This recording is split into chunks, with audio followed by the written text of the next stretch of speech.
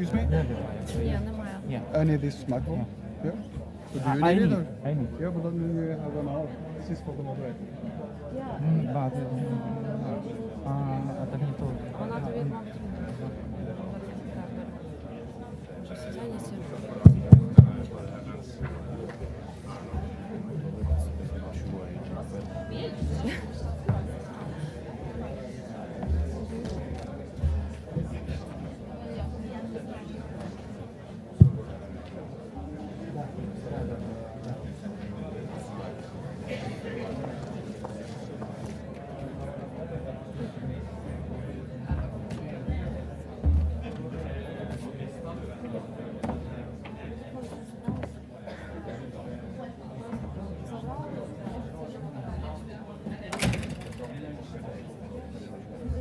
Vi satt og så på hele tiden. Ja, den er fin.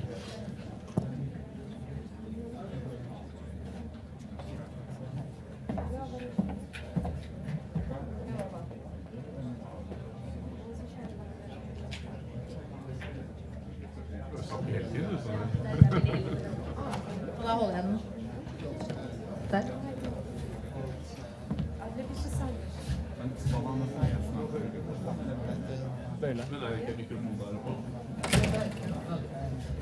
Eller hvis ikke jeg har det enda.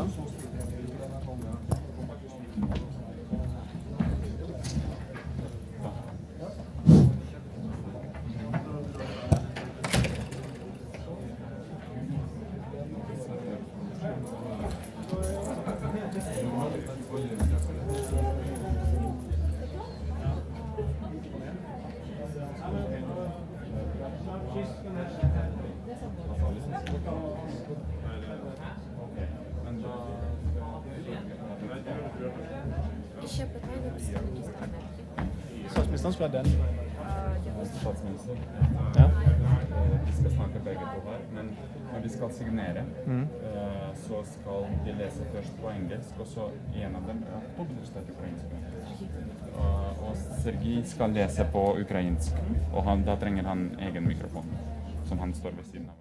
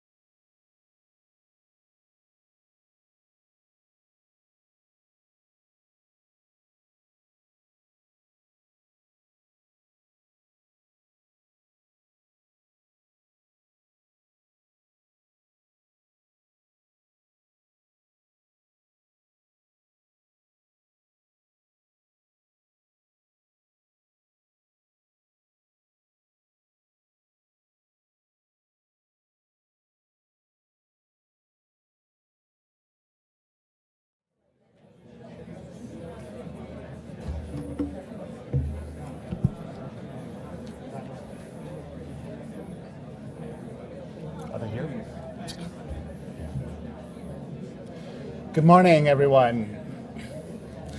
Good morning and welcome, everybody. God morgon, dobre ranok. My name is Kurt Rice, and I'm the rector of Oslo Met, Oslo Metropolitan University, where we're sitting right now, and it's a tremendous pleasure for us to welcome you here this morning and to host you for this important day of activities at the Norwegian-Ukrainian Chamber of Commerce. You're here actually at one of Norway's newest universities. We just celebrated our 1-year anniversary, but already we're Norway's third largest, with many important programs that I hope you'll be learning about throughout the day a little bit.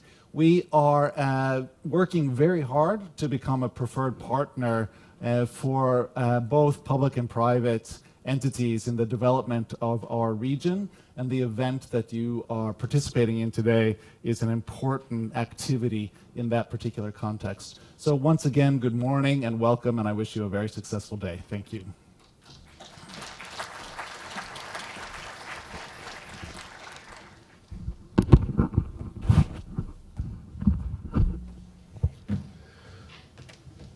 Good morning, Excellencies, ladies and gentlemen, dear friends. My name is Tor Halvorsen. I'm the chairperson of Norwegian-Ukrainian Chamber of Commerce.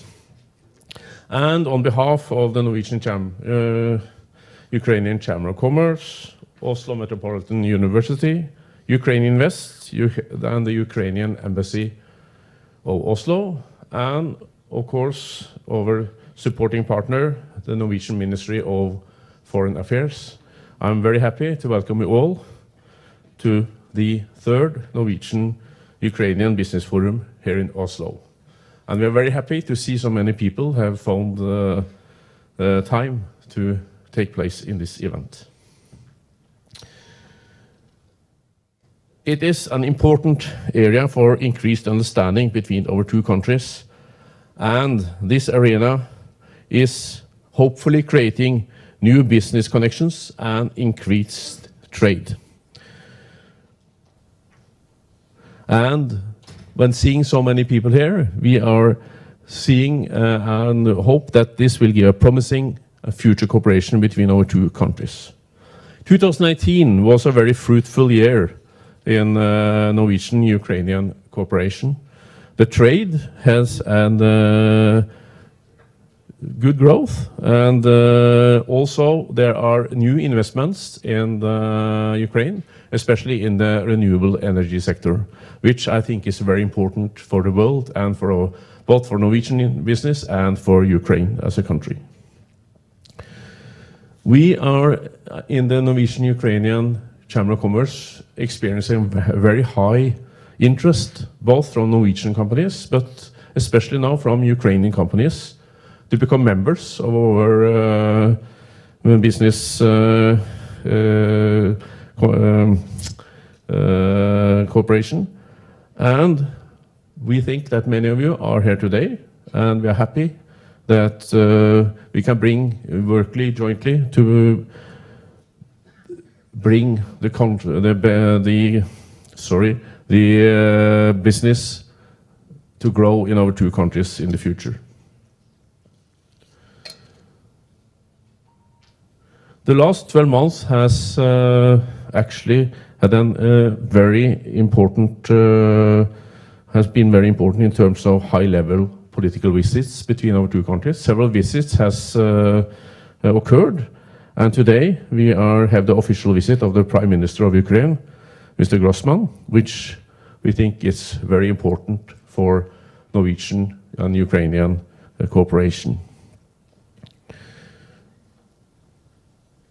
We think that and hope that this conference has a very good program, varied and interesting program for all of you. And I wish all of you a very successful day. Now I'm glad to pass the word to today's forum moderator, Ms. Anna Theaval, representing EVRY, one of the largest IT companies in Norway, which has a huge also business in Ukraine. So, Anna Thea, the floor is yours. Thank you very much, Tor.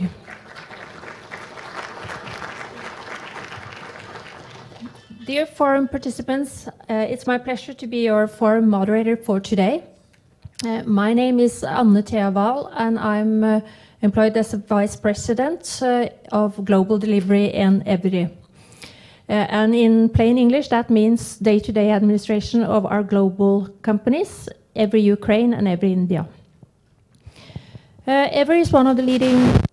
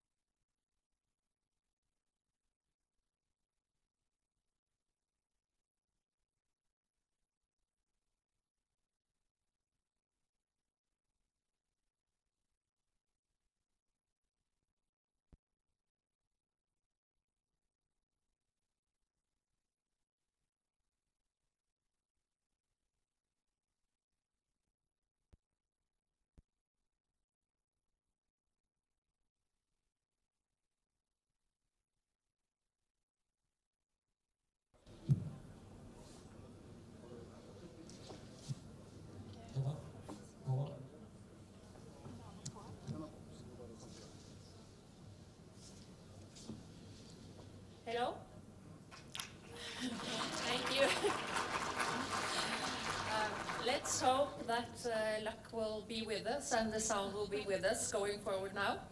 On behalf of the Norwegian-Ukrainian Chamber of Commerce and our partners Oslo Met, Ukraine Invest and Ukrainian Embassy, I would like to welcome on stage our Prime Ministers Erna Solberg and Prime Minister Volodymyr Groysman.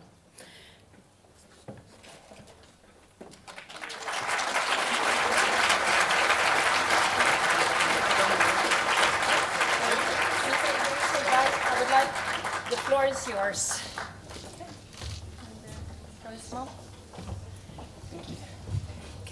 Do I have to use this?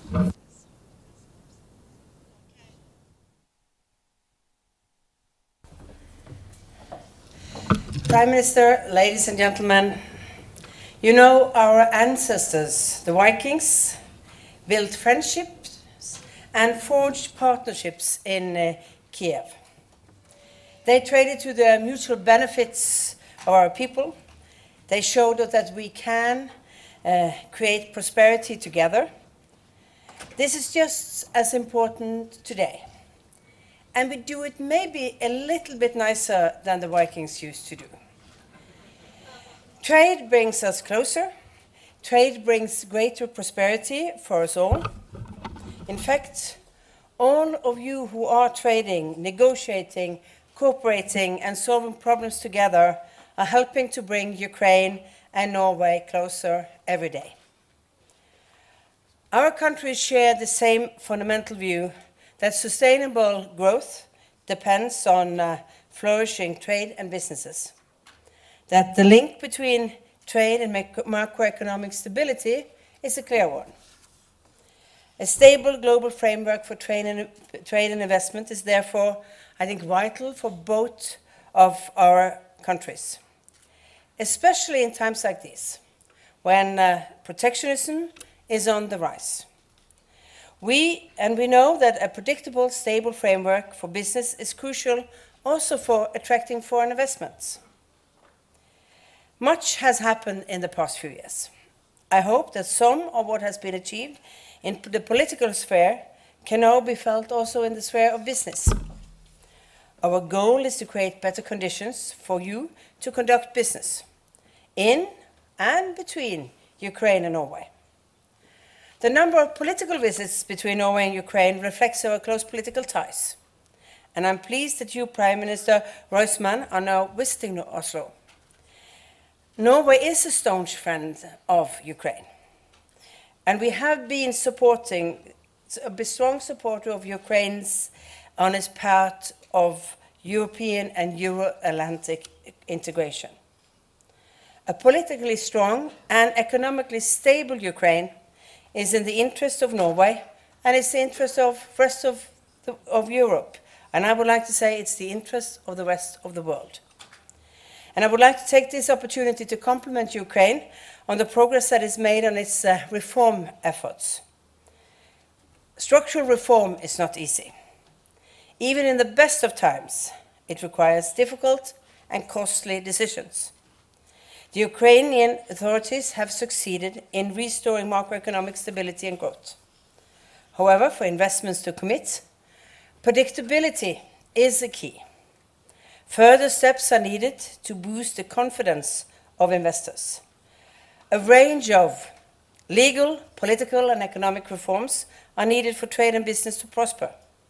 This includes the strengthening of anti-corruption efforts. I believe that the best results are achieved when governments and the business sector work together in an open and transparent way. And I am delighted to see such a diverse and broad interest in the Ukrainian business sector. We welcome further strengthening of the business relations between Ukraine and Norway. There is a great potential in sectors like ICT, agriculture, seafood, manufacturing, and not least, renewable energy and energy efficiency.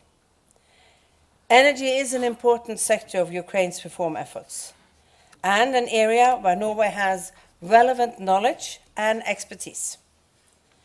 And I would like to emphasize the role of energy reform as a driver of change, not only in curbing corruption, but also in the overall economic recovery of the economy. Important changes have been taking place in the Ukrainian energy sector, especially when it comes to adjustment of domestic gas prices. I commend the Ukrainian government for its bold decision. At the short-term political cost may appear high. I know, when you see prices go up, it's not a good thing for politicians. But the first important steps within energy reform has now been taken. To make further progress, stable and predictable frameworks and implementation are required. Today we have clear indications that the reforms implemented in recent years have increased the interest of Norwegian investors in the Ukrainian markets. This is especially the case within the renewable energy sector. We consider the green feed-in tariffs to be an effective instrument in this context. These developments have led to increased Norwegian investments in renewable energy, including solar plants and wind power during the past years. And I'm proud to announce that the Norwegian government has decided to expand its support to energy efficiency and energy reform in Ukraine. And I'm looking forward to signing a joint statement on strengthening energy cooperation together with Prime Minister Reusmann later today. Building a new Ukraine requires sustainable growth. I believe that business partners will be invaluable for creating such growth, as well as for reaching the Sustainable Development Goals. I believe that business partners are crucial for developing the technology we will need in the future. In other words, business partnerships have a key role to play in making the bold promise of Agenda 2030 a reality. I am very pleased that several new business deals will be signed here today. This is very encouraging, and I'm confident that we will see many more deals being signed in the future. Because Ukraine is a huge market with a highly qualified labor force. I encourage Norwegian companies to keep looking for opportunities in Ukraine. Many companies are already well established and very successful. And as the business climate is improving, I am convinced that they will be followed by many more. Thank you. I think this is a new increasement in our engagement, and I hope that we will see, in fact, practical results also of this cooperation. Thank you.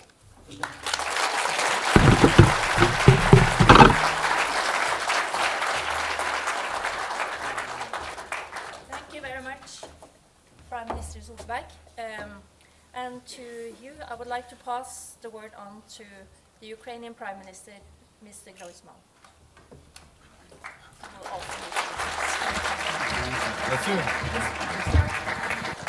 Вельмишановна пані прем'єр-міністр, Esteemed Prime Minister, representatives of business and dear colleagues, I'm very happy and I'm glad that I have an opportunity to accept the invitation of the Norwegian Prime Minister and visit Oslo. And under this official visits framework, we have quite an extended component, which is our economic cooperation. Today, we are having a business forum, which is an extremely important event to get our economies closer. And I would like to emphasize that we have very high degree of political dialogue. We also maintain a lot of support activities between Norway and Ukraine. Norway is providing support to Ukraine in this difficult time. On the other hand, however, we have established a very good potential.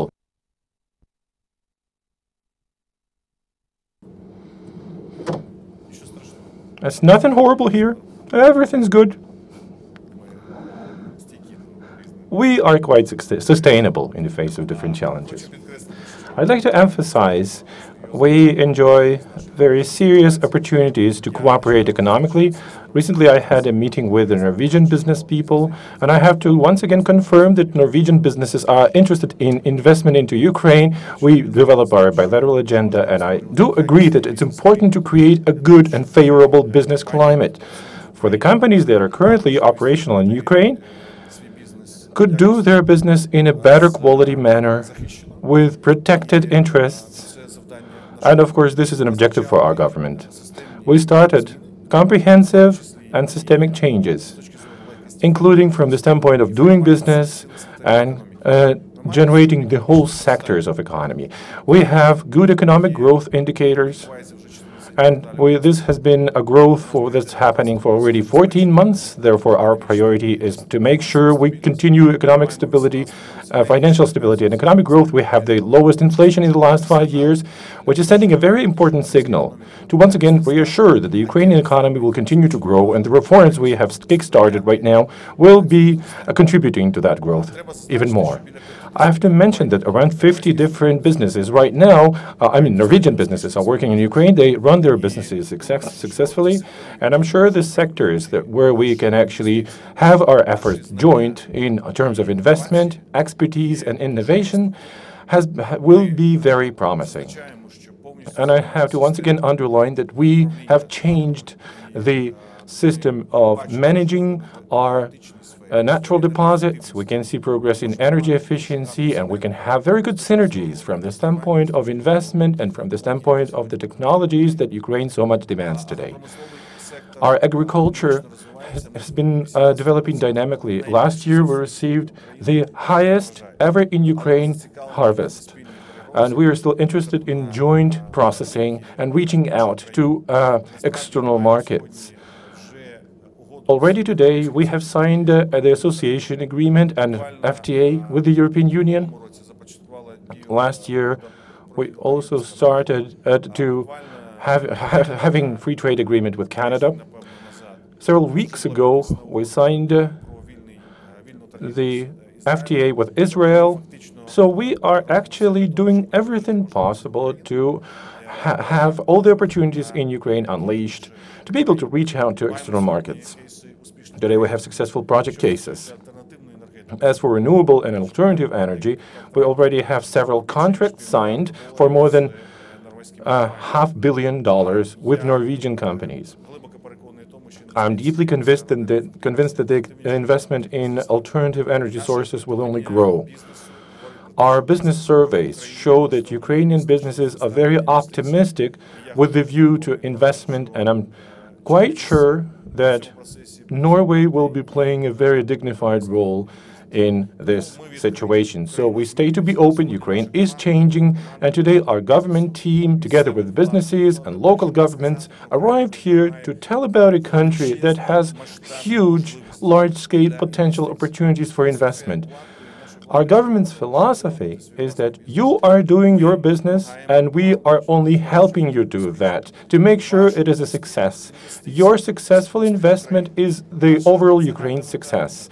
Therefore, our joint goal is to make Ukraine a strongly developed economy with a high degree and good quality of life for people. So we have the same goal, but it can only be reached through economic growth, through high-quality business climate in Ukraine, and I'm deeply convinced those tasks will be very successfully handled by ourselves together, including by using the new support mechanisms for business in Ukraine.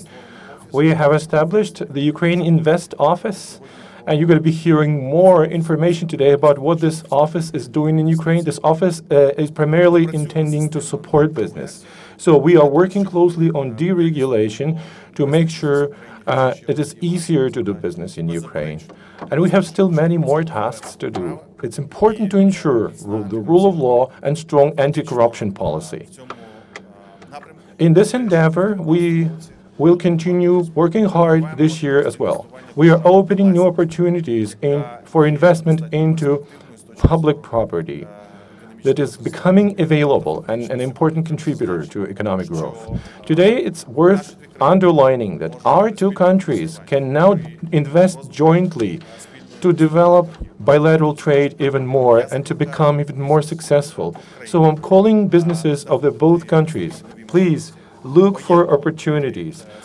Please join your efforts, employ the potential, and make sure there is good economic growth. I would like to thank you, Madam Prime Minister, for your continuous support for your message to look into Ukraine's opportunities and continue to invest. And I'd like to underline, Ukraine will remain to be a predictable and a reliable partner for you.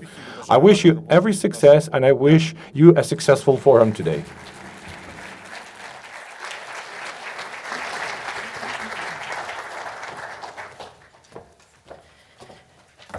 Thank you both for those opening remarks. You have really set the tone for the forum. And our Prime Minister Solberg and Prime Minister Groysman will now sign a joint statement concerning the strengthened Norwegian-Ukrainian energy cooperation. Прем'єр-міністр України Володимир Гройсман та прем'єр-міністр Королівства Норвегія Ерна Солберг підписують спільну заяву щодо посилення українсько-норвезького співробітництва в сфері енергетики.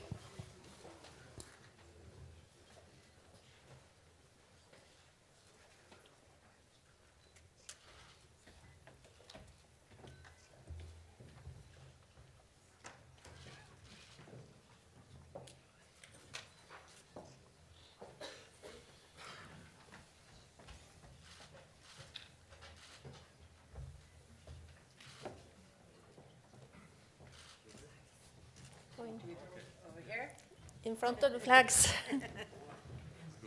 Thank you.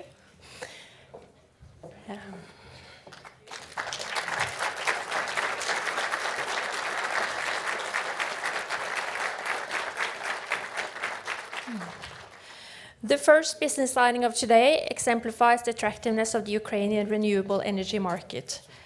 I would like to welcome on stage for a signing ceremony the signatory from the Norwegian side, CEO of Scatec Solar, Raymond Carlsen, and from the Ukrainian side, the ultimate beneficiary owners of SM Invest and Construction, Mr. Mozgowy Ole and Sotsky Roman. Please come to the stage.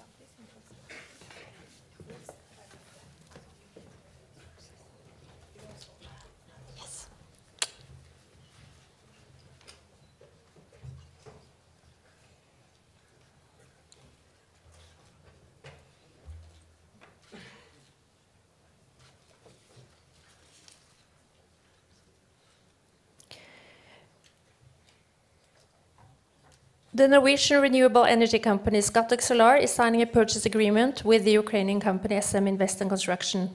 The purchase agreement is related to the project Progressovska Solar BV, located in the Mykolaiv region in the southern Ukraine. The project will produce solar energy to a capacity of 150 megawatt, and the purchase agreement signed today amounts for a total investment of 180 million euros. Thank you.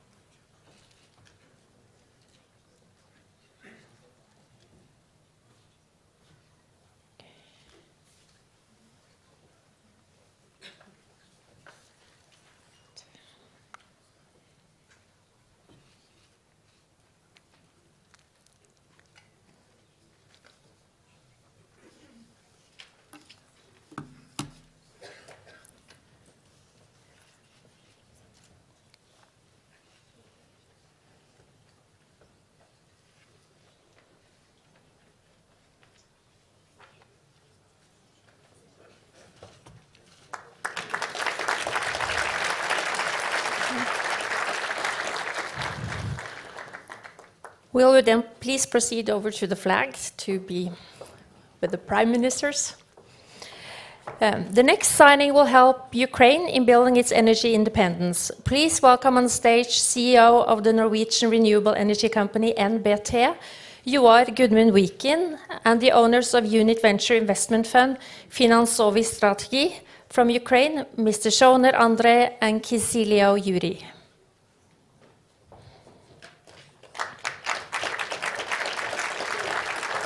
Thank you.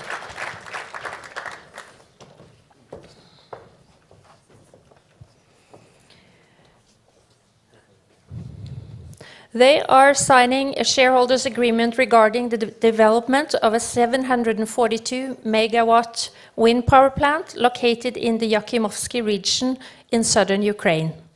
The total cost of the project will be approximately 1 billion euros. The final phase of the project is expected to be in full operation by 2022. Thank you. Thank you.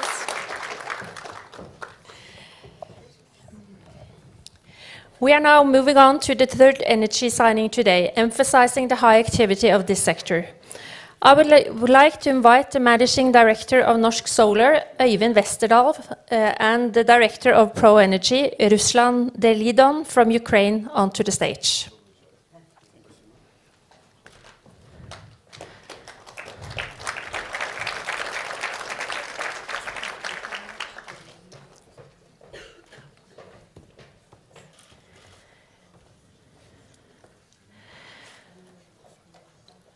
The agreement between the parties aims to jointly build, own and operate a solar power plant in the Kiev region with an intended capacity of 9.2 megawatts and a total expected investment of 9.2 million euros.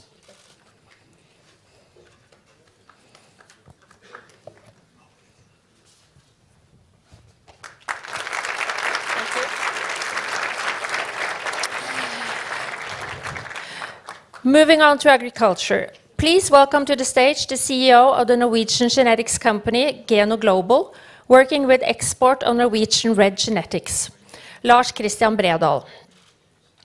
Representing Ukraine, we have the head of the Department of Genetics of the National University of Life and Environmental Sciences of Ukraine, Professor Sergei Ruban, and the chairman of the Supervisory Board of the Ukrainian Cattle Breeding Association Progress, Bashenko Mikhailo.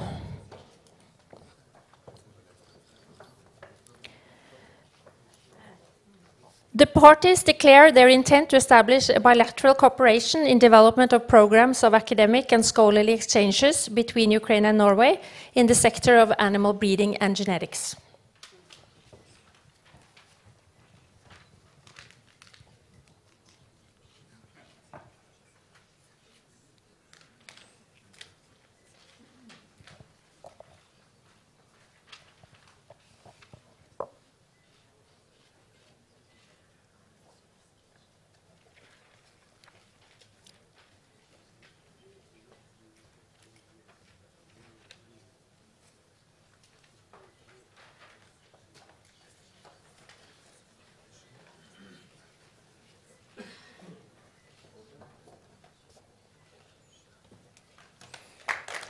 Thank you.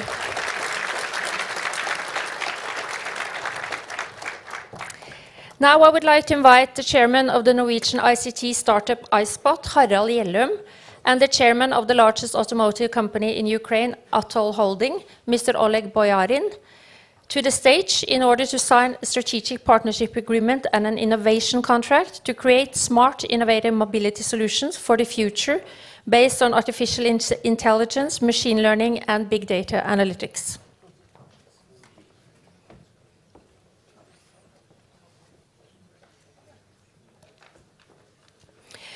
iSpot is a digital assistant that lives on your phone and studies your behavior and preferences in order to be able to provide you with the most relevant information at all times with regard to mobility, travel, and retail.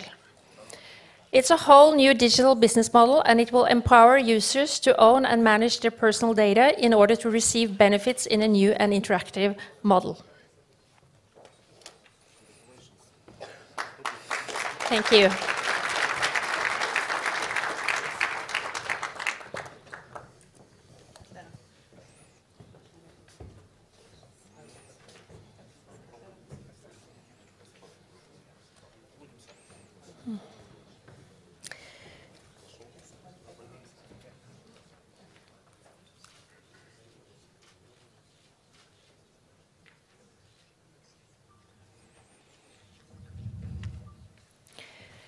With these 6 signings, we are now up and running.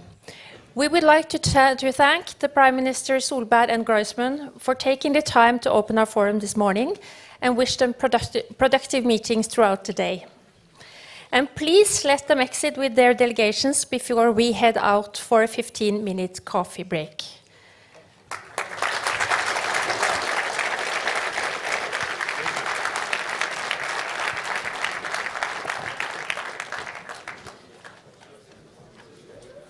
Please be back in 15 minutes for the start of the next session titled Ukraine Now Turning the Corner.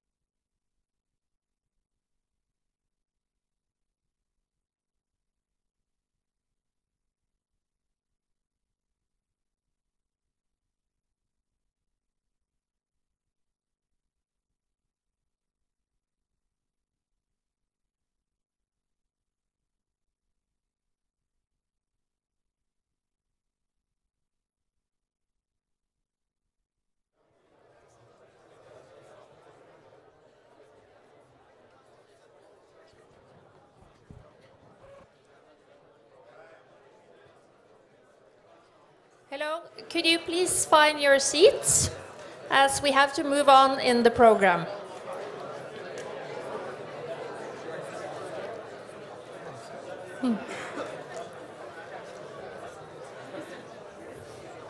Okay, please.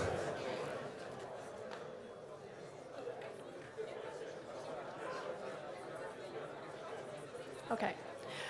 Welcome back, everyone. I hope you had a pleasant break. And we are now moving on to the second session, where we have the pleasure to welcome up on stage the Vice Prime Minister of Energy, Ecology and Use of Natural Resources, Mr. Volodymyr Kistyan, who will present the Ukrainian government's vision on development of the energy sector.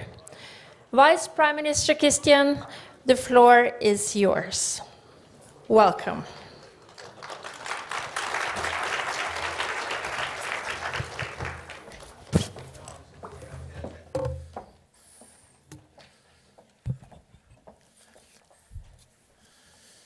Dear ladies and gentlemen, dear friends, first of all, I'm very happy to welcome all the participants of this forum today, and I want to thank the organizers for a possibility to speak to you today. Let me very quickly tell you about the Ukrainian energy situation, what has changed recently, and what are our plans for the future. Just a couple of words about history. At least 4 years ago, Ukraine faced a very serious gas crisis. And the conclusion for that situation was to make Ukraine as an energy-independent country and a self-sufficient country. And in the winter of 2014 and 15, that time confirmed that it was possible for Ukraine. Ukraine, in fact, lived that winter without a drop of Russian natural gas. We managed, within a short period of time, to diversify the sources of gas delivery to Ukraine. And that decision, in fact, convinced us, and as well as our neighbors and our partners and opponents, that Ukraine, even although it still had hostilities in its territory in the east of the country, was, is, and will remain a reliable gas transit country for the Russian gas to the EU territory. The challenges that we faced then, that my country faced then, encouraged us to understand that practically all the fuel and energy complex of the country requires a serious reform. The consequences of that reform of the fuel and energy complex, they were based on our guidelines, which are our obligations based on the association agreement between Ukraine and the EU, as well as our obligations within the framework of the Energy Community Treaty. We've started 3 large-scale energy reforms: the gas market reform, the electricity market reform, and the coal industry reform. Successful implementation of these reforms would primarily make Ukraine more independent in terms of energy, liberalize the markets by eliminating monopolies, and increasing the energy efficiency of our economy, and also for the sake of the environment and climate. Jointly with our European partners, we have developed and approved the necessary legislative changes that should introduce a full-scale gas market and electricity market. The government has approved the energy strategy of Ukraine for the period till 2035. It's a large-scale document that has the necessary goals, objectives, primarily so that by the year 2030 we should decrease the energy consumption of the Ukrainian economy at least 2 times, and by the year 2035 the share of the clean sources of energy in the energy balance of the country should increase up to 25%, and of course increase the energy efficiency and the quality. The government is working to increase the production of our own gas. One of our ambitious goals, and a real goal, I believe, is to make sure that the country uses only its own gas and eventually could become not a gas importer, but a gas exporter. And I would like to underline that this is, superficial, but this is realistic based on the facts. Our country has a lot of hydrocarbon deposits. The country comes third in Europe in terms of the prospective gas deposits after Norway, your country, and the Netherlands. Today, Ukraine has about 1 trillion cubic meters of gas. Well, we understand very well that without investments, reaching all those goals would be impossible without proper capital investments. It would be difficult or even impossible. That's why for the past several years we have been working hard to improve the legislation and to create a better business climate in the country, primarily as regards the extraction industries. What can Ukraine propose today? What can it propose to the business circles? First of all, the lowest rent rates for the extraction. Second, the ban, a moratorium for a 5-year moratorium for any tax changes for gas producers. Ukraine suggests transparent international online auctions, open tenders to obtain permits for the use of deposits, and that's also true for the product sharing agreements. Ukraine has developed simple, transparent rules of access to the land to prospect and produce hydrocarbons. As an example, I have told you already that Ukraine is now opening up all of its geological information that we have today.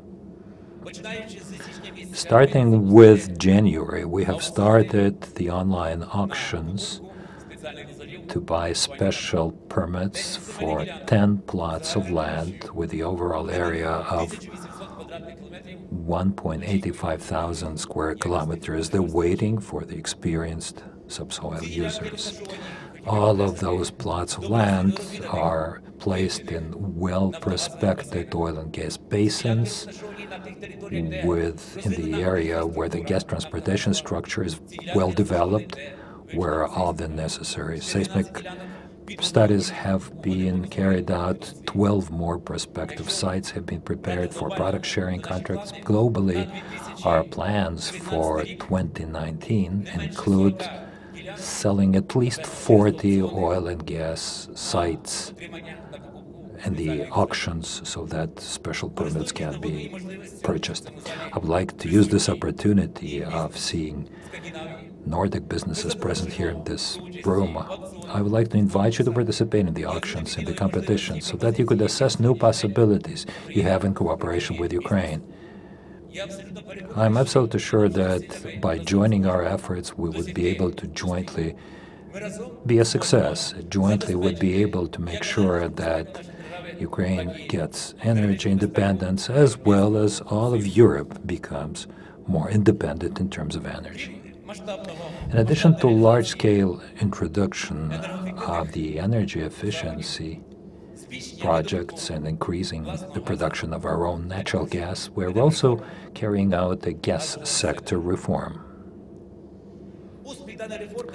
The success of this reform, as the government sees it, should create the possibilities to introduce with the gas transportation system of Ukraine and the underground storage facilities to introduce a gas transportation hub, the idea of which to increase the volume of gas transported from the Russian Federation to the EU, however, on the condition for the Russian gas sales point for the European traders and providers, that the sales point would be in the east of Ukraine, the eastern border. Ukraine is trying hard now to fight for the survival of its gas transportation system, which is to be killed by the politically motivated Nord Stream 2 project of the Russian Federation. I'm absolutely sure that this is a project that has nothing to do with the economy. As I've said, this is politically motivated. It runs counter to the principles of sustainable, environment-friendly development. And the main objective of this project is to increase the pressure and the influence of the Russian Federation upon the EU countries through energy security. Today, we are working to create an independent gas transportation operator of Ukraine that would be responsible, that will meet the European standards and requirements. It would be called the trunk gas lines of Ukraine. Incidentally, we're in the process of looking for a reliable international partner that would join us so that jointly we could manage as effectively as possible the gas transportation system, the trunk lines of Ukraine. We need to have a well-qualified, business-oriented and experienced partner with whom jointly we would make sure that the gas transportation system of Ukraine gets the maximum load. And incidentally, I'd like to remind you that it is a unique system. When we're talking about the cost, the value of the gas transportation system of Ukraine, it's much lower than the cost of those projects that the Russian Federation is trying to implement today. The gas transportation system of Ukraine is ready to deliver at least 150 billion cubic meters of gas to the EU territory. The Ukraine gas transportation system has proved that it is reliable. With some historic facts, today Ukraine can store more than 30 billion cubic meters of gas in its underground storage facilities. That's why, once again, I invite you all to assess the new proposals and possibilities offered by Ukraine. And if you allow me a couple of words about the renewable green energy. Ukraine feels all the global trends, and recently green energy has been developing quite quickly in the world. According to Bloomberg, up to 2040, green energy should come first compared to the other types of energy, with increased at least 6 times. In Ukraine, this trend is also very much alive. In Ukraine, we have the law on the electricity market, the law on electric energy, which legislatively has introduced the green feed-in tariffs and the obligations of the country to buy out all the energy produced by green energy facilities. As I've said, Ukraine has quite a lot of benefits, because today Ukraine has the highest green feed-in tariff, and that's a serious incentive for rapid development of renewable energy in my country. Now, if we think about the results of 2018, Ukraine has commissioned more than 742 megawatts of generating capacities, which, compared to the previous 2017, in 2018, the amount of the capacities that were introduced compared to previous year were 2.8 times higher. In the past 4 years, business has invested at least 1.4 billion euros into renewable energy resources in my country. That's just the beginning. We're very happy to see the decision of the Norwegian company, MBT, and that signed its agreement today, that would be ready to start implementing yet another green project in Ukraine, building a windmill unit, one of the most powerful ones in the south of the country.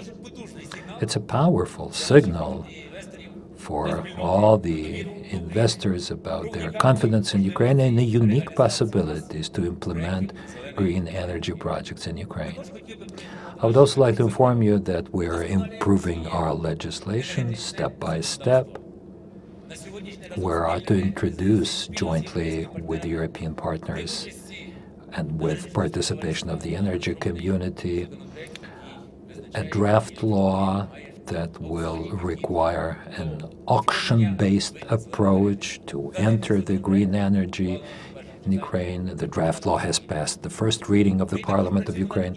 We're also working to develop, to further approximate our legislation to the EU standards, the acquis. So in conclusion, dear friends, once again, I'd like to address you and tell you that Ukraine is open for investments and the government is ready to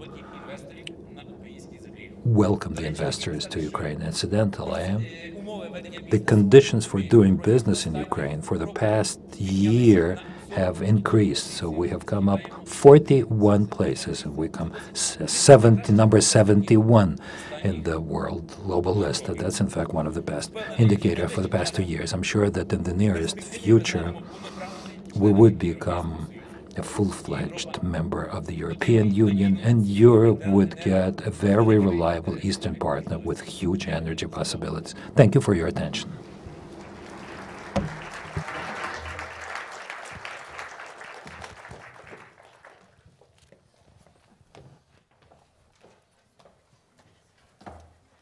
Thank you very much, Vice Prime Minister Christian, for a very interesting presentation on all the possibilities in the exploration industries for Norwegian-Ukrainian cooperation.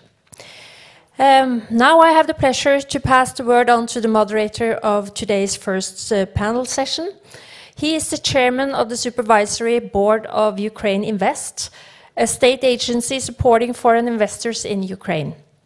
Furthermore, he is a Canadian qualified lawyer with more than 25 years of professional experience from Ukraine. Please welcome onto the stage Mr. Daniel Bilak. I'm going to say a few words first, and then I'll call you up. Thank you very much. I'm wired here. It's very dangerous. I can't say anything without all of you hearing me. Good morning, ladies and gentlemen. My name is Daniel Bilak. I'm the chairman of Ukraine Invest, the government's investment promotion agency, advisor to the Prime Minister on investments, and the moderator of today's panel. It's a great pleasure for us to be here. We just finished a very interesting week in Davos last week. We held a Ukraine House, the second year that we've been doing it, along with, it was a sort of a platform that was created by civil society, private sector, and supported by the government through Ukraine Invest. And we'll have a chance to explore some of those things. But one of the key things, there were three sort of major takeaways that I had coming out of our experience all week long at Davos. The first was that the overwhelming sensation and impression among the participants, both from the international financial institutions and the private sector, that Ukraine's business environment has improved dramatically in the last 2 years. And Sir Suma Chakrabarty, the president of the EBRD, said it best. He said that because of the reforms that the government has enacted over the past 2 years, Ukraine is now truly open for business. The second major takeaway is that the reforms have created an environment of stability, certainty, and predictability. It's not perfect. It's a country still in transition. We're building institutions from scratch. In fact, we only started doing it 5 years ago, remarkably. And the fact remains that no other country in the world has done more in the last 5 years to improve its society and its economy than Ukraine has. A lot of this has to do with what the Vice Prime Minister was just saying in terms of Ukraine's signing the EU-Ukraine Association Agreement and the Deep and Comprehensive Free Trade Agreement, because it means that Ukraine is on the road to regulatory convergence and regulatory compliance. These are all the things that are really boring rules that all of you know about and love because they mean that they're all the same everywhere. And as well, in the all-important energy sector, we have the harmonization of Ukrainian law with EU and other European community laws through the third energy package. The third takeaway is that all of this really means that now is the time to invest in Ukraine, because those companies that understand that an emerging market, and Ukraine is the largest emerging market left in Europe, the most significant one, an emerging market that is continuing to evolve, that is in transformation. If you get in on the ground floor, you will make lots of money. In terms of the opportunities, instead of me telling you in great detail what they're about, we'd like to show a very short clip to give you some context for the discussion that we're going to have in a few minutes. Please. Ukraine Now, Innovation and Opportunity. The purpose of this investor briefing is to give you a clear picture of opportunities in Ukraine now. With 45 million people, Ukraine represents one of the largest emerging markets in Europe. Ukraine is transformation. According to the World Bank, since 2010, Ukraine has done more to improve its business climate than any post-communist country in Europe.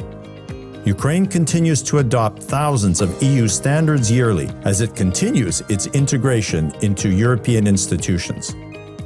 Ukraine's greatest assets are its brains and grains. The nation has a long history of innovation, including the design, development, and manufacture of the world's largest aircraft. In 2017, Bloomberg ranked Ukraine as one of the world's most innovative countries. Ukraine is known for its highly skilled technicians and R&D. Global players are already harnessing Ukrainian innovation in aerospace, science, technology, robotics, artificial intelligence, and IT.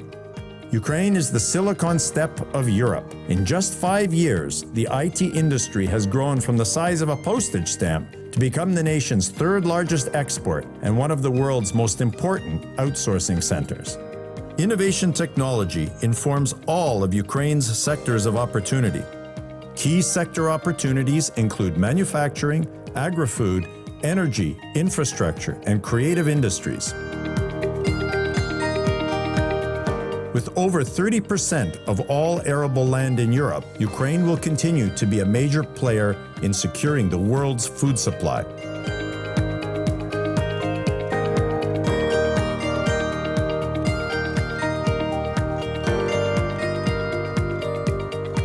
The country is approaching energy self-sufficiency.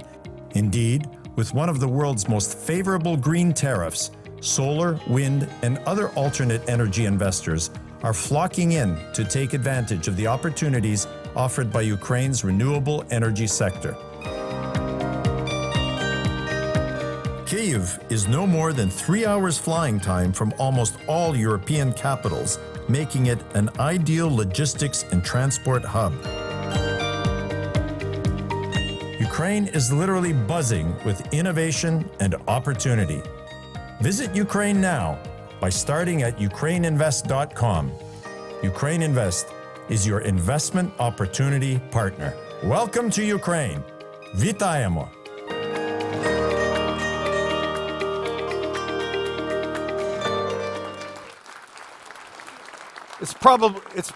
It's probably not going to win an Oscar, but at least you're better informed. We have a great panel this morning to start unpackaging some of the things that have just been mentioned.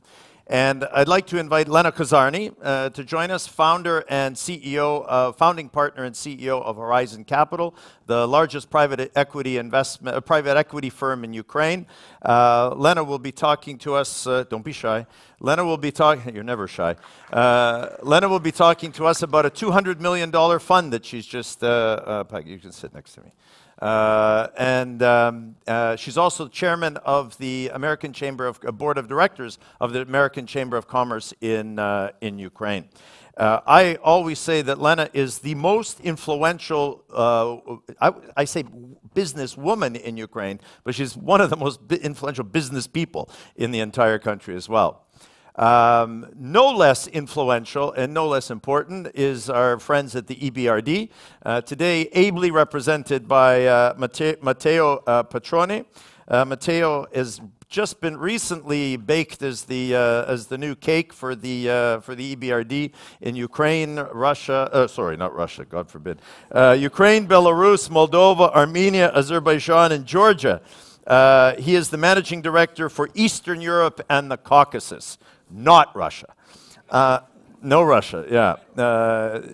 Belarusia, close enough. We also have Algirda Shemeta, who is the business ombudsman of Ukraine, somebody who is positively and practically contributing to improving the business climate in the country. He is a former Minister of Finance of Lithuania and a former EU Commissioner, first for budgetary matters and then for taxation. So Algirdas, welcome. And then we have the local star, Raymond Carlson, who is the Chief Executive Officer of Scatec Solar, very much front and center in the renewables market in Ukraine these days, and we're honored to have you join us. Thank you very much.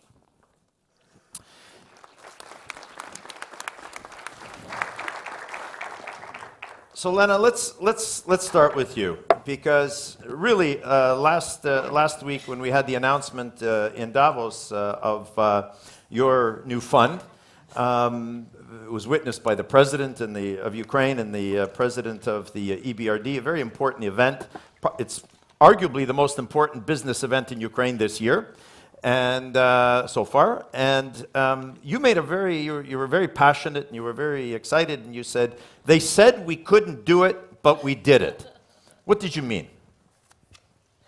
Thank you, Dan, and thank you very much to the Norwegian-Ukrainian Chamber of Commerce. It's a pleasure to be here. Thank you to Ukraine Invest and all of you for taking time out of your day today to be here with us. What did I mean by that? Okay, let me set the context first.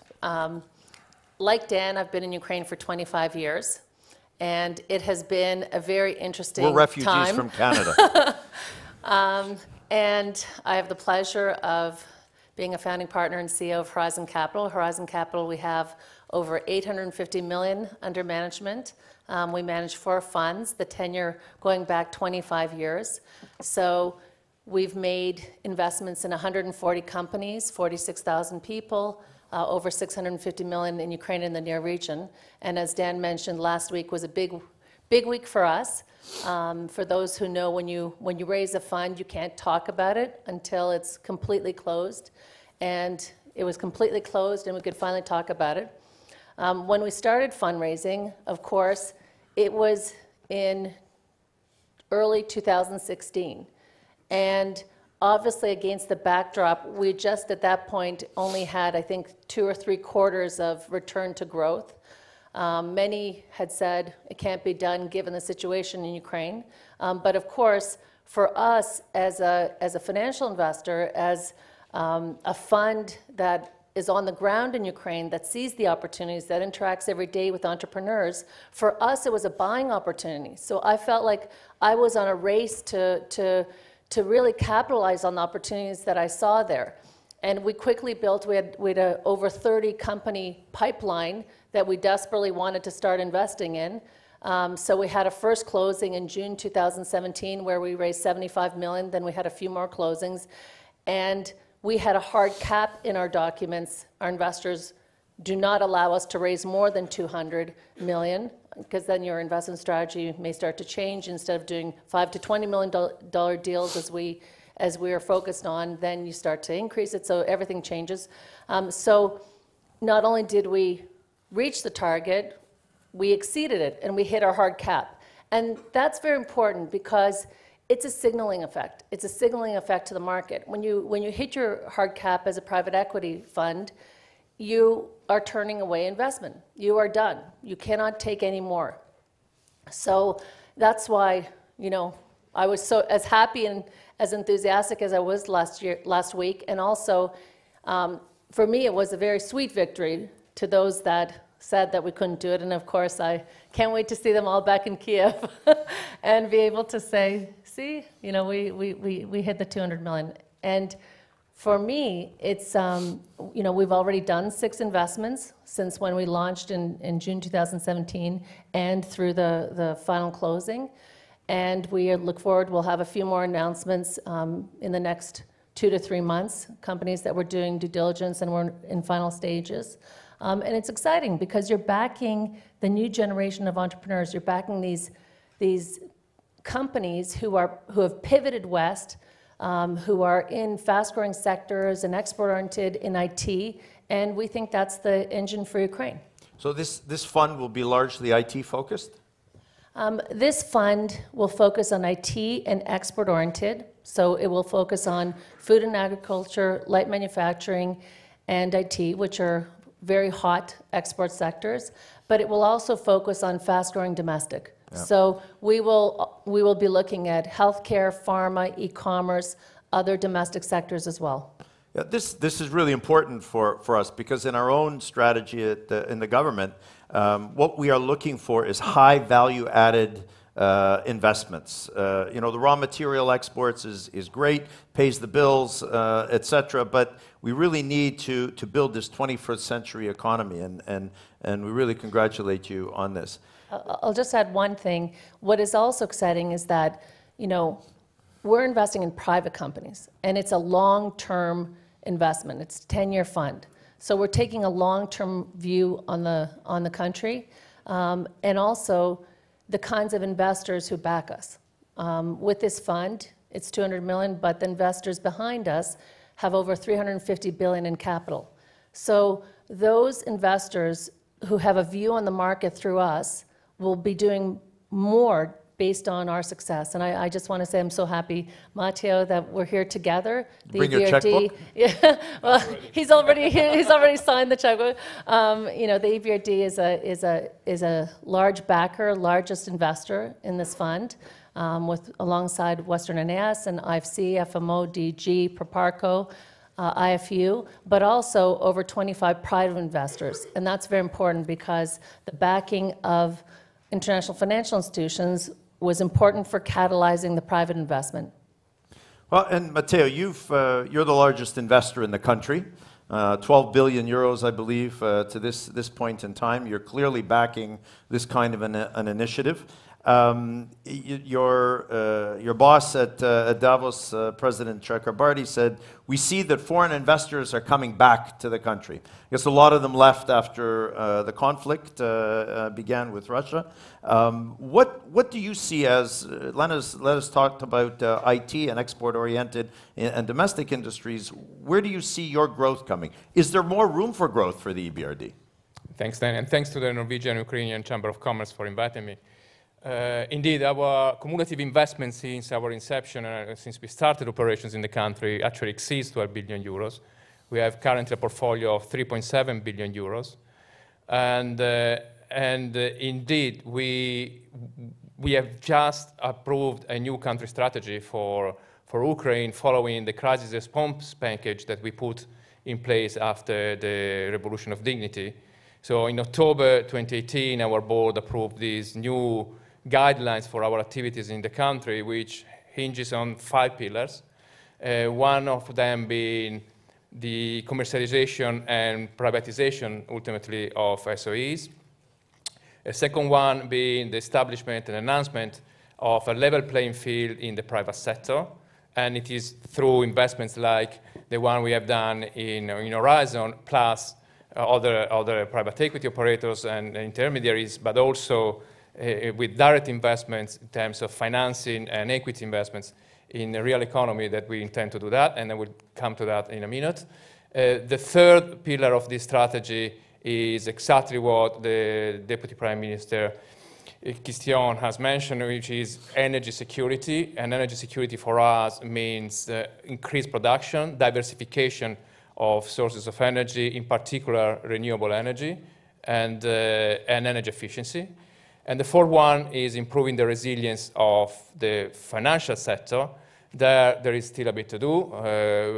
As you know, we have a market in the financial sector, a banking system with more than 50% of banking assets in the hands of the state. And and a very high level of NPL that needs to be resolved at more than 50%. So there is quite a bit to do, but still we see progress with the new law on SOBs that have been approved by the parliament and being enacted and promulgated at the end of last year. SOBs is state-owned banks. State-owned banks. Just want to make that clear.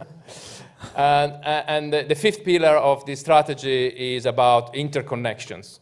Interconnections both in terms of trade, so FDIs, and in terms of physical infrastructure.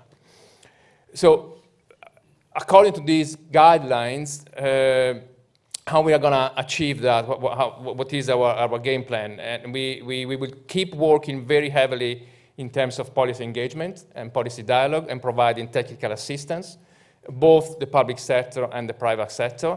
And to this regard, I would like to thank really the Norwegian authorities, because we have a very strong partnership in terms of contribution to our technical assistance packages.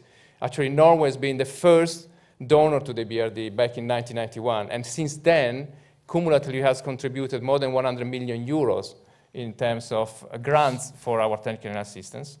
And most recently, they became the 14th contributor to the multi-donor account, which is the account that we use in order to provide technical assistance for the reform package to the government and to the authorities. So thank you again.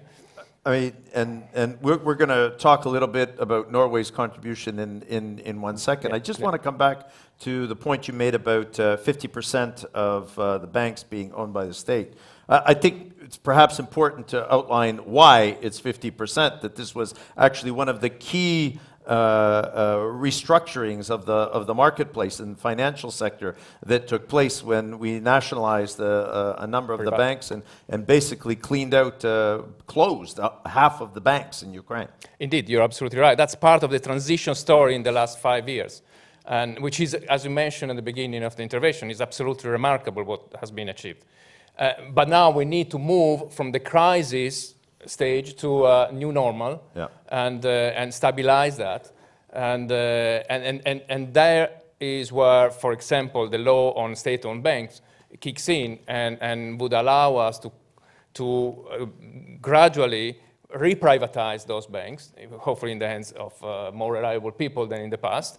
And we are part of that story because we are providing technical assistance in order to enhance corporate governance in those banks through the appointments of and you're on the supervisory board. Well, we have people in... So it's your fault now. Well, we take our share of responsibility, of course. Oh, okay. And hopefully also in terms of direct investments in those banks. But, and this is the second, let's say, the second way how we're going to try to implement our strategy, which is through investments. I was mentioning we have currently a portfolio of 3.7 billion euros. What I don't like about that portfolio is that the share of the private sector is only 45%. So what we need to do in the next 5 years is to increase, hopefully, that share. And obviously, we're not going to stop investing in infrastructure because that is absolutely crucial for the attraction of FDIs and the development of local business environment. But we want to increase our share of private sector in the sectors that actually Lena just mentioned. So obviously, the entire agribusiness value chain, with a particular focus on the processing part, because, as you mentioned, we want to increase the portion of high value-added industries in the Ukrainian economies. General industry, light manufacturing, ICT, goes without saying. Also real estate, by the way. We want to re-enter the real estate market, which we neglected for a while. Right, right. I'm just going to skip Algirdas, not because you're not important, because you're actually super important, because I want to make a point after. I want to bring Raymond in here. And obviously, EBRD is a key part of your involvement. We talked about, Matteo raised the issue of Norway's interest, renewed interest. And we're seeing this actually from a number of standpoints. Smaller, high-value countries from Europe now entering the marketplace. We haven't had that recently. It's something in the last 2 years. Aside from a very favorable green tariff, what What brought you to Ukraine?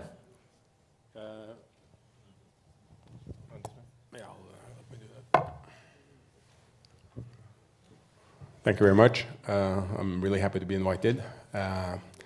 Well, I think you're aware that we are a utility, a solar renewable utility company that is operating around the world in emerging markets. Last year, we invested in projects in the range of 1 billion euro. We are a private company, i.e. we are listed on the Norwegian Stock Exchange, so we have private funds available. When we look at the country, there are some basic elements that we're looking for. The need for electricity, I mean, not old brown electrons being replaced by green, but I mean, Ukraine is in the last category. You are in need of growth within the electricity sector. You have made public your policies, your determination, which was actually reconfirmed when I visited the country in June. I was extremely impressed with the bureaucrats I met. We were talking, on a level playing field. We understood everything. They understood everything, in spite of some people saying that the tariff is too high. I'll get back to that in a minute. So we looked at Ukraine that had all those elements, and we made up our mind. This is a place for us. We want to invest. We want to interface with the local developers, the authorities, to make this a success. And just before Christmas, we signed 2 projects, about 70 million euros. There's another 3 projects of similar level, and the one we signed today will bring our total investment, once they're up and running, up to almost 400 million euro. That's almost 50% of what we invested worldwide last year. Now, you may think that we're there only for the Ukrainian market. Well, that's a part of it, but once you make up our mind, and with the industrial heritage that Ukraine has, it's natural for us to make Kiev and Ukraine a hub for us, meaning that this for us will be an export business in addition to entertaining the local electricity market. You'll probably also see us expanding our business into a close relationship with the local universities, possibly working to establish some renewable programs, and letting some of our solar park be a place that new inventions, optimizations can be carried out.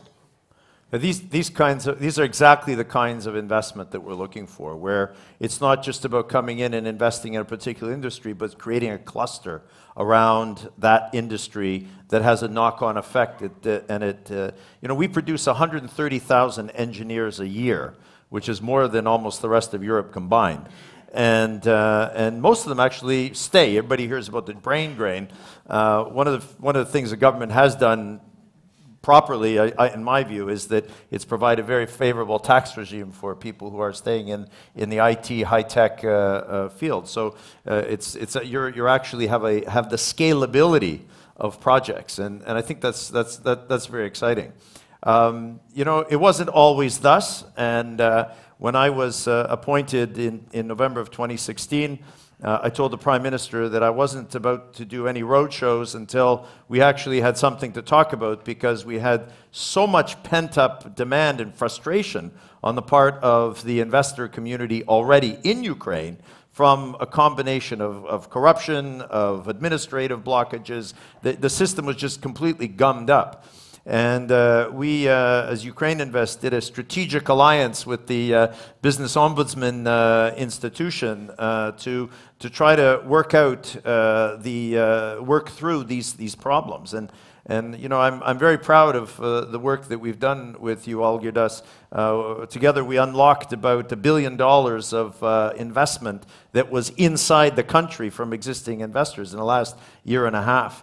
Now, what have you seen in the changes? I mean, you've been in your role now almost 4 years, and that's like you get veteran status in Ukraine among the expat community for that. What changes have you seen? Why has this happened? Good morning, everybody. Let me start by saying that Ukraine is one of the several countries in the world which has specialized business ombudsman institution. And first of all, thanks to insistence and perseverance of EBRD, also support of business community, the government of Ukraine, And Daniel, both in your previous capacity and in your current capacity, this project proved to be successful. And during last 4 years, almost 5,000 businesses applied to us with one or another matter. Among them, around 1,000 foreign investors. By the way, we had also a dozen of complaints from Norwegian businesses, mainly related with fish imports, and we helped those Norwegian investors to address their problems. But we also helped thousands of companies to solve their tax problems, to address customs issues, to deal with law enforcement authorities, to get a permit for various activities in Ukraine.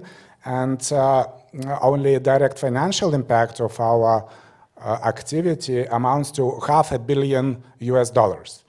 We are a very small institution, so $500 million is, I think, very significant result. But if to look broader, what changes do I see in the business climate? Here, I tend to agree with you, what you said at the beginning. I see very significant progress which Ukraine made during the past few years. Probably it is not as fast as we would like to see, but for me, the most important thing is the trend. And I can confirm that the trend is really positive. I could mention a few examples which actually were related with our systemic recommendations, because together with investigations of specific cases, we also produced systemic recommendations and provided to the government and to other authorities. And just to mention a few of them, for example, a few years ago, the biggest problem for Ukrainian business was VAT refund. Everybody, both foreign and Ukrainian businesses, were not able to refund the VAT. A lot of corruption was involved in that matter. Today, this problem disappeared because Ukraine actually introduced automated system of VAT refund, and that works quite well. We continue to get some complaints, but in comparison with 4 years ago, it's completely different territory. Then we worked together on very important projects related with the pressure which law enforcement agencies make on businesses, and that, of course, really a big obstacle for attraction of foreign investors, and that is why actually we insisted on changes in the legislation which actually restrict law enforcers from sort of brutal attacks on business community.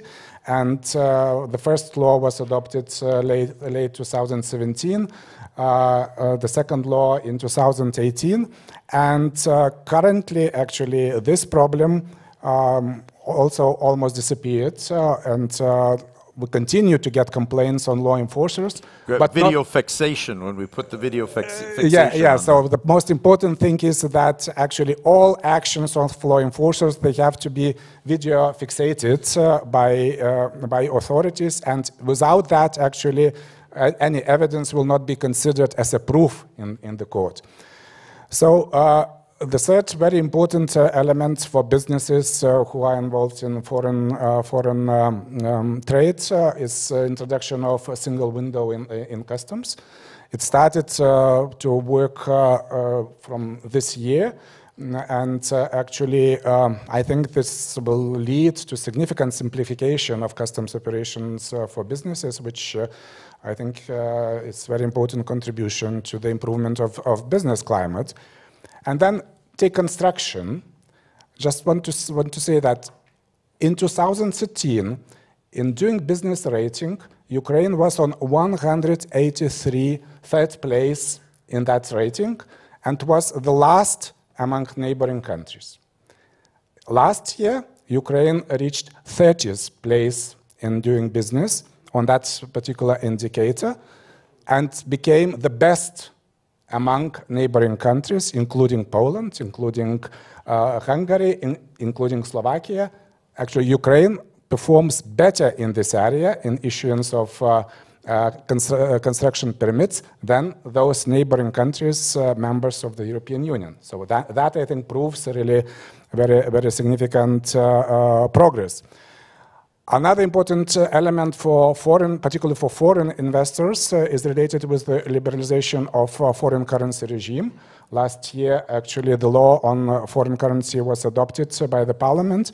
And together with liberalized procedures, very important thing is related to sanctions on foreign on businesses, because previously the state could have imposed sanctions by stopping foreign trade operations or imposing individual licensing for each transaction, while now from 7th of February, so actually in 10 days period, this will be prohibited. So state will not have such a right to do, and that I think will also that was the law we worked on together. Yeah, and actually we worked for 2 years trying to convince authorities, but finally we reached the positive result. Access to electricity. It's also, in the past, it was a big problem, but due to reforms in this sector, due to adoption of the not only the law on electricity, but also bylaws by the commission responsible for that sector. Actually, the procedures have been significantly simplified. The clear tariffs for hookup to electricity were adopted just at the end of the last year. So from now on, businesses will be able to very clearly calculate what will be the price and how long will it take to hook up to electricity, which I think is important to any business. So these are major changes which were related to our systemic recommendations, but from very general point of view, I would like to stress also the changing culture in the government authorities. A few years ago, when I arrived to Ukraine, probably it was almost impossible to imagine that I'll be meeting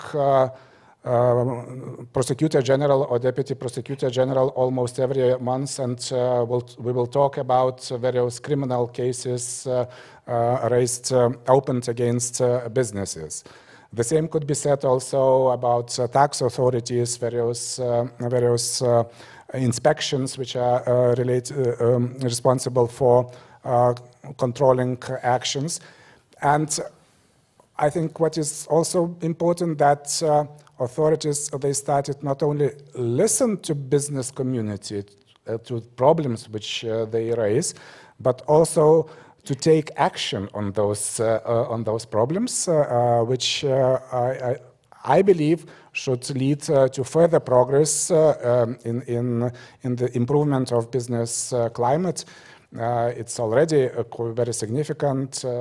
You've seen on the slides from 152nd place in 2012, Ukraine moved to 71st in 2018. I think probably it's the biggest jump among all participants observed in this rating. Our goal is to get into the top 50 by next year. And that, I think, is achievable, difficult, but achievable, taking into account some recent changes which have been made, and I hope that elections which are coming actually will not reduce the appetite and speed of implementation of reforms. Of course, there are problems remaining, but probably I will talk about them later. Yeah, if we get to them.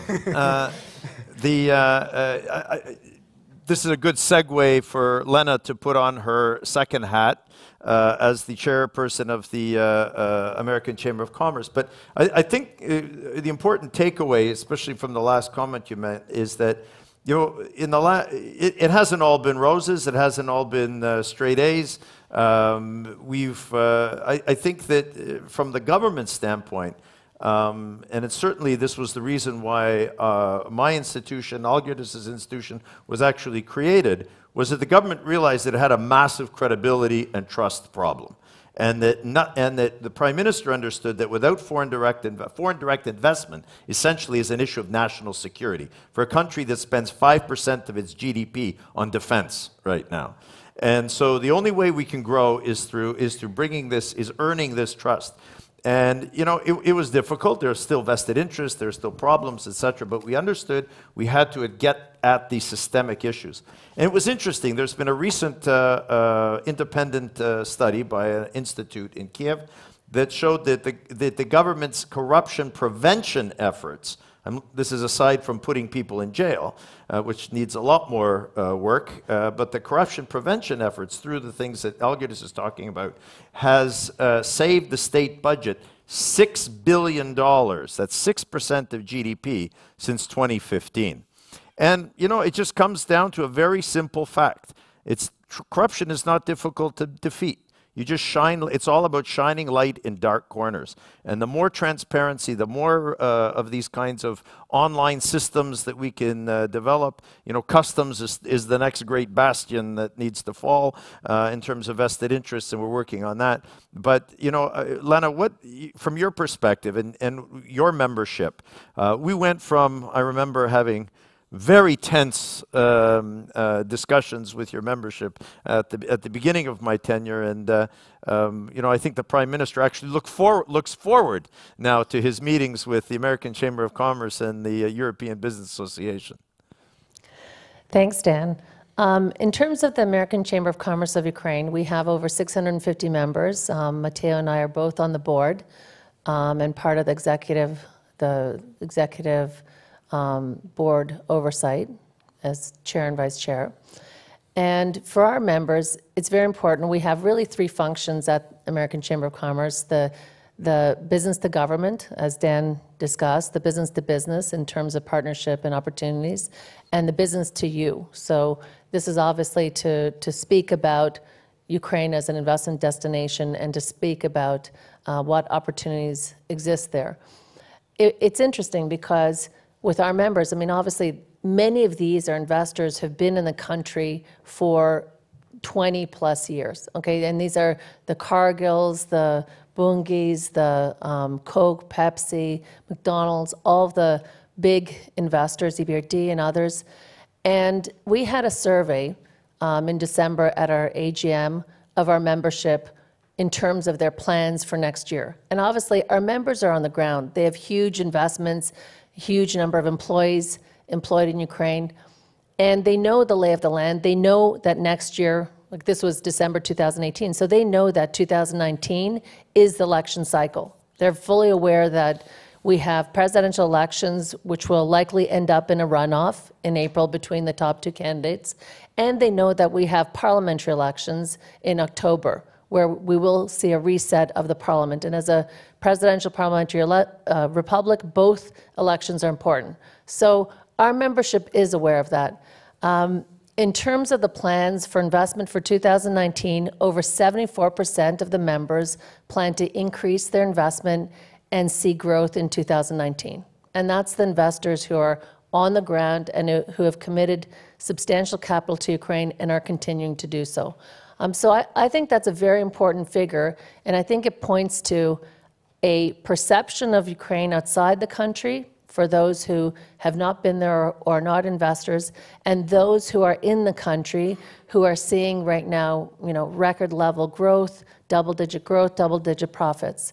I just want to say one thing about the elections, because obviously we do discuss this within the membership base, and we do obviously have to provide a view to our investors, to stakeholders. In general, what I can speak about what I see and what I communicate to our investors. In general, whoever wins the presidential elections in April, what we see is a continuation of pro-reform, pro-business, pro-EU trajectory. And that's because civic society demands that. And there will not be a leader who will counter what 70–80% of the strong civic society want to see. In terms of the parliamentary elections, we do see multiple parties crossing the threshold and keeping that same trajectory. So the pro-EU, pro-business, pro-reform. Why? Because it's profitable. If we've seen a 30% growth in trade with the EU in 2017, over 18%, the latest numbers in 2018. So that shift has happened and it's going to continue. So that's, I did want to share that with you.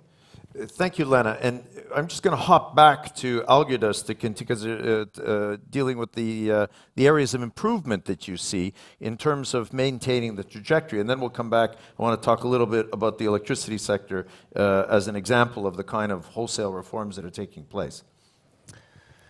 Yeah, so I think that there are still some issues which need to be addressed, and we are working on those issues.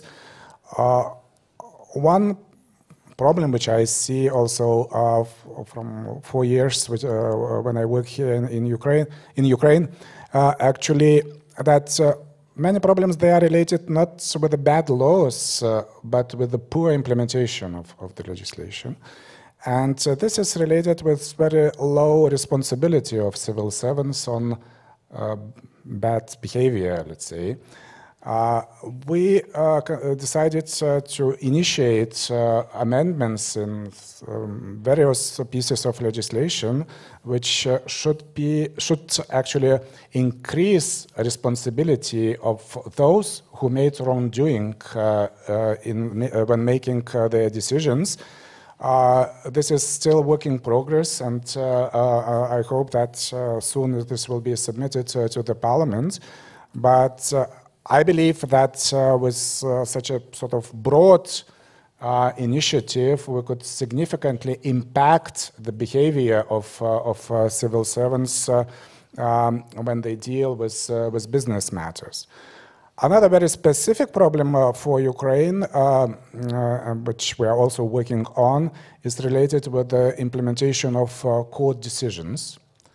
And here, I was very much surprised when I arrived, but continue to be surprised that many civil servants, even high-ranking civil servants, they are quite frequently proud that they didn't implement the court decision because they consider that this court decision was wrong.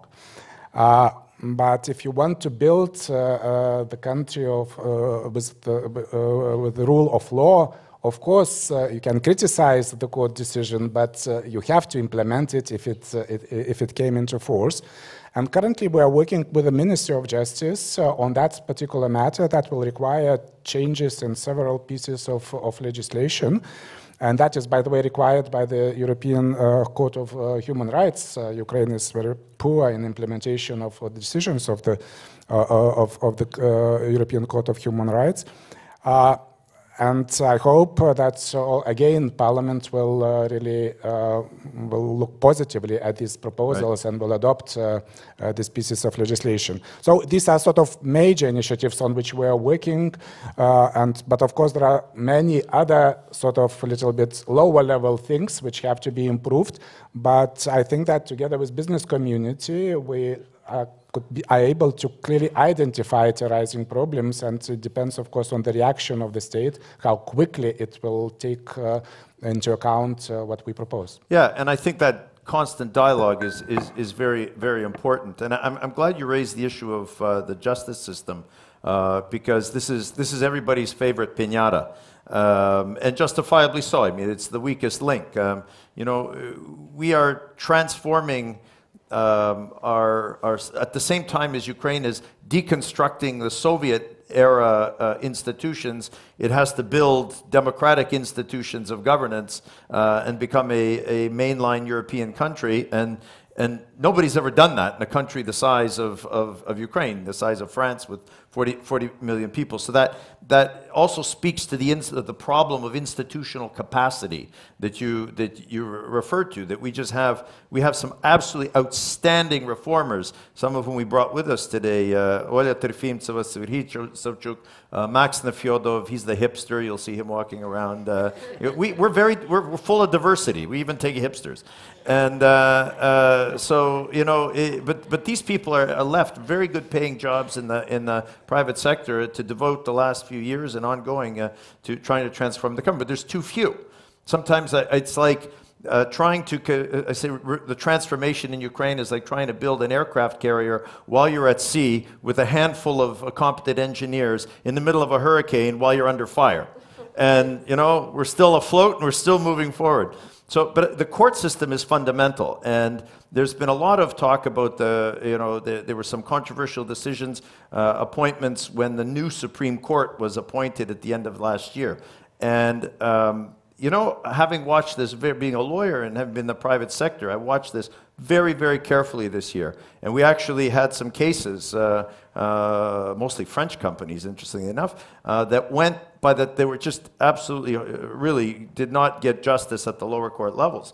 And the decisions at the Supreme Court level were absolutely outstanding. And they were, the justice, they used the European Court of Human Rights, they even used Article 6, a right to fair trial, in commercial cases, which many European countries don't do.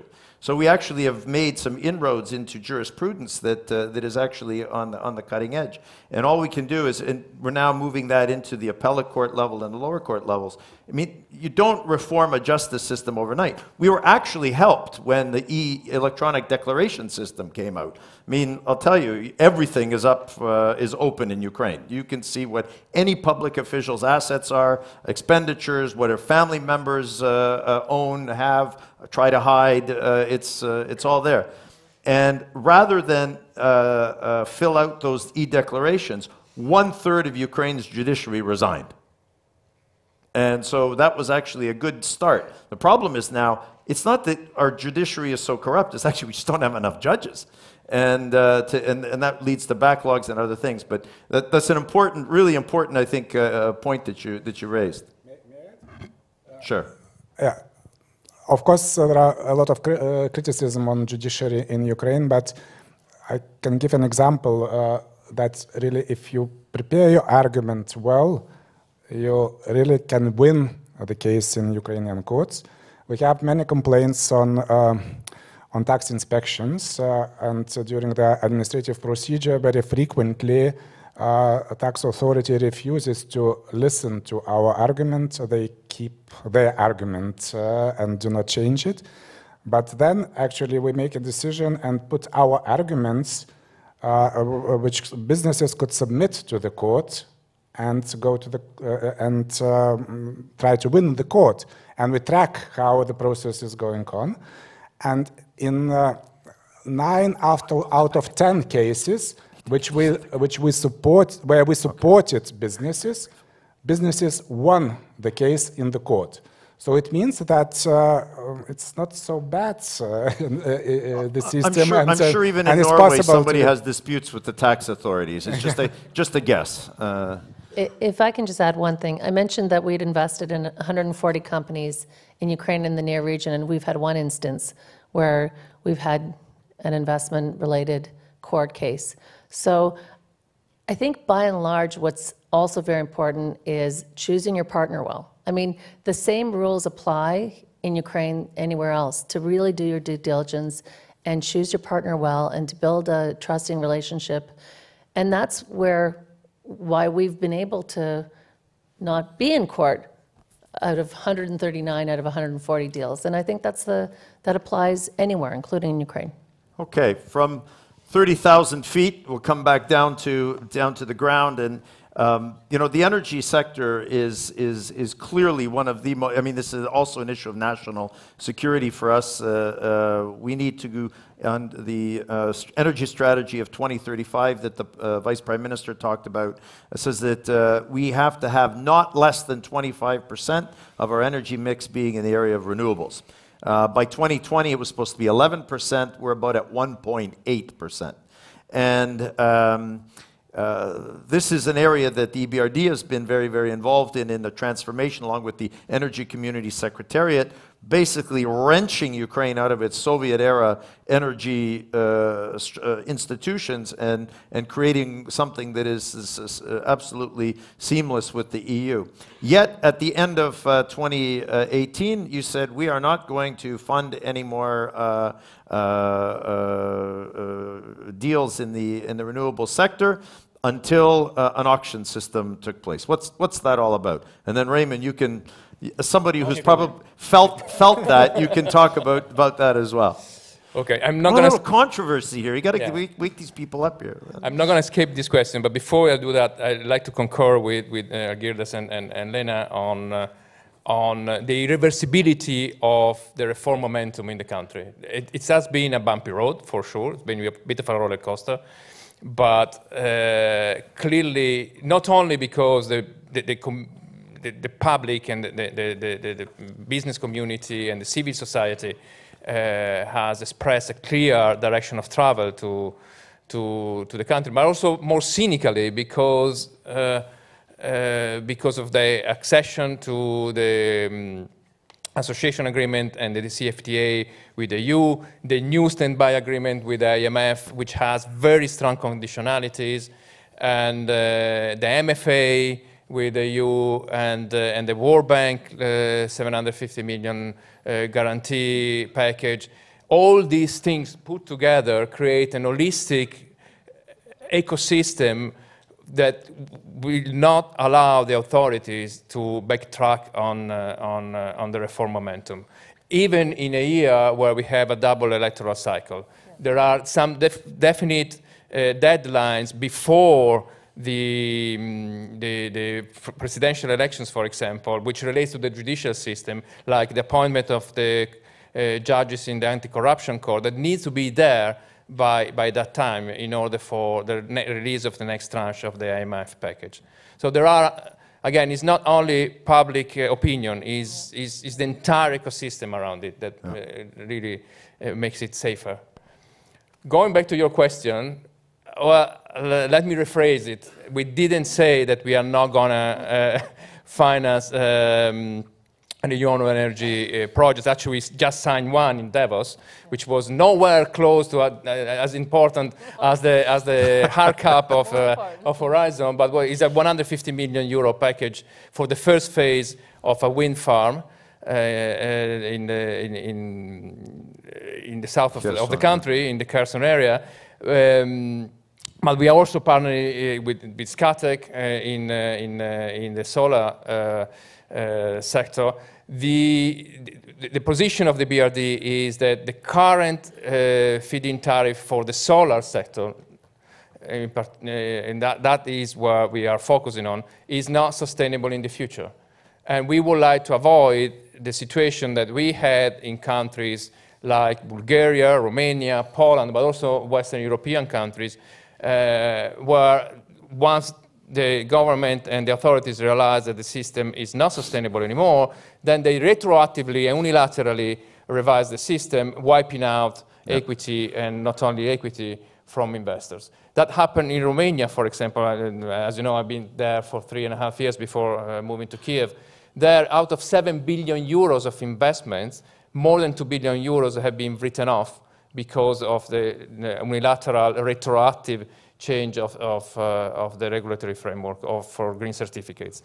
We don't want that to happen in Ukraine, and that is why we gave this strong message that we will stop accepting new dossiers for analysis and negotiation in the solar sector until the new law on renewable energy, which would imply an auction system for the solar sector, will be enacted and implemented. Actually, again, as a sign of progress and good direction of travel, as the Deputy Minister has mentioned, the first reading of the law has been voted positively by the... And this is a law that you can live with, that you think absolutely, but we contributed drafting it. We provided technical assistance. That's what I wanted to hear. Yeah, absolutely. So once that actually is approved in the second reading, which should happen very soon, we will obviously resume considering new projects. But we are already, by the way, we have already a pipeline of projects also, of course, in the wind sector, but also in the solar sector, and we are not going to stop negotiating those. So those we will bring to conclusion. Raymond. Are you happy with this? Yes, yeah. Well, I don't know. I want to know if Raymond's happy with this. How do you view this shift in moving from the green tariff to the auction system? There was always some inevitability about that because there is a wide agreement that that tariff was not going to be sustainable over the longer term. How does this enhance the new system that you see coming into place? Is that enhance the stability that you see of the system, or how does it affect your investment decisions going forward? I mean, we have participated in programs around the world, and probably the most successful one has been the one in South Africa. We are working with the government there to streamline the process, providing details about the financial models and everything. And since the first auction in 2010, the price has gone down by 80%. Now, it was absolutely essential that that they had a program like that. And an auction is not necessarily an auction. I'll get back to that in a bit. As I said, we made up our mind to go for 400 megawatts. People say that the tariff is high, and even an official from EBRD, if it was quoted right or not, I don't know, but they said that nobody believes in the tariff that they have at the moment. We sit inside the financial models. We also know that it isn't as sun in the north of Ukraine as it is in the south. Mm-hmm. And when we are calculating our returns, that are not astronomical at all. I mean, that follows our guidelines. In the north, even the tariff today will struggle to make this a profitable venture. Now, why is that? There are some reasons that we can do something about. The tariff is only committed for 10 years. So our investment will have to be recovered in 10 years. Normally, in other countries, it's 20, 25 years, and of course that reflects directly into the tariff that the customer has to pay. If you go to the south, it's much more sunny, 20–30% more sun, and of course that has direct impact on the returns. And if you go to an auction system, then you have to make sure that then you differentiate between the north and the south. Otherwise, the lowest bidders are always going to be in the south, and you will have saturation of plants in the south, and you will gonna ruin the grid. It's not going to happen, and you will not meet your guidelines. I mean your targets. So I think EBRD is having a major influence on decision makers. I think an auction system is good, but as I just said, you have to understand what you're doing when you're doing it. Secondly, we have seen in many markets that when you open up for auctions, you will have every Tom, Dick, and Harry involved, and some of them don't know how to finance it, and those are the winners, and the projects are not going to happen. So how do you set thresholds or something? Exactly. I mean, you have to sort of in South Africa, in fact, before you bid, you had to have commitment from the banks. You had to have all your EIAs, your agreements, everything. So to a certain extent, the only thing you're lacking before financial closure was the tariff that was approved by the authorities. Now we work with EBRD in many different countries, and we have a great relationship. Also in Ukraine. The situation now with the EBRD and us is that we have reached some kind of a saturation point, because I said, as you also indicated, that you don't have additional funds available until the new legislation is accepted and out there. I think to a certain extent, and it's not necessarily only EBRD, this will have a negative impact for a year or two until things have settled. I think that with the signals that we're getting now, and then maybe they have to be finally sanctioned, make sure that we don't lose the momentum. Yeah, good point. And also make sure that maybe it should not be 10 years, it should be 20 years, because you have a great future and you will benefit from the tariff. You're going to see a tremendous reduction, but you also have to be able to get EBRD involved and others to finance it. I mean, these are really excellent points, and this was actually on my panel in Davos on renewables. The CEO of Total, Aaron, was making exactly the same point. What is an auction?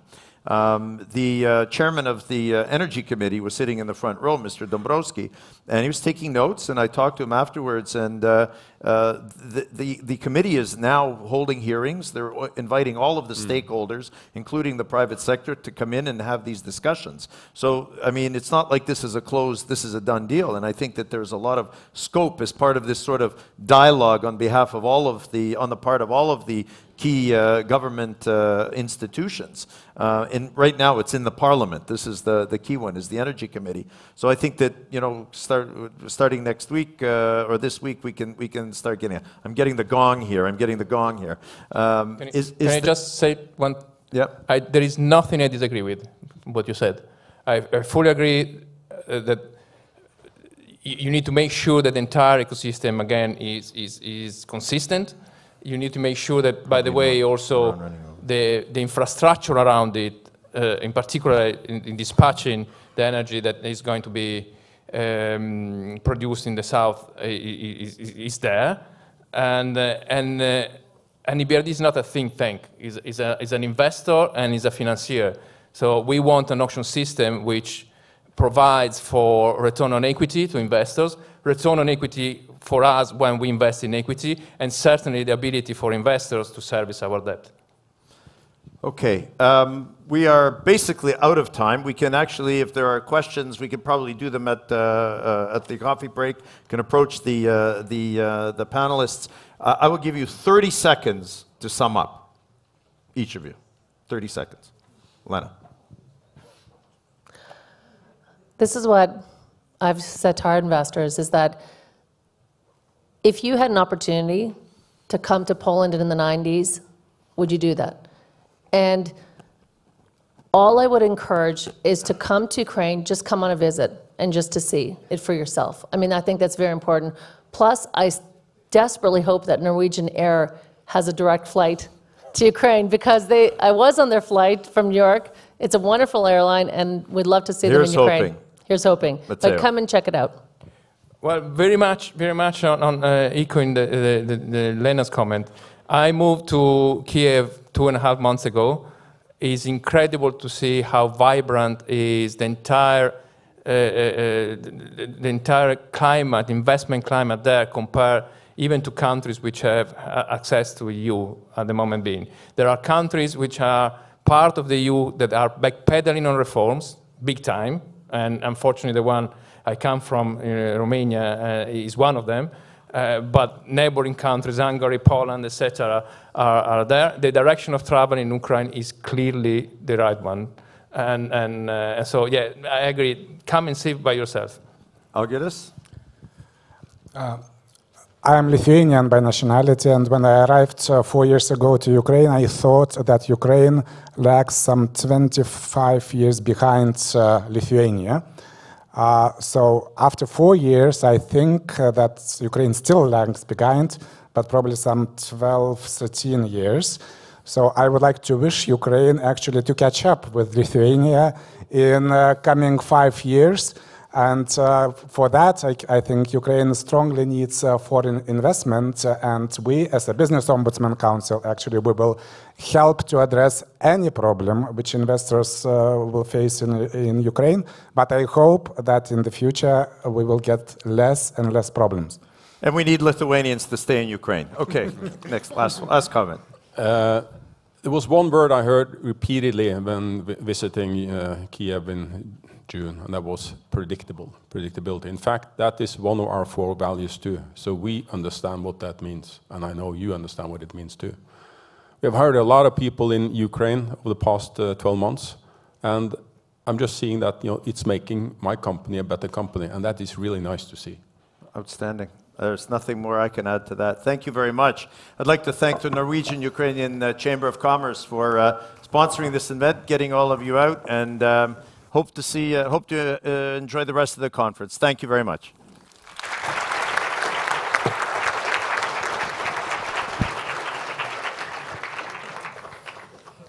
Thank you.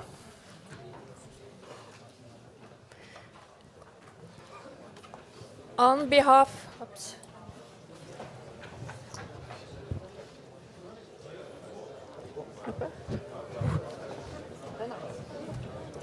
Er den på? Yeah. Thank you very much, Mr. Bilak and the rest of the panelists. I think we've had a very good introduction to the business climate and to the possibilities of Ukraine. Before you leave for lunch, I need to give you some practicalities. Because we have already eaten probably 40% of our lunch because we are on overtime. And I would say that after lunch, which ends at 12:30, and will be served at the second floor of this building, we will divide you into 5 parallel sessions, and you will follow the signs to the sessions you will attend, depending on the color of your badge. But this is very important. After the sessions, there will be a 15-minute coffee break, after which we will reconvene in this room here at 2:30 sharp. I mean 2:30 sharp, because the Norwegian Minister of Trade and Industry, Torbjørn Røe Isaksen, will be coming for a moderated conversation on the Norwegian-Ukrainian business interaction with the first Deputy Minister of Economic Development and Trade of Ukraine, Mr. Maximum Nefidov. So be precise, back here at 2:30. Enjoy your lunch. Thank you.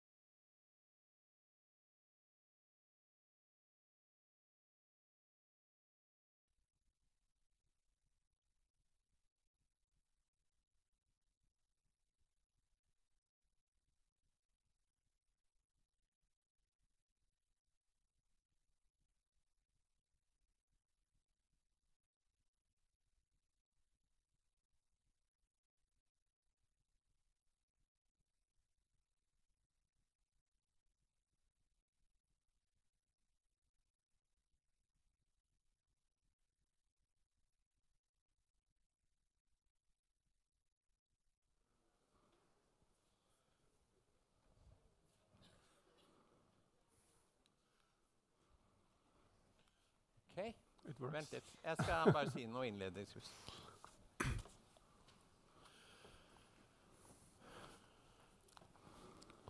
Okay, welcome to this session. This morning we have heard a fascinating description of changes in the Ukraine. We have heard a story of accelerating and profound changes for business in Ukraine. This session is dedicated to a more in-depth treatment of business opportunities in the Ukraine. We heard the Prime Minister Solberg this morning. She was very clear. She said energy reform is a driver of change, which is, note that, so we are talking about energy, but we are also talking about what is a driver of change in Ukraine. And she also was very clear on Norway wanting to put more effort, more emphasis on the bilateral discussion and cooperation in the energy field between the two countries. It was also very heartening to have a signature of a number of real projects undertaken by Norwegian business in combination with other businesses into the renewable energy sector of Ukraine. We are beyond the stage of just talking about things. Things are really happening on the ground. That's extremely interesting, and it has gone faster than, for instance, I thought when I gave a talk at the Tiger Conference a little bit more than a year ago. I was more pessimistic. My pessimism has been overtaken by events. Great. That's exactly what should happen. Okay, let's move to today's what we are going to do. One, we'll have a couple of presentations from the real world, as I said, from real projects undertaken, underway. Fine. So, and then we have a big panel. We have 7 people all together. So what I want from each of you who are in the panel, and I've given you instructions about this, very briefly say what's going in the right direction, what are the obstacles. Then we'll move on to the big discussion, which will range from incentives in the renewable field to corruption, to corporate governance, to energy efficiency, you name it. And then everybody at the end will have 1 minute to say what actually can increase the cooperation further between Norway and Ukraine. Fine. We have lots of things to do. We have not so much time, so we don't have a moment to lose. And the first person who I want to introduce is Terje Pilskog. You are the Executive Vice President in Scatec Solar. You joined Scatec Solar in 2012 from REC, Germany. You have a master from BI, the Norwegian School of Management. You have 10 minutes. The floor is yours. Thank you very much. Yeah, we're talking about, as it was said here, we're talking about real projects in Ukraine. And let me just start by introducing Scatec Solar, a real company within the solar energy business doing real projects in emerging markets. We have currently about 1.7 gigawatts of projects in construction and under operation across the world in emerging markets. We have an ambition to increase that capacity to 3.5 gigawatts by the end of 2021.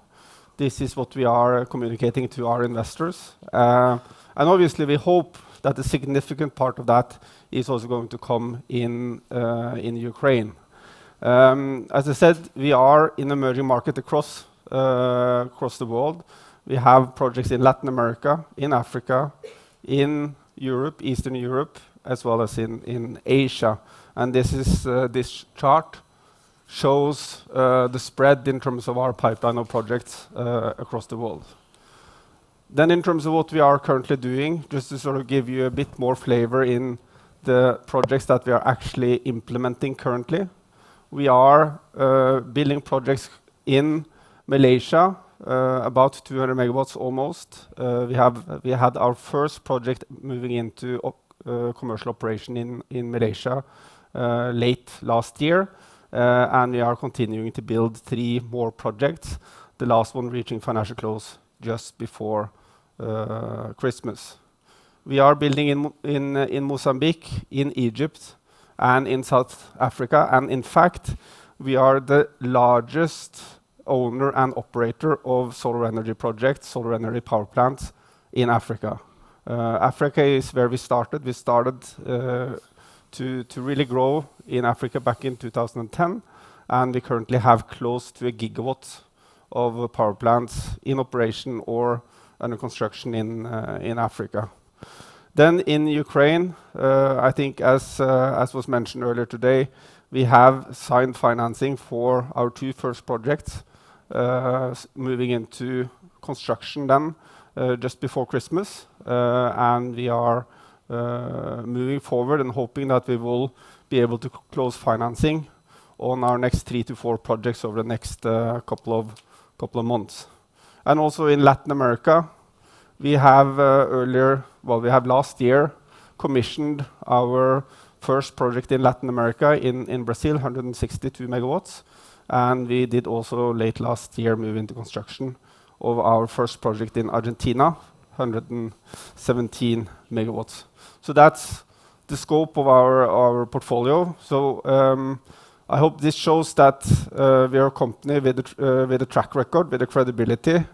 And obviously, when we now also move into Ukraine, it is with the ambition of succeeding, contributing positively to building renewable energy projects in Ukraine under the existing framework, as well as under future frameworks that might come into play. Just quickly on the 2 projects that we are currently having in construction. It is one 47 megawatt project in Mykolaiv, where we are owning 51% of the project, and we're doing it together with a local development partner, Renji Development. And then we have another one, 30 megawatts in the Cherkasy region, where we are initially doing it as the 100% shareholder. In both projects, we have EBRD as the leading financing partners. They are bringing in Black Sea Trade and Development Bank and FMO as joint financing partners in those projects. And this leads me to the next point. We are a company that is always looking for partnerships. Obviously, in the projects that we have talked about, the financing partnerships are important. Without being able to bring in financing partners, we are obviously not able to bring these projects to fruition. But it's also important for us to have local development partners. We are a global company. We cannot develop projects from scratch around in all of these different countries. And we need to find good local partners that we can work together with in the different markets. And so far in Ukraine, we have been able to identify good partners that has brought our portfolio in terms of projects that we are currently developing up to in the range of 350 to 400 megawatts. We have, or at least I have been in the renewable energy business since 2005, 2006. And I think we have been watching Ukraine as a market since around 2010, 2011. Obviously, there has been ups and downs and challenges in the market during that period. As Scatec Solar, we really made the decision to move into the market back in 2017. And obviously, the comfort in the market has been strengthening as we've seen that financing partners like EBRD has become more and more committed to the market. And over the last couple of years, obviously, we have accumulated a significant portfolio, 400 megawatts. We have gotten to construction of the first 2 projects, and we have started to build a local organization. And I think we are in the range of 20 people now in our Kyiv office with local people that obviously will bring this business forward locally. Then I've been asked to say something about what attracted us to move into Ukraine and what are some of the challenges or hurdles that we are currently seeing in terms of the market. And obviously, we do see that there is a strong push for growing the renewable energy market. There are significant targets in terms of the size and the percentage of renewable energy that's being implemented or supposed to be implemented in the country. The attractive guaranteed tariff is obviously an important element for us when we decide to move into the country. Obviously, we also understand, as everybody else, that this is not a tariff that will last, that there will be new regulations coming in. But what is important for us is that there is predictability around the framework which is in place at any point in time. And further on, also as Raymond Carlsen, our CEO, mentioned on the panel earlier today, it is important that it is predictability in terms of when the frameworks are changing and how that change is going to happen. Because otherwise, the market development can lose momentum. And today, it has a significant momentum.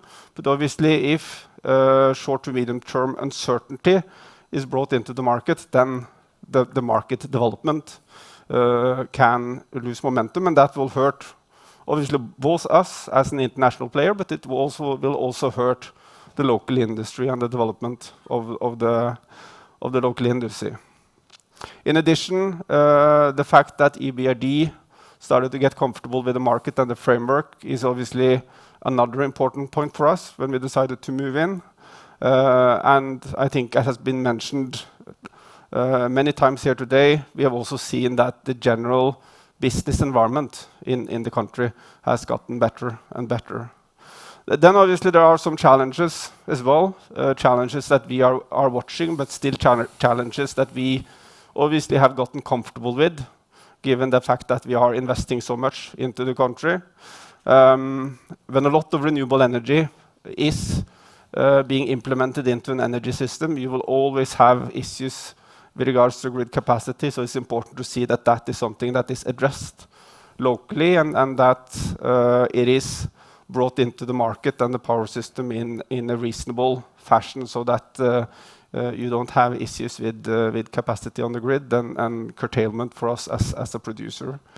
Uncertainty in terms of how the transition from the current feed-in tariff is going to happen, how quickly it's going to happen, and to make sure that we are not left in a situation with uncertainty in terms of the revenue situation. And obviously, political risk. I mean, maybe it's even better to say geopolitical risk. I mean, obviously, there is uncertainties in the country, and we do see when things are changing, it's not only impacting us, but it is impacting the willingness of other players, financing institutions, and the whole business environment to continue to make investments in the country. The final one is obviously bureaucracy. I don't think we've seen anything different in terms of bureaucracy in Ukraine than many of the other markets where we are and other countries we are. The important thing there is obviously that you make sure that you invest in understanding the processes locally and institutions locally, so that you understand how you work on a local basis to make your business succeed. So that was my short introduction. Thank you very much. Thank you very much. We will come back to a number of the things that you touched on. So the next speaker is Felix Chadny. Where are you? There we are. Welcome. Thank you. You are the Chief Procurement Officer at UGV. That's right. And UGV is the upstream company of Naftogaz. That's right. You are educated in the US at master level, both in engineering and in business. Correct. And you had a team of about 200 people spending a lot of money in order to get, as the Vice Minister was saying today, trying to increase the rate of production from UGV. for a number of reasons, which obviously you can touch on. So the floor is yours. All right. Well, thank you very much. Thank you to the organizers, and thank you to the Norwegian-Ukrainian Chamber of Commerce. It's a wonderful event, and it's my pleasure to be here. I have a very unique proposition here. You've heard a lot of talk, you hear a lot of information, but I'll get straight to the point. I have $3 billion hard currency in my pocket, in UGV's pocket, which I'm authorized to spend this year. And I want to spend some of that money with you, with the Norwegian products, Norwegian services, Norwegian experience that you can bring to Ukraine and help us grow natural gas production in Ukraine. So I'll make a brief introduction about what UGV is, what we do, and I think the most interesting would be, speaking face-to-face with some of you about some specifics and where do we go next. Because my goal is, like I said, to come here at the beginning of the year to Norway.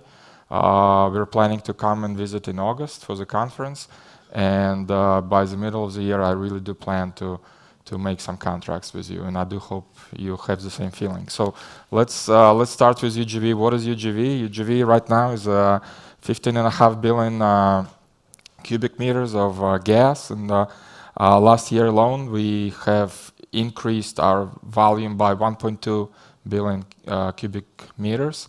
Unfortunately, due to the very long underinvestment into the industry for over 25 years, so we lost about 1 billion meters of capacity, cubic meters of capacity last year, but we were able to increase by 1.2 billion with the new fields, new wells, new technology, which I will briefly talk about. And our average daily gas extraction rate is almost 44 million meters. I understand that we're not as big compared to Norway. You're at about 120. I lost the mic? No.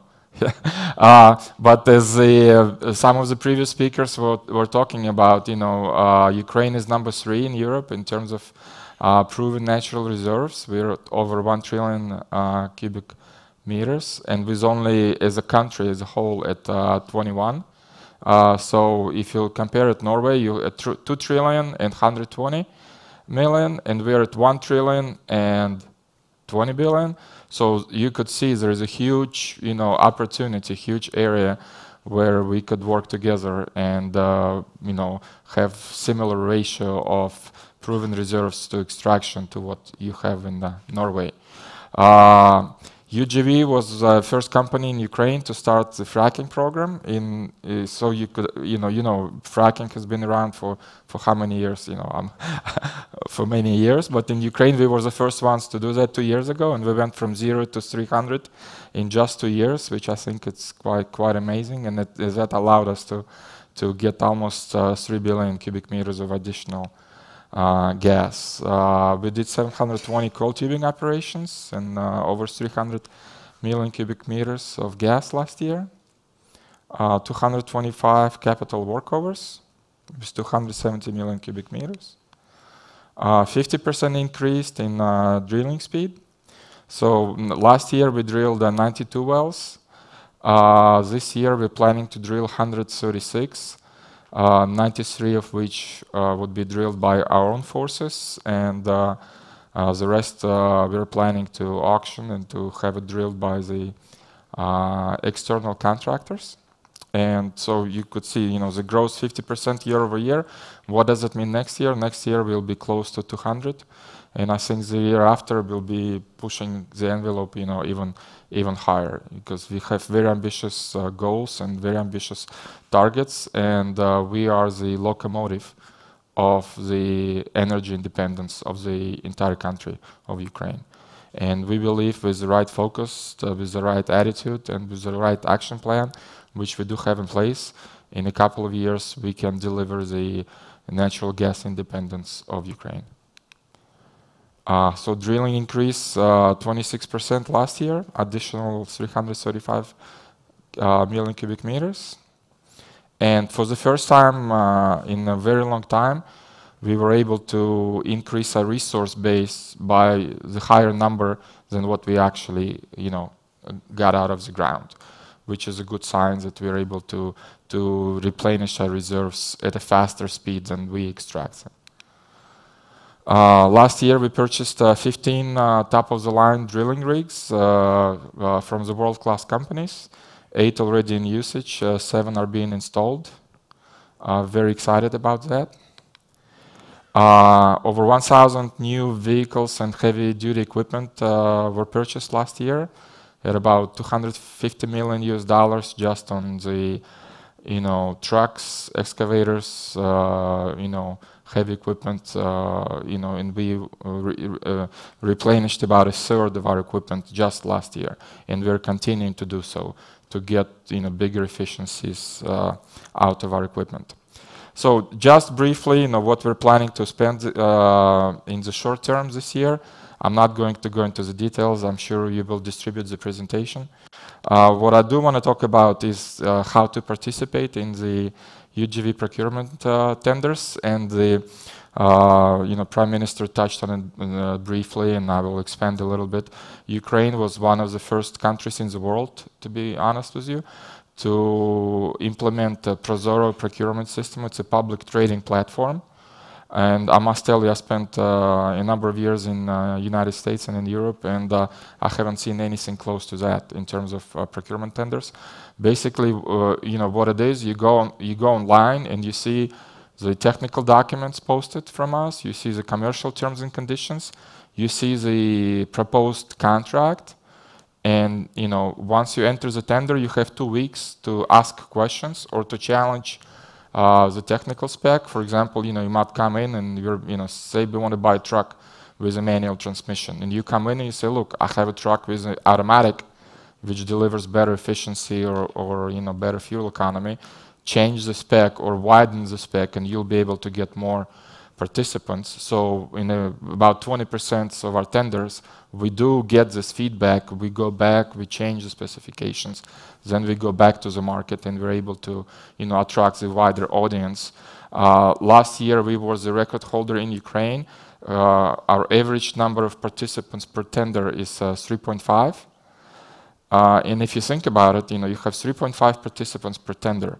If you, as a Norwegian company, just enter the tender, you basically have about 22-23% chance of winning, just being 1 out of the 4, 1 out of the 5 on average. So just by participating, you already have a good opportunity, because as I look at the American companies or Middle Eastern companies, their average number is over 10 participants per tender, and we're still at this immature state where there is a lot of potential for you guys to come in and to compete. So last year we have conducted over 5,700 tenders, and like I said, we spent $3 billion. And this year, we're still finalizing our budget, but we expect that with the help of the Prime Minister and the ministers, we will have even bigger budget at over 3.2, maybe $3.3 billion, which we're willing to spend. We are not working just with the Ukrainian companies. It's not a secret. We do a lot of business with Chinese companies. Chinese are very aggressive and very active. And to be honest with you, we're pretty much satisfied in most parts with the big Chinese companies we're working with. But last year we were able to bring the big 4. We concluded first major contracts with Schlumberger, J. Baker Hughes, Halliburton, and Weatherford. So if the major players, world-class players like the big 4, are confident enough and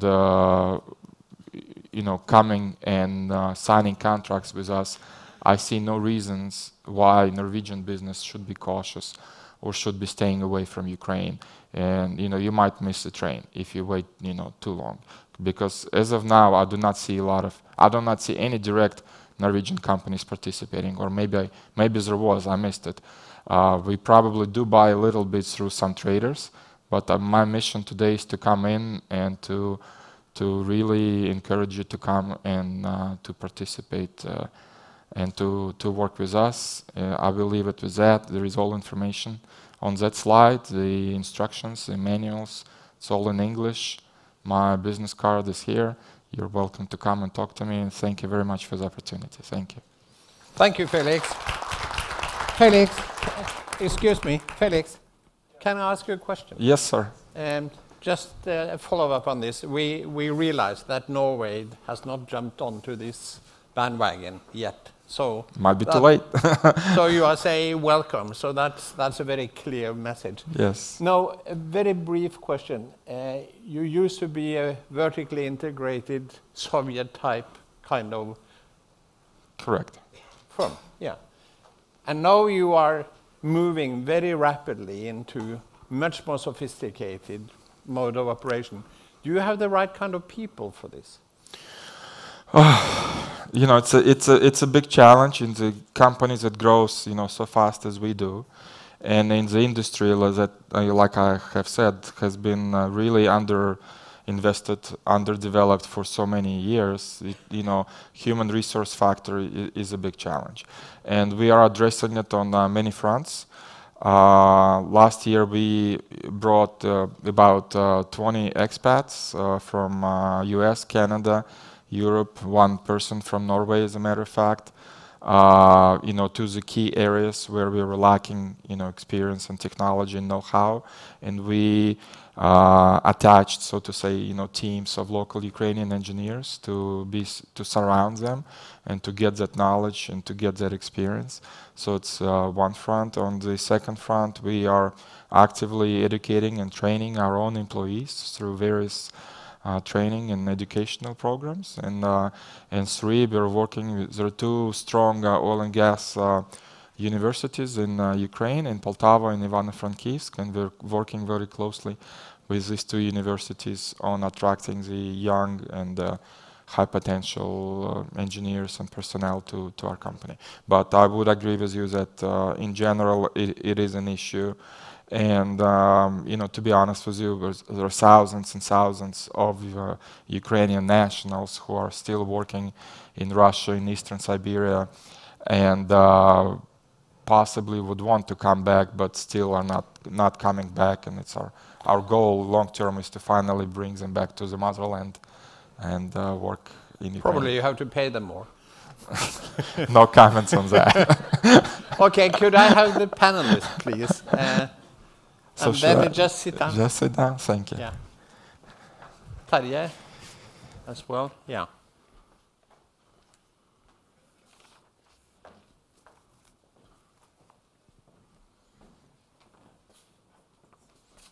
Bara sätt här. Anywhere.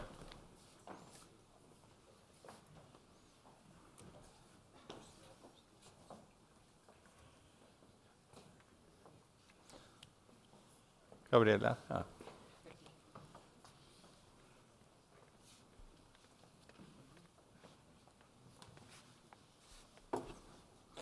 As you see, we have a lot of people who have a lot of knowledge, and it's going to be quite challenging to get us through the next 55 minutes, but I'm sure we will manage. The way that I propose to do this is very simple. I will introduce each of you when you answer the following question, which is, first of all, I've asked you to just give 2 minutes on what's going right in your part of the world. What's really going well. And then we will move on to the challenges afterwards. So it doesn't really matter where we start, but let's start there. Arne Jacobsen, you are the CEO and founder of IC Hydro, which is working on small hydro projects. You have worked in Norway. You were head of a small group, but very influential group called Blåfall. And your education is from the Oslo School of Management and the Technical University of Norway. No, you can tell me afterwards what doesn't go right, but if you say a little bit about, at the moment, 2 minutes, what goes right? Okay, thanks for being invited. Hello? Okay, thanks for being invited. My experience is, as you mentioned, from first of all from small-scale hydro, since 2012 actually in Ukraine. So my viewpoints are based on that experience and that sort of segment. Actually, we are working quite locally when we do our projects in Ukraine and in any country. So I guess that one of the most successful reforms, as I see it, is the one on decentralization. The local budgets now receive much more money, which they keep in the regions. Hence, they are more motivated to help business and actually fight for it.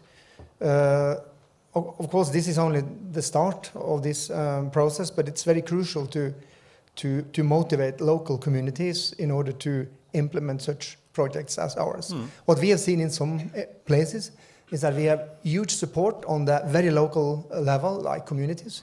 When we go to the oblast level, we sometimes meet, we sometimes see created problems or issues. Apart from that, I think the regulatory process in terms of creating and having stable long-term framework is crucial.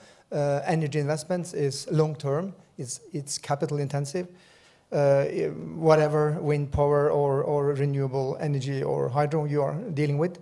Last but not least, I would add that the integration with NSOE is quite important because that will drive a lot of other processes forward. And yeah. Fine. Thank you. Sergei Savchuk, you are the head of the State Agency for Energy Efficiency and Energy Savings in the Ukraine. You have a master's degree from an MBA from Kyiv Polytechnic Institute.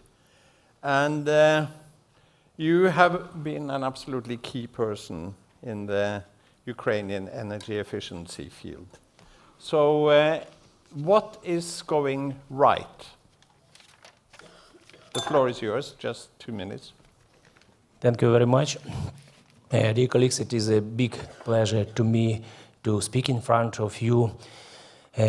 For Ukraine, you know that during last 4 or 5 years, starting from 2014, energy efficiency questions, renewable energy questions are most important for our development, for our economic development, because that are the questions of national security and that are not our slogans, that are the road which we have to do through, because starting from 2014, after the revolution, you know that Gazprom have cut the natural gas supply to Ukraine.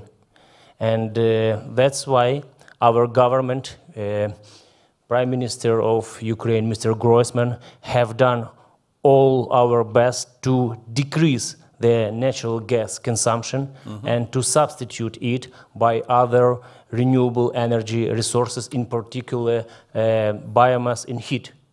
And I want to emphasize your attention on some figures. In 2014, we consumed by such categories of consumers like population, district heating companies, and budget entities, 24 billion cubic meters of natural gas, without Crimea and without Donbass. 2017, the same categories of consumers consumed only 18 billion cubic meters of natural gas, less by 6 billion annually. I think that is a very big result, because we have saved annually more than 1.2 billion euros, which were not flowed to Gazprom. That was because of our energy efficiency measures and because of our renewables measures. So we have very big, good legislation. We have a good background for increase our energy efficiency and increase installments of our renewable energy. And you have investors coming and actually putting money on the table, which is the ultimate kind of success indication. Okay, next one, Amund Beitnes. You have since 2009, I think, you have been attached to NEFCO, which is the Nordic Environmental Finance Corporation, as a senior investment manager. You are educated at the Norwegian Technical University and TNU, and you have worked especially with energy efficiency at the local level. What is going right? Thank you. I think it's funny here that I end up in a panel energy sitting next to Mr. Savchuk, because I think I also did that in Kiev in November 2015 when the prime ministers met then. And much has happened since that time. And I'm speaking with, well, two perspectives, being representing an institutional investor for projects with bringing environmental benefits, translated to renewable energy in this case, and financing the first project, biogas project, to receive green tariffs. From that perspective, we see that since 2015, there has been a great increase of interest from Nordic investors, with whom we are working for projects, and starting with a very few and very hard-working ones, still working hard to get small projects. We're now seeing that there are many, and you have seen the earlier sessions being devoted partly to investments in Ukraine, partly to energy, as this panel also is. So that one is going right, and why is that? Well, the green tariff you already had from quite a while ago, so then it's more about the transparency of access to that tariff and predictability, where there has been a great shift, and also now, as we speak, a great race towards achieving those tariffs before the deadline and the uncertainty of the auction system. The second thing I'd like to comment on, and where we're coming from, that is what we're working on energy efficiency. You all heard a quote from the International Energy Agency about the potential of Ukraine. Ukraine is working in the renewable sector to reach, well, is it 11% of renewables? Today it's 1.8. For energy efficiency, the starting point is a potential to save up to 40%. So one thing is producing more clean energy, the other one is to reducing the expenditure. And there we have seen, in relation to the municipal reform, as mentioned by Arne, and also the reform on gas prices, that there's a great increase of interest for municipalities with whom we are working for doing energy efficiency projects. And that work is also supported by Norway, which aims at supporting the Norway-Ukraine energy efficiency program, which we are managing by 20 million euros. And I think this work has to continue. And on the question, which you haven't asked yet, about Ukraine turning a corner, I'm particularly concerned about the energy efficiency part, where I think this can be reversed.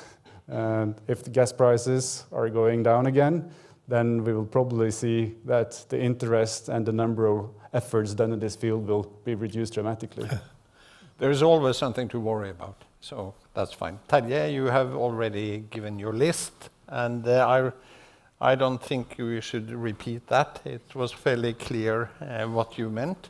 But can I challenge you on one thing, which is interesting in what we are talking about, and that is, you said that one of the things that you saw was happening was the business milieu, the business context was getting much better, the transparency was getting much better. You can, if you say something about that. Yeah, I think I can say something about that. I mean, obviously, from a renewable energy point of view, as an international renewable energy investor, and specifically for us, obviously, with regards to solar energy, I think, first of all, we've seen that there has been a constructive dialogue between international financing institutions and the authorities of Ukraine, and the authorities of Ukraine have been listening to the requests coming from the international financing institutions in terms of what should the adaptations be to the local regulation in terms of making it more attractive to international players. Mm-hmm. So I think certainly there we have seen a positive development, and that positive development and that constructive dialogue is clearly one of the reasons why we found it interesting to move into Ukraine. And then I think the other point I'd like to mention is also in terms of the permitting process. Obviously, I'm not the one necessarily doing the the permitting myself personally, but what I get back from the teams that are doing this is that the permitting processes are moving quite, I would say, smoothly relative to what we see in many other countries. I think I sense that there's a good collaboration with the Oblenergos, with Ukrenergo, and that there is sort of a clear process and a clear approach to how things is being done, and it's relatively predictable. As long as you do what you should do, you do get the answers that you're looking for, and you do see the progress that you're looking for. So that's obviously also another very positive point from our perspective. Thanks. Next one, Gabriella. You are the country manager for Ukraine in the OECD, in the Eurasia division. You joined in 2002, and you have a bachelor from Mexico, and you have a master in international economics from University of Paris. I've had the pleasure of working with you when I worked for the Norwegian government, and it was a great pleasure. And can you say something about what do you think is going right? Yes, thank you, Peter, and thanks everyone. Oh yeah, I'm not Ukrainian, and I haven't been working with Ukraine since 2002, just that you don't think that I haven't learned Ukrainian for that long. I've been working with Ukraine for only 6 years, but 6 years that have been extremely interesting and challenging. So I can say from our perspective, we've recently undertaken very different reviews in policy areas that vary from decentralization to corruption to competition. I will talk about the positives, what we see as the highlights. One, I would agree that decentralization reform is one of the most successful reforms on the way that create a lot of opportunities for energy, because there's investment opportunities at the subnational level that have been created with the decentralization of budgets, with the appointment of newly elected authorities, that they have now the option of going for energy efficiency and renewable energy projects. So that's definitely one that I see as positive. A second one that has also been mentioned, but I will be brief, is Prosoro, the e-procurement platform, because of course it reduces or closes the loopholes for corruption, and it makes the processes more transparent. The information is available, it's readable, it's easily accessible, so it's really one of the top-notch systems that we see going even among OECD members. When we presented it in OECD, our ambassadors were like, oh my God. So yes, it's true that we would all like to have something like that, and now it's up to Ukraine to use it appropriately. The other area that I see, it's energy efficiency, actually, and we've been working a lot with Mr. Savchuk on this topic. Renewable energies, for sure, it's something that's natural, and we see the transformation of highly efficient countries like Norway, from Statoil to Equinor. I mean, moving to renewable energies is natural, but most importantly, and the challenge that has Ukraine, is to consume less and consume more smartly and efficiently. Today, Ukraine remains 3 times as energy inefficient as OECD average. So there's a huge potential to reduce that waste of energy and rather invest in other kinds of technology. So energy efficiency, there are some positives. We've been particularly monitoring recently the energy service company policy framework. There are opportunities there. We had an NEFCO colleague participating in that review process. So we see a lot of positives going there and business opportunities emerging that are there to be seized. So to stay within the energy sector, I would say those are my preferred. Thank you. Last but not least, Mr. Kowalczuk. Oh, sorry. So we're missing 2. Even not last. It's not last. You're missing someone. Yes. Yeah, I'm ready. You are the CEO of the transmission company, Ukrenergo, and you are the responsible for the overall planning in many ways of the transmission system, and it has been already adhered to, and somebody has mentioned it already. You have a master in electrical engineering from Kyiv Polytechnic Institute, and you have a master in management from National University of Kyiv. So, please. Yeah, it's me. Thank you very much. Ukrenergo, we are a transmission system operator in Ukraine. And of course, we are responsible for grid development, we are responsible for grid connection, we are responsible for strategy in energy sphere, I mean electricity part of energy. And there are a lot of opportunities now around Ukraine because situation completely changed during the last year or 2 years. Reforming on electricity market now ongoing. We have started maybe 1.5 years or 2 years later than on the natural gas market, so we can see maybe some mistakes which was made by state authorities, by even companies in natural gas market. And Ukraine now has quite different legal framework for electricity sector. New network codes, new market rules already approved by national regulator. And the possibilities for investors, because we have much higher level of transparency and we have documents which are developed by us as TSO, for example, it's a generation adequacy report or 10-year development plan. It was the first document developed by us according to rules and standards of European Union. So for investors, for developers from other countries, now you have a lot of possibilities how to understand what you can do for Ukrainian electricity sector, because all previous history of Ukraine, very high monopolized at first by the state electricity market, electricity sphere at Ukraine was completely closed for external investment. Of course, the first steps were made by developers in renewables because we have good, attractive conditions for developers in wind, solar, biomass. But they opened this road. Now they created and still create in the future also possibilities for other type of generation. According to our generation adequacy report, we understand that during the nearest 3 or 4 years, we have to create additionally 2.5 gigawatts of balancing capacities. It means energy storage system. It means gas peak stations. It could be a mutual project on a border in natural gas sphere and electricity sphere, because new investor can create new capacities, electricity capacities using natural gas, for example, as a fuel. Fine.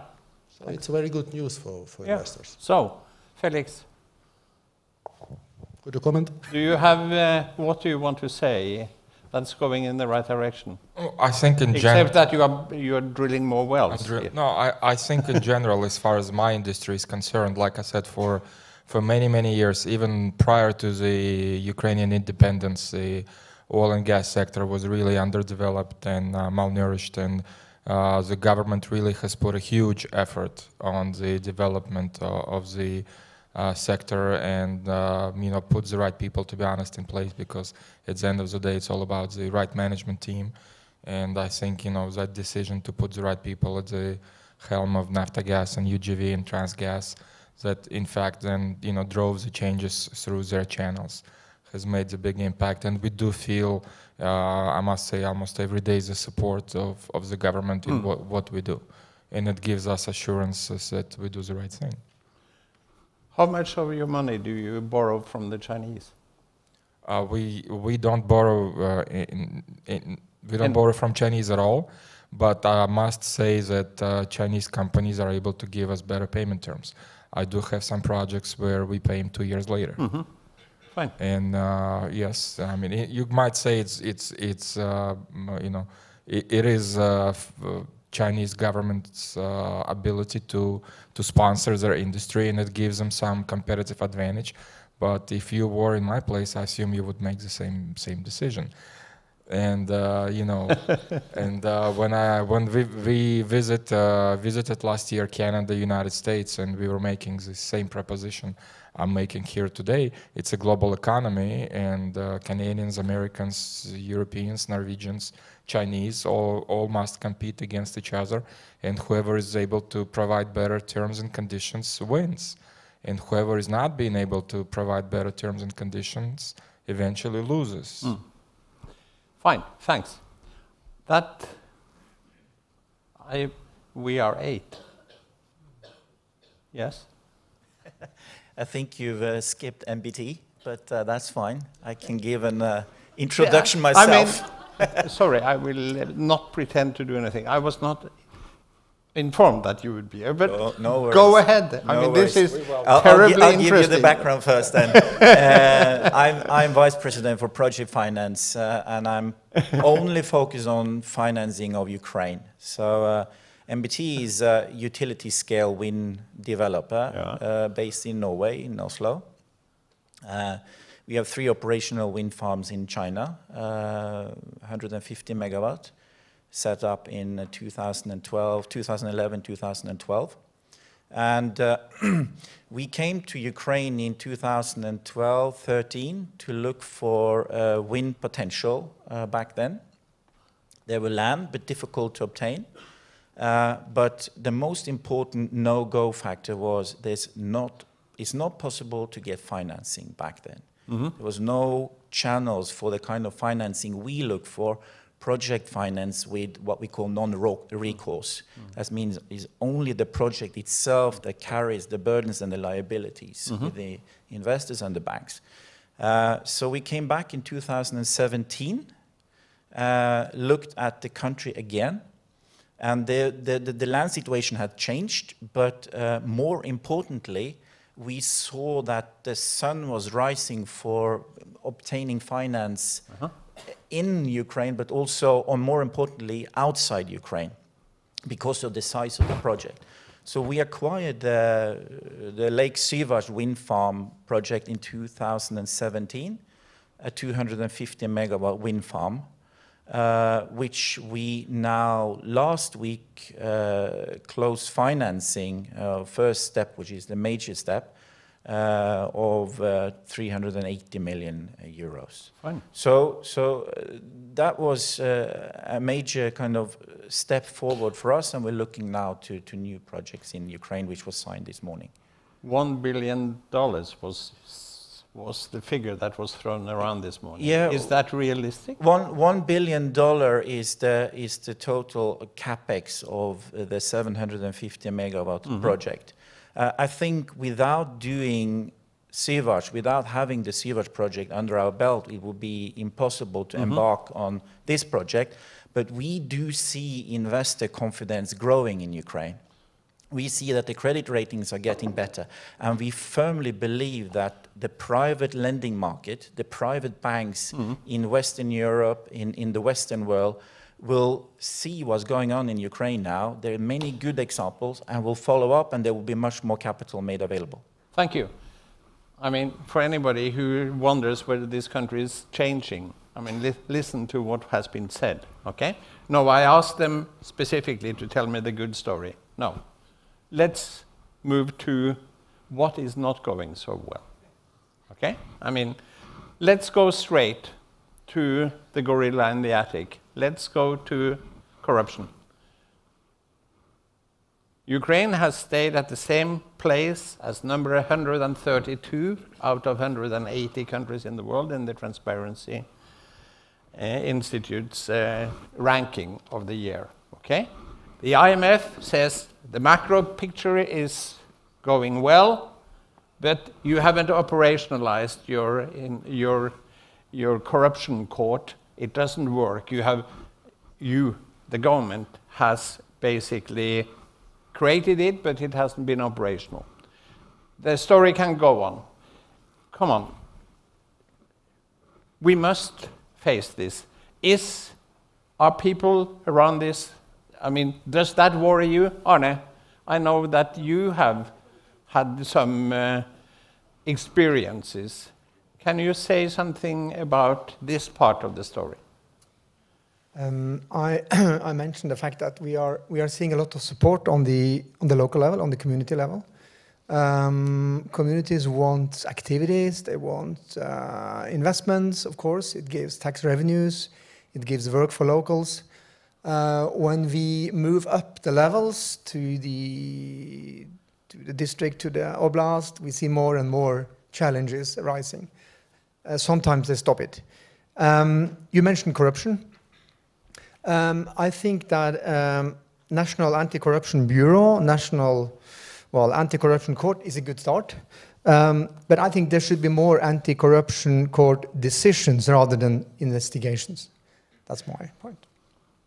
Anybody else who would throw in their own experiences in this part? I mean, is this a problem for foreign investors, period? What do you say, NBT? I think there's done a lot of good work, and by taking out red tape and by changing old management and management styles, I think the country is definitely moving in the right direction. However, we have experienced that what's called in Ukraine corporate riders, basically old shareholders, long time back in time, they come up as ghosts. And they suddenly claim that they have 40% of your company after you've done the job. They should have been cut off in the local court system, but for whatever reason, the local judge is in favor of whoever comes with these claims. And behind often these claims, there are other people who has other interests who's behind this. It's possible to mitigate, it's possible to knock down, but it creates a lot of work and it requires resources. I do believe that the changes being done now in Ukraine will help take these kind of things out, but also, as we know, that to kind of modernize the legal system, which has roots back in times we don't want to be compared with, that will basically solve this, because it will be more transparency. And you will be able to knock down harder earlier. Mr. Sarchuk, you have a long experience in confronting this issue. Yes. What would you say? What are people? First of all, is the number 132 ranking? We have been talking about ease of doing business. That's doing much better. But this is flat. Nothing is happening. Is that unfair? Thank you for your question about the corruption.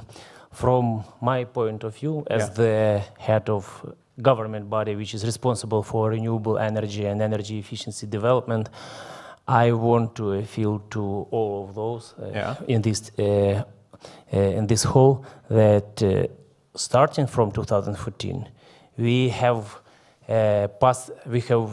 went through the government with more than 10 new laws in renewable energy, in energy efficiency, in ESCO, and all of that law, the aim of all of that law is to reduce the corruption in that particular spheres.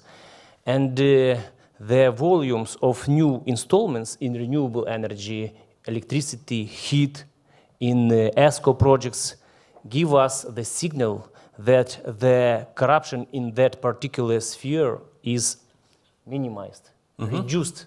Because in 2015, we have changed the legislation for feed-in tariff. You know that before 2015, our solar feed-in tariff was skyrocketed, 40 euro cents for 1 kilowatt hour. At the same time, there was a local component, and because of that local component, only one company can work on that market, and you know who is that.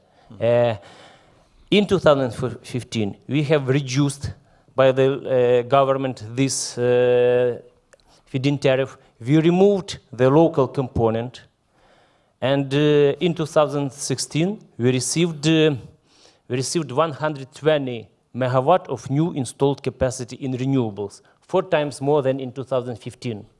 In 2017, we received additional 300 megawatt of new installed capacity. Not only from one investor, but from different investors, local investors, from foreign investors, in particular from Denmark.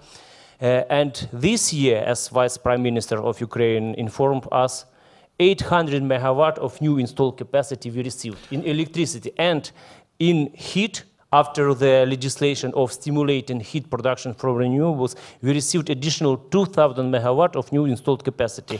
And ESCO, Gabriela Miranda knows that this year we have received from different investors about 200 new contracts in ESCO, for ESCO contract on the total volume of investment, 200 millions. That is the big signal that there is no any corruption in that particular sphere, as for the renewables and energy efficiency. So now you're talking about that, okay? Let's hear from Ukraine. I just want maybe to explain one more thing. In megawatts, it's not so maybe clear, but in number of participants on the market. In 2012, we have 2 investors in renewables, one in solar, another one in wind. Now in our list, only during last year, 2018, we saw 340 new developers which are trying to develop wind and solar projects. Of course, it's a smaller projects, not so huge as we can see with NBT or Scatec Solar, but the number of participants grows a lot of times. Another one thing, key reform in Ukrainian state sector, it's a corporate governance reform. You can see that companies which already obtain independent supervisory board have much higher level of transparency, much higher level of contractors, for example. The first company, it was Naftogaz Group, Naftogaz company, UGV also belongs to that group. We as Ukrenergo also last year, we got independent supervisory board with 4 representatives from abroad, with very good, qualified, very skilled professionals. And we created already all new compliance institutions, compliance procedures in our company. And we are responsible for transparency personally, not only management, but also supervisory board. Prozoro system is also a very good instrument to control. Of course, it's not an instrument, fighting corruption instrument, because everybody can use different procedures maybe for stolen some money in procurement, but you can see everything. Everybody can see everything. It's a very good thing, and it's the best platform in Ukraine for state procurement, for public procurement. So far, I've been hearing that, okay, everybody recognizes it's a problem, but it's getting better, okay? That's really how I think about this. Gabriela, what do you say, as you have followed this country for a long time? Is this a true way of describing the situation? Well, you have said yourself, you basically have a huge problem with the legal system, okay? So you might have all of these transparency rules, but if you can go to a judge and pay him off and basically turn up with 40% saying they own the company, you know, you are basically haven't moved that far. I'm challenging you on this. No, yes, thank you for challenging me. Well, there are different things that I would like to say. One is certainly on the legal aspect. Ukraine, as you may know, it's a highly legalized country. Everything has to go through legislation. Nothing can be done just out of any decree or decision. It has to go through parliament and legislation. And there's a big risk when it gets to parliament that it gets political meddling and influence. So there's, I think, one of the risks that remains, but it's getting better because the civil society is highly mobilized. There's a lot of new institutions that we have seen. We've mentioned NABU, the National Anti-Corruption Bureau, the General Prosecutor's Office, the Business Ombudsman Council that have been following up and working with the international community and the business community to address these issues, to bring it up. And in the past, they used to be real, but they stay in the shadows. Today, they are real and they have been addressed, and these institutions are connecting. And Mr. Seremeta mentioned this morning, he didn't expect that he would be exchanging with the General Prosecutor's Office a year ago still. So these things are improving. It's still happening, but I think the opportunities for corruption, even if they remain for the time being, they're at least addressed. The other thing I wanted to say is that a lot of these reforms, named in decentralization reform, the corporate governance reform of SOEs and others that are underway, of course, they kind of move the waters and make things shake. And this shaking is extremely important for moving out of this status quo of, okay, this is the old system. The system has been rooted for 25 years. If you think of Poland and Ukraine 25 years ago, it was the same level of development, quote unquote. And you see, there are different factors, of course, but if you see the development of both countries, something went wrong, and Ukraine was stuck in transition. And I think this transition is finally happening, and there's this kind of inertia taking off. The reform of the state-owned enterprises, I didn't mention it before, but I think it's one of the very excited and very important reforms underway. With the support of Norway, we have just concluded the review of Naftogaz. That was the first large SOE being reformed in Ukraine. We will present the findings next month in Kiev, but we have already seen that there are opportunities, great opportunities from the unbundling of Naftogaz. There are things that are happening. There are challenges. It's not going to happen from day to night, but you see the level of professionalism of the people that are inside. You were talking about human resources before. The level of professionalism that exists today. There's the Ukrainian Corporate Governance Academy working behind with the corporate governance people on the ground. So there are some opportunities there, but a lot still to be done because, again, going back to the political meddling, to the opportunities for large oligarchs and having a really strong hand on these companies that are extremely important for the energy sector. And of course, keeping the government at arm's length. So they have to have an ownership policy, but also leave these companies operate in a professional and in business environment that it still needs to be improved. And we're going to be working with Ukrenergo going forward also with Norway. So this is a very important area for us. Can I challenge Felix? You work in an oil company which historically and everywhere has been sort of associated with corruption. I worked in the energy sector for 35 years, so I basically know that statement is fairly true. How do you deal with this corruption problem in your organization?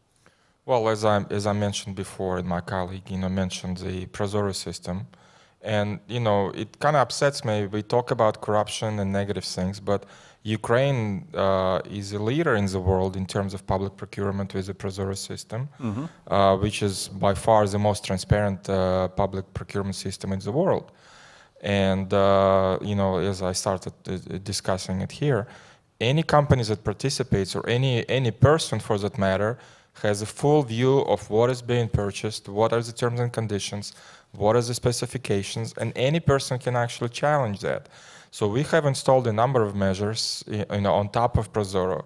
We have an independent conflict commission that anybody who feels that he's treated unfairly sends a complaint to the Independent Conflict Commission, and that Independent Conflict Commission reviews that complaint and then is required to publish online a written response backed by the company. And if the person who complained is not satisfied, he can lodge another complaint to the Naftogaz, to the higher level, where there is a central conflict committee, which again reviews in a different set of people, independent, again reviews this complaint and makes a ruling, and about 5% of the rulings, to be honest, are made in favor of the people who complained. From my perspective, I have a number of tenders which were delayed, postponed, for many, many, many months. I was not able to buy the equipment that I needed, but because they were going through this system of complaints, of being challenged by the public, challenged by other companies, and at the end of the day, like I said, only 5% of them get satisfied, and 95% of them get thrown out, because unfortunately, the side effect is a lot of companies use this tool as an influence on us. You know, they'll say, oh, we'll just meddle in your process. We'll keep filing complaints to slow down your process. So you either, you know, meet our requirements or I'll complain to death. And we have such instances, of course. Okay. But this is a price that we as a company are willing to pay for that 5%, you know, of the honest tenders, so to say. And these are not the tenders which we deliberately make the mistake or we deliberately, you know, mislead the public or the companies. But, you know, they go through the process and, you know, some mistakes are found. We are all humans. But we pay the price in terms of time, but at the end of the day, we comply with 100% transparency. You know, I welcome to challenge anybody in this audience who knows any better system in any public or private company in the West. Mm-hmm. And I'm willing to bet a bottle of champagne that there is not. Anybody wants to take the bet? Anyway. We'll see. We'll see. No, but you know, I mean, with all due respect, every time I go outside of Ukraine, I get asked this question. And unfortunately, it's this, you know, this shale of 25 years of really, you know, let's be honest, Ukraine was corrupt even before, you know, obtaining independence, you know, in Soviet Union. So it's not like something happened in 1991 and all of a sudden Ukraine became a corrupt country. It was a long and continuous and unfortunately growing process. And it's like cancer, right? You can never beat cancer. You can only treat it, you know, to keep it in remission. And unfortunately, it flares up in certain areas, in certain instances. But we apply pressure, we apply this, you know, chemical therapy, and we fight it. Now, has it been won all over Ukraine? Absolutely not. But we do not stop fighting. You might be impatient that everywhere you come. Thank you. There you are. People bring this up, but I will challenge you on one thing. Do you foresee that Ukraine will get investment grade without actually moving down from number 132 on Transparency's list? Well, I don't know who makes these numbers. You know, I want to talk to the person. Well, okay. I mean, with all due respect, I do not know how these numbers are compiled. You know, I have worked in many countries. I worked in China, Russia, Western Europe, and United States. And like I said, in many respects, Ukraine is far ahead of some of these countries in its procurement tenders and public policies. So I think, you know, we still have this hangover effect, and people are still, you know, making their decisions on some past you know, data points. And I think that number will continue to go down, and eventually, I agree there is a correlation between that number and the interest of the business community. But I'm here as the chief procurement officer of the largest one of the largest companies in Ukraine. As a matter of fact, we pay 5% of the total budget of Ukraine is paid by our company, and we're number one. I'm here telling you that your interests, if you choose to come and work with us, your interests are protected at the highest possible level of world-class, you know, integrity standards, and you will not be disappointed. Thank you. We are starting to move towards the end. Can I get, I've deliberately taken the corruption issue because it always comes up, as you say. Each time you are somewhere, people ask you about this. So I think that this exchange we have had has clarified a number of things. And I come to the conclusion that you all seem to think that it might not be straight A's, as somebody said, but it's getting in the right direction. Can I, before we leave the sort of obstacles, can each of you think about one other obstacle in your field, just one, that actually you see as an important obstacle? And you don't have more than 30 seconds, I'm afraid. But what do you see in addition to corruption and the state of the legal system? What else do you see as an obstacle to really fulfilling the great potential of this country?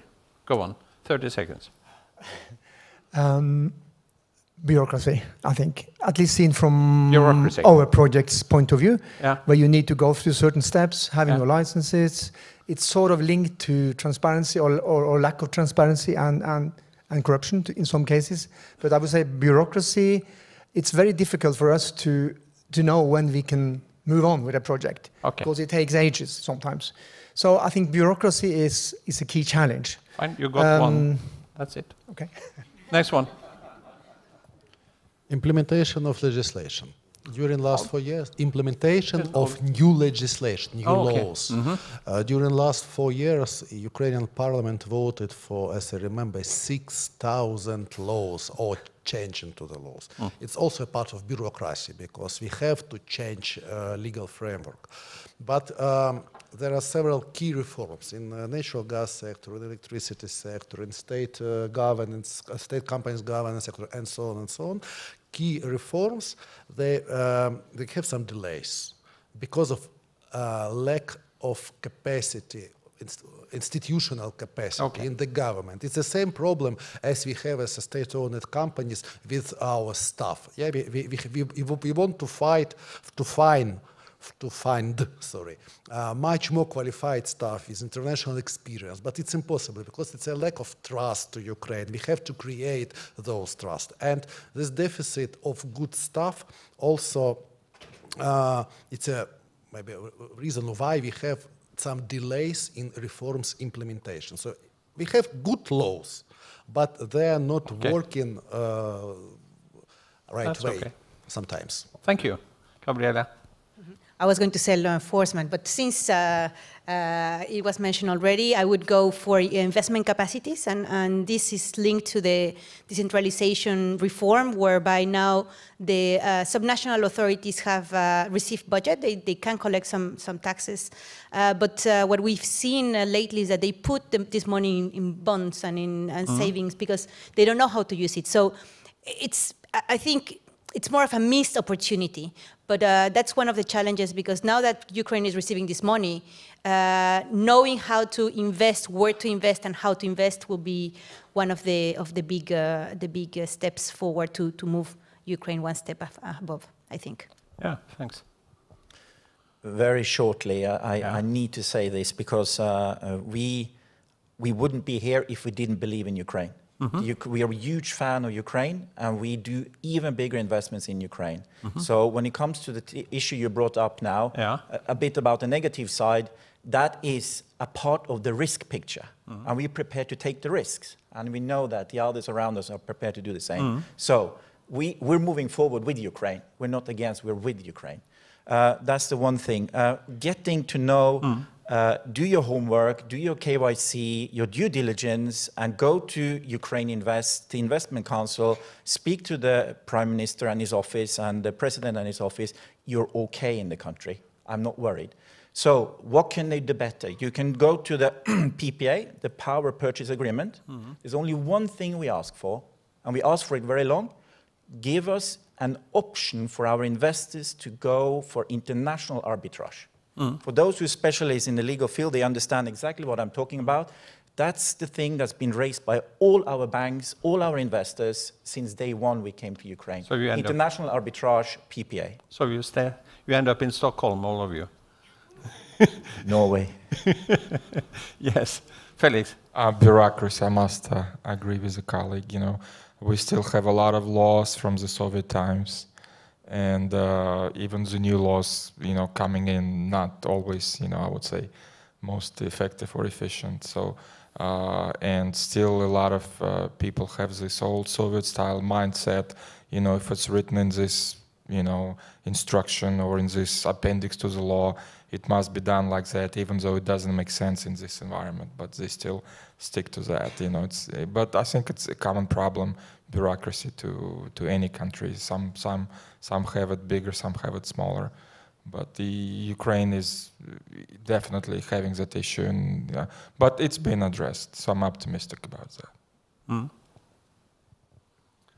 Yeah, for us it's the transition of the renewable energy framework and the incentives structure, making sure that when you move from the current feed-in tariff system into auctions, it is being done in a sensible and good way, and to avoid that, as my CEO said, every Tom, Dick, and Harry can win, and afterwards, even though there are unserious players at that level. You have a lot of trading of projects afterwards and a lot of security to what extent all of these projects are being implemented, but making sure that there are serious and solid players behind the projects that are being bid into the projects and into the auctions, and that those projects are actually being implemented.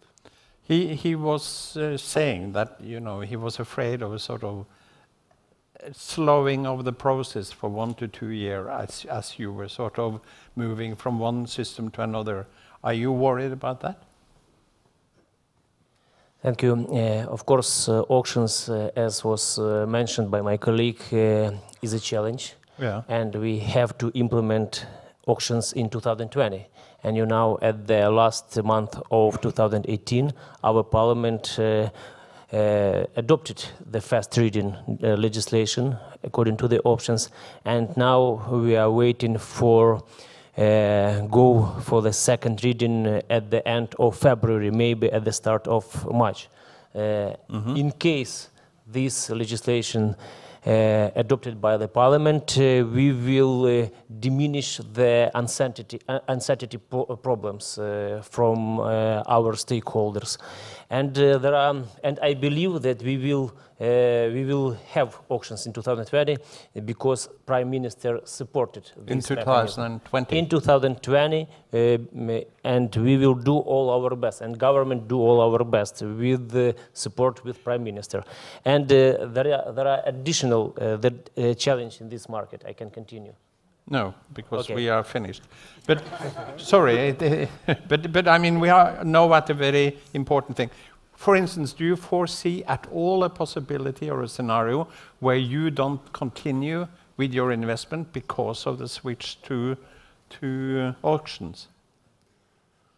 Yeah, clearly. If you don't see that an auction system is being implemented where we believe that it's a fair playing field, or there is sort of a sensible structure around it, I mean, clearly, I mean, there are many examples of countries where auctions are being held and winners are being awarded and nothing is happening.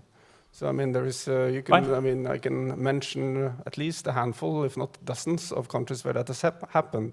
So it needs to be clear and good regulations around it. And in terms of activities slowing up, I mean, we take in the range from 9 to 12 months to finance and construct a sizable renewable energy project. Now we are sort of getting well into Q1, and the current visibility on the framework is until the end of 2019. Okay. So, I mean, for us, if we are going to be a serious player, we cannot continue invest in new projects that are coming up now, and until there is a clear framework available.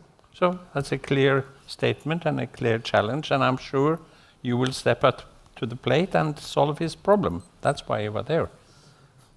Oh, Amund, you are the last person who gets the word. Right, I had several problems, but if I should stay out of municipal investments and energy efficiency, which didn't stimulate my colleagues here so much, one issue regarding electricity and renewables, which hasn't been touched upon, but which is needed, and that is market reform. I mean, consumer prices are not, they are regulated, they're not free, and as long as you have this 1.8% of renewables in the grid, there's no problem, but if you're increasing the share, you have to reduce the gap for the support system and the tariffs for renewables to be sustainable. So I think that's the one important part which is to be addressed. I think it's exactly time.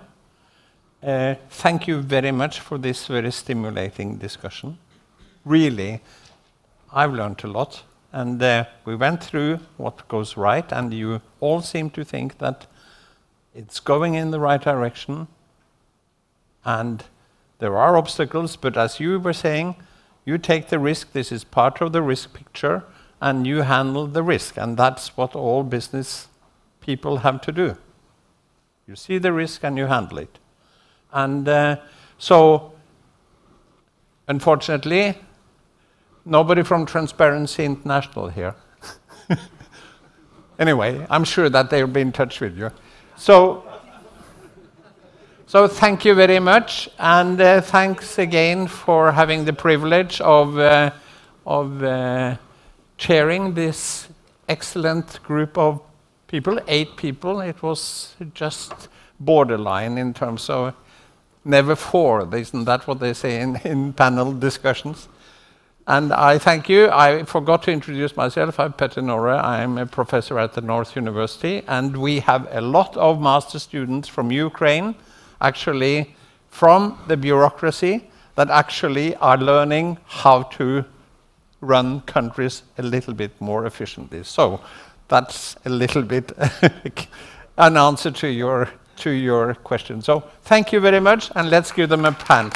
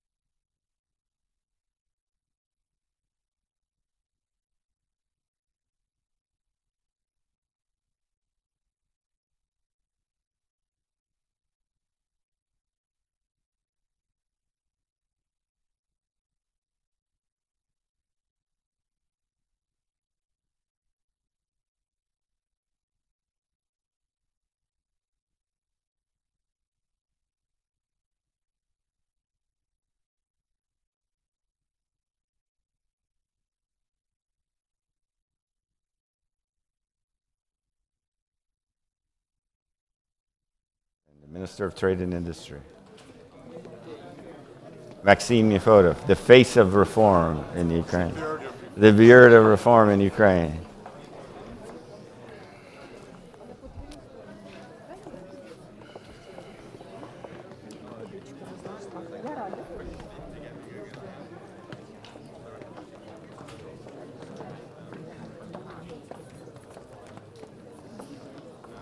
Good to see you.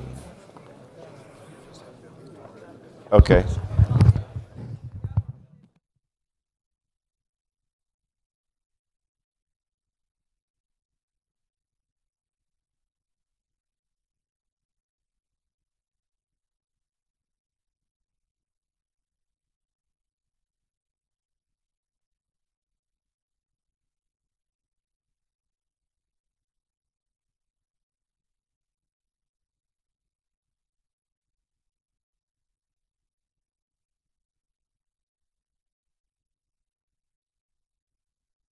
My name is Brian Bonner. Excuse me. Oh, no, go.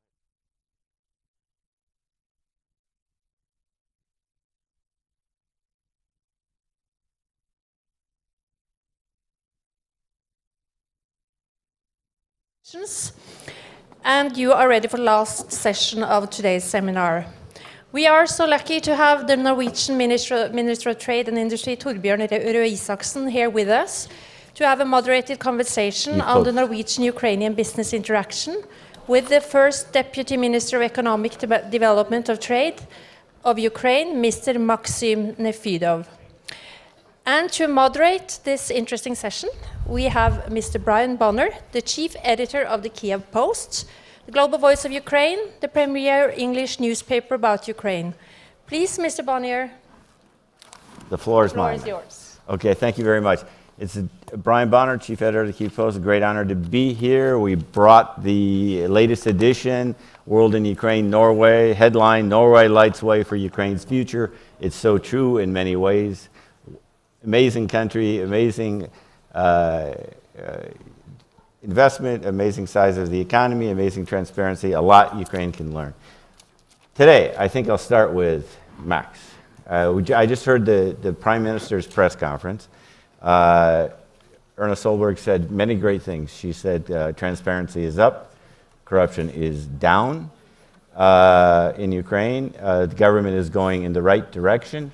My question is twofold to you. If that is the case, why isn't this showing up in big increases in foreign direct investment? And secondly, if you had $1 billion to invest, would you invest it in Ukraine? And if so, where? Okay. Thank you, Brian. And again, it's my very big pleasure to be here in this wonderful country. And thank you to all of you who after a lunch and an extra lunch are still here listening to us. I understand how difficult it is.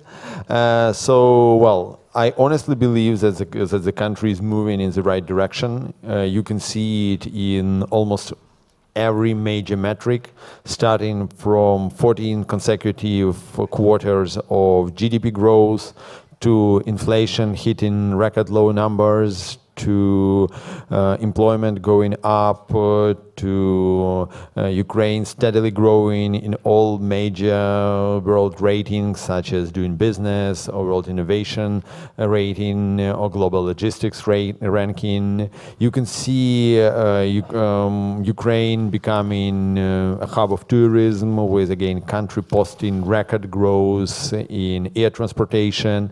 Boryspil became the third fastest growing airport in Europe last year, and so on and so on. Is this enough? Well, definitely not it is. Had we started, really doing our job in the early 90s, like many other Eastern European countries, we could have been talking about an absolutely different, radically different absolute level of quality of life and GDP per capita and so on. But there is no sense, to be sorry for what never happened, and we just need to work even harder now. Are we happy with the absolute level of FDIs? Definitely no. again, I'll be very open with you. Ukraine is not getting its share of foreign direct investments per capita, per GDP level. So it means that we are still realistically expecting a substantial boost of investors. Why is it so? Again, I can give my own version. So first of all the investors, they were waiting for the country to bottom up. So for the country to hit the bottom, for the economy to definitely show traction of growth and so on. Second is that all the investors, they come with labor-intensive investments and not capital-intensive investors first. So that's why you have such an influx, say, of automotive spare parts production from Japanese Fujikura to German Leoni and so on, just because you can plan and set up such a shop in a year, maybe a little bit more. And for many other investments, you need a cycle of 3 to 5 to 7 years. And the third reason is, of course, the fears of military conflict and of associated Russian propaganda. There are still, even now in 2019, a couple of companies whose HQs demand their local staff to travel in armored vans with military contractors that supposedly protect them in downtown Kiev. Well, that's, for any one of you who has seen pictures of downtown Kiev, that's pretty ridiculous, but that's how corporate bureaucracy and inertia sometimes works. And, well, getting to the second part of your question, I mean, would I be willing to invest money in Ukraine? Definitely I would. And I think that, well, I definitely don't have $1 billion, but I think that the fact that I'm, for those of you who don't know, I'm a previous investment banker in my life. I never worked in public sector till 2015 when I joined the government after Maidan. And with my profession, I could have worked in London and New York, and the fact that I didn't do it shows that I have my own skin in the game. I invest my time and my money literally in trying to reform the country because I believe that it basically pays up.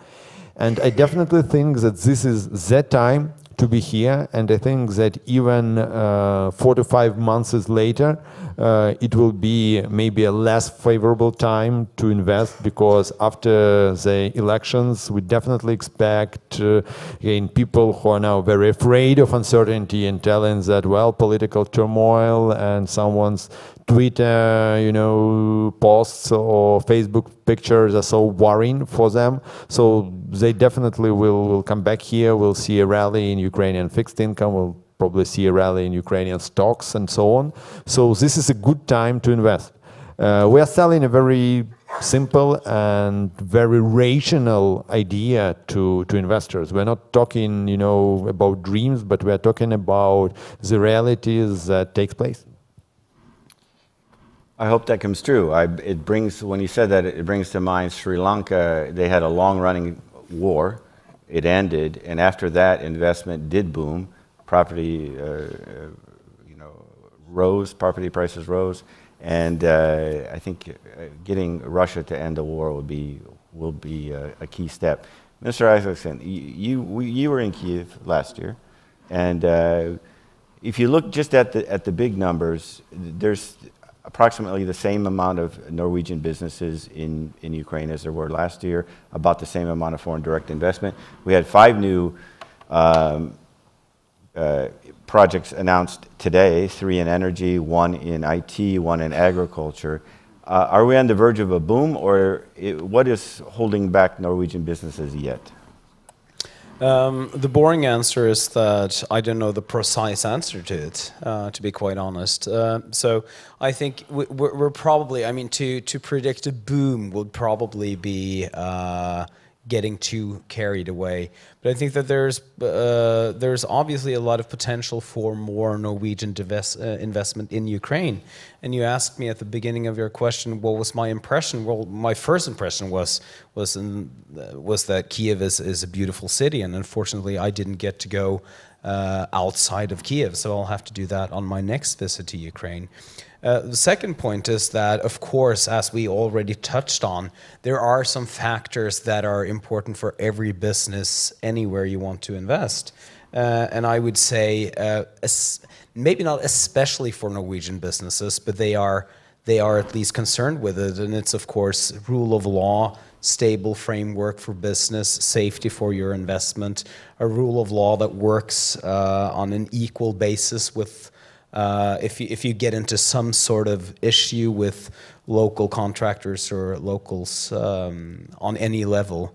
But the third thing is, and this I think is probably the most interesting thing to talk about a bit further, is that if you look at Norwegian industry typically, or business in general, there are, of course, some production industry. We do, for example, we do make car parts, some things like that.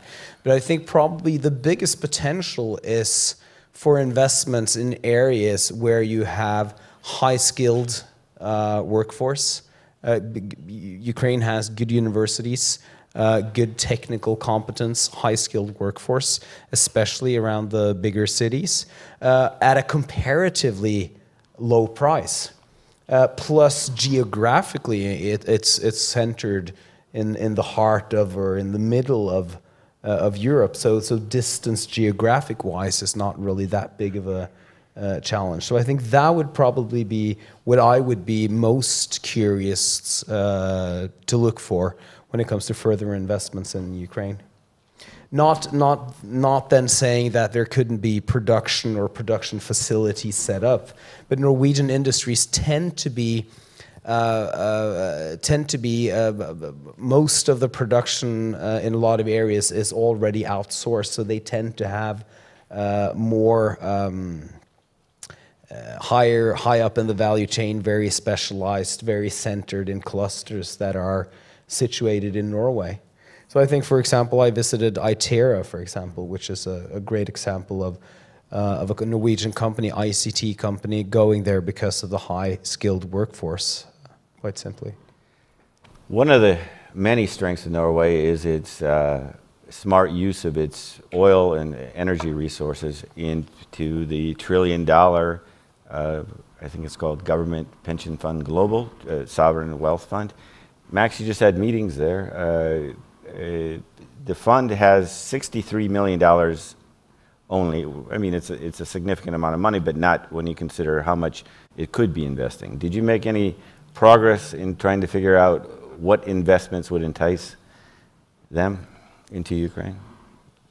Well, I think with any pension funds, they're fairly conservative in their strategy, and you understand why. So they basically they hold the future of the country's population in their hands. That they can't engage in any new unexpected ventures.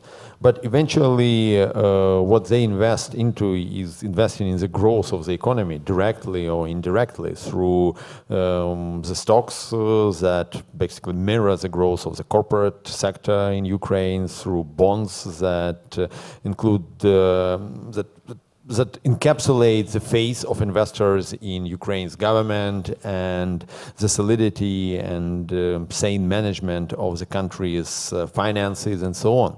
So the more we do on these both fronts, the more we'll see FDIs, the more we'll see investors like the Norwegian Sovereign Fund come into the country. And I think that, again, as I mentioned, we're moving in good direction in this regard.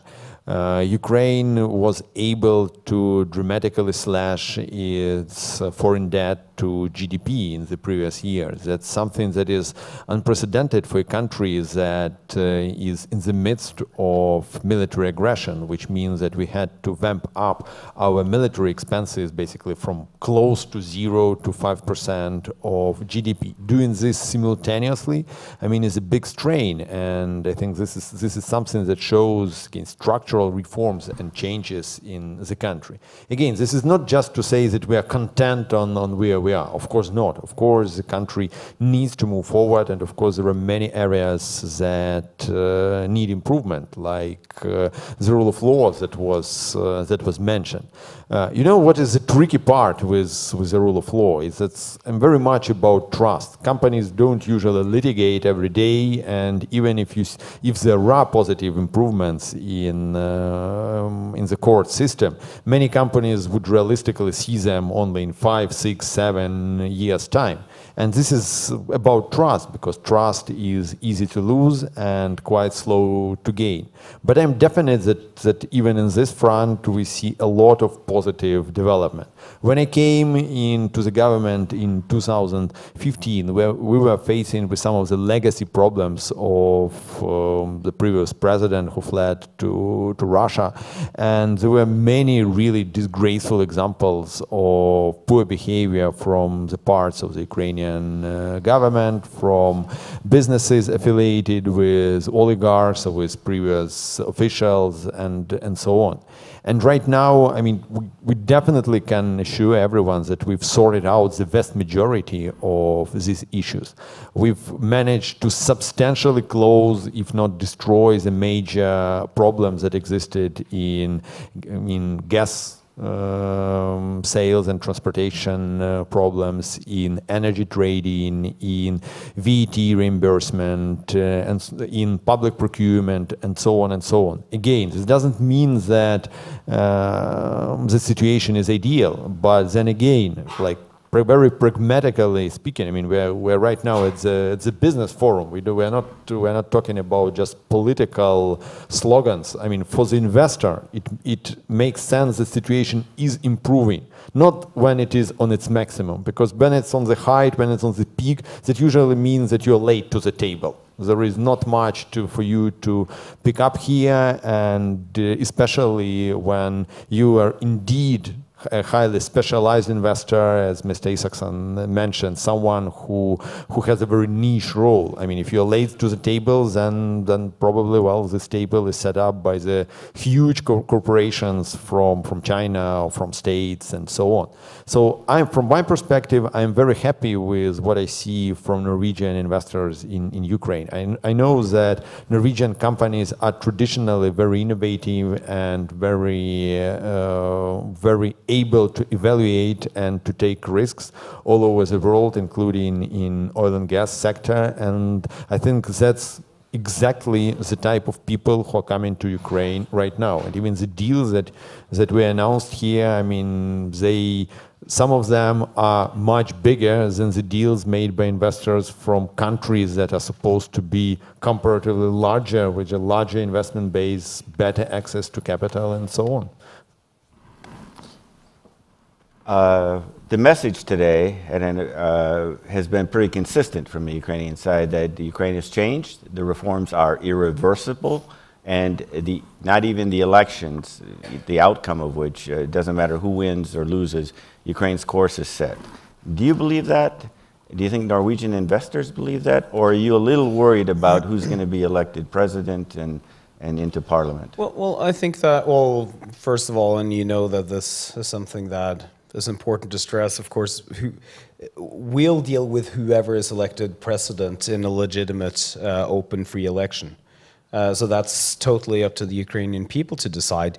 But I do believe, in the sense that you're presenting it, I do believe, and it's obvious, the facts on the ground show that there is a firm reform process, that the reform process is not, it's not just a, it's not a house of cards, so won't stumble just if the winds blow up a bit.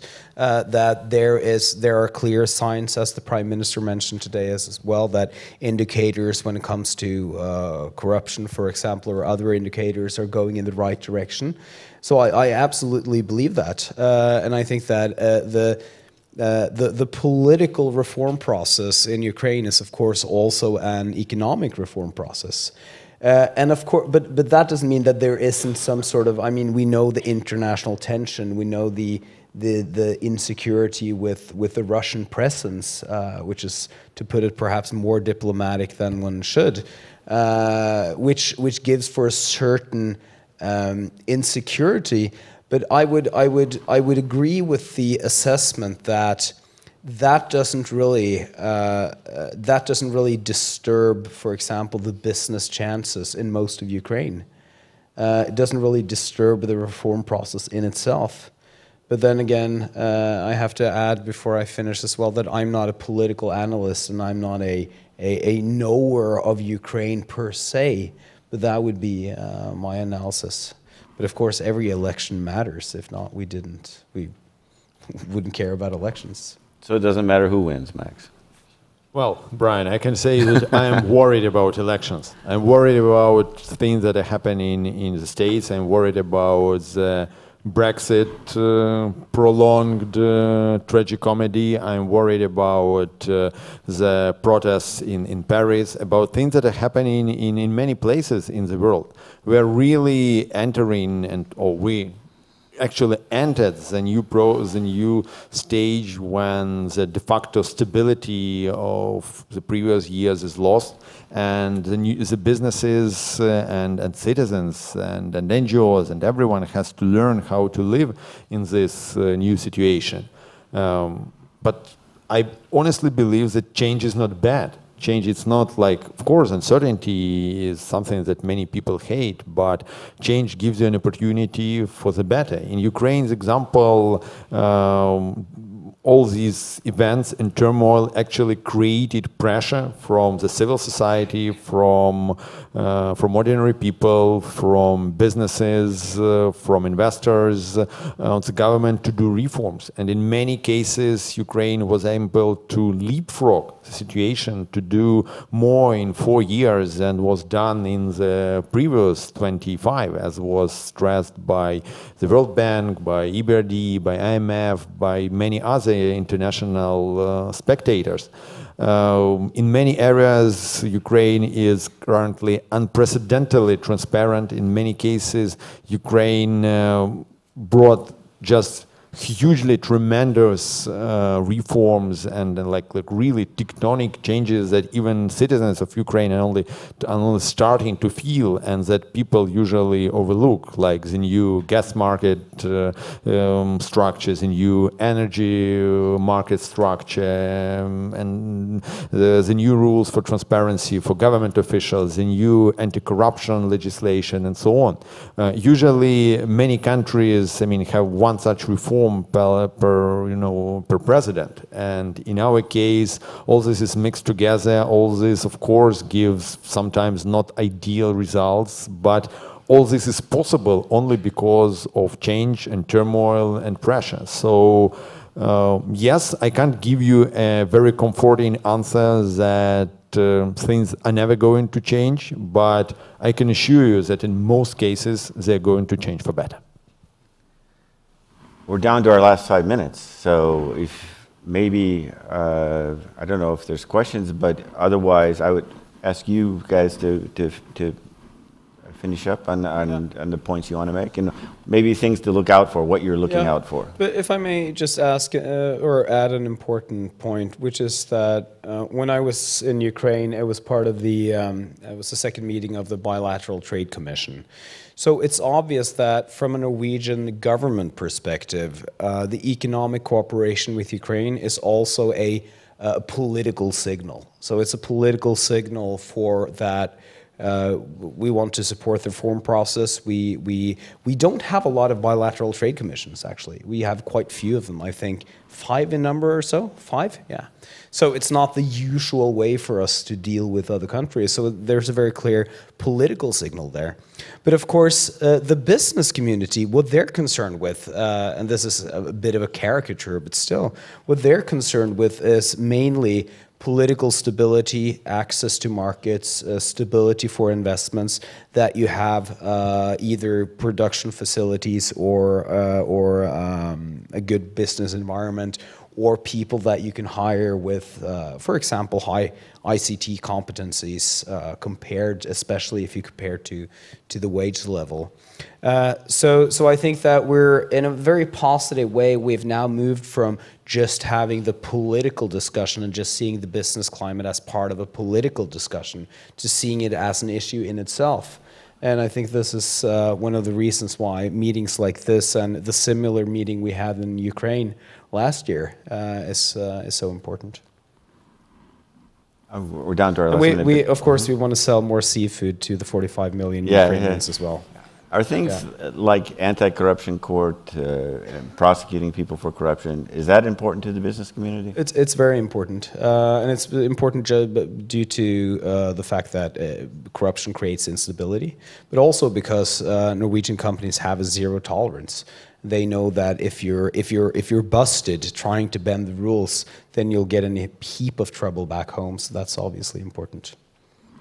Max, you get the last word. Well, when I grew up as a child, my most favorite book was a book by a famous Norwegian explorer, Thor Heyerdahl. It was called Kon-Tiki. It was about about six crazy Norwegians and one even more crazy Swede going on a raft made from a dozen of big trees across the Pacific Ocean. I can assure you that doing business in Ukraine doesn't require such tremendous skills and bravery.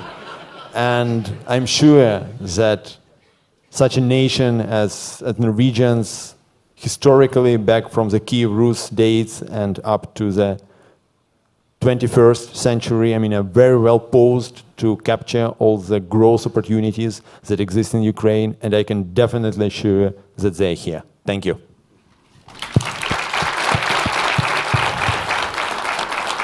Thank you. Stay in your seats. The best is yet to come.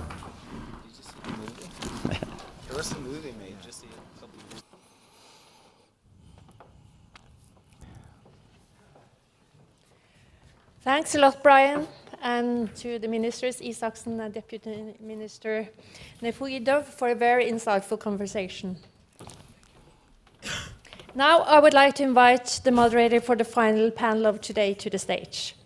He speaks Ukrainian, Russian, Belarusian, Norwegian, and hopefully also some English. He is the senior advisor at the Norwegian Agency for International Cooperation and Quality Enhancement in Higher Education. Dr. Martin Paulsen, the floor is yours.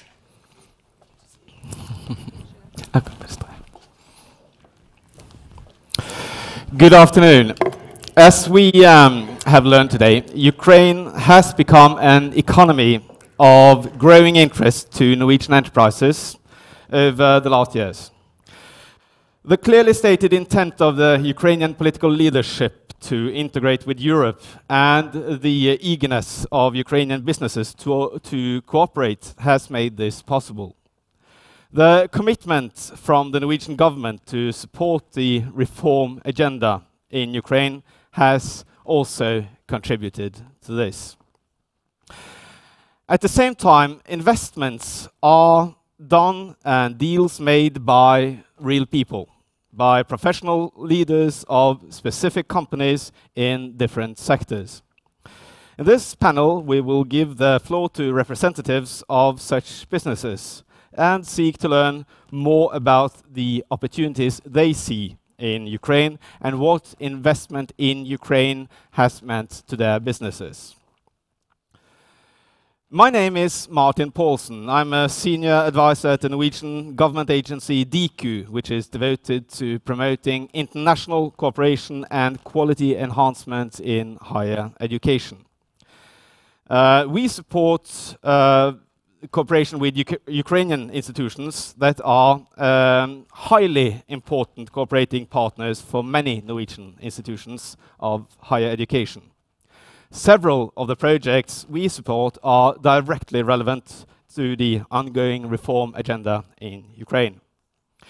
With my background as a researcher studying the development in Ukraine, I look very much forward to this panel.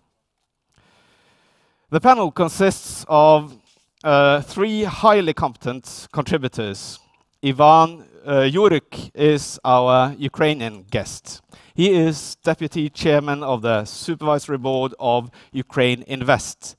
This is an independent advisory body established in October 2016 by a resolution of the Cabinet of Ministers of Ukraine. The mandate of this advisory board body is to attract and support foreign direct investment and to help improve Ukraine's image as a secure investment destination. Mr. Yuruk has a diverse background, among other things, as Chief of Staff of the Office of Ukraine's Finance Minister. Mr. Yuruk, please come up to the stage.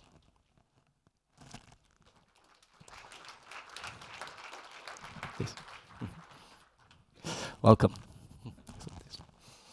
In addition, we have two representatives of Norwegian businesses. Arne Mjøs is founder and CEO of Itera, a leading provider of next-generation digital solutions for web-centric businesses and knowledge-intensive processes. Founded in 1999 and with headquarters in Oslo, Itera has 400 employees across offices in Scandinavia and Ukraine. Last year, they celebrated their 10-year anniversary in Ukraine. Please take stage, Arne Mjøs.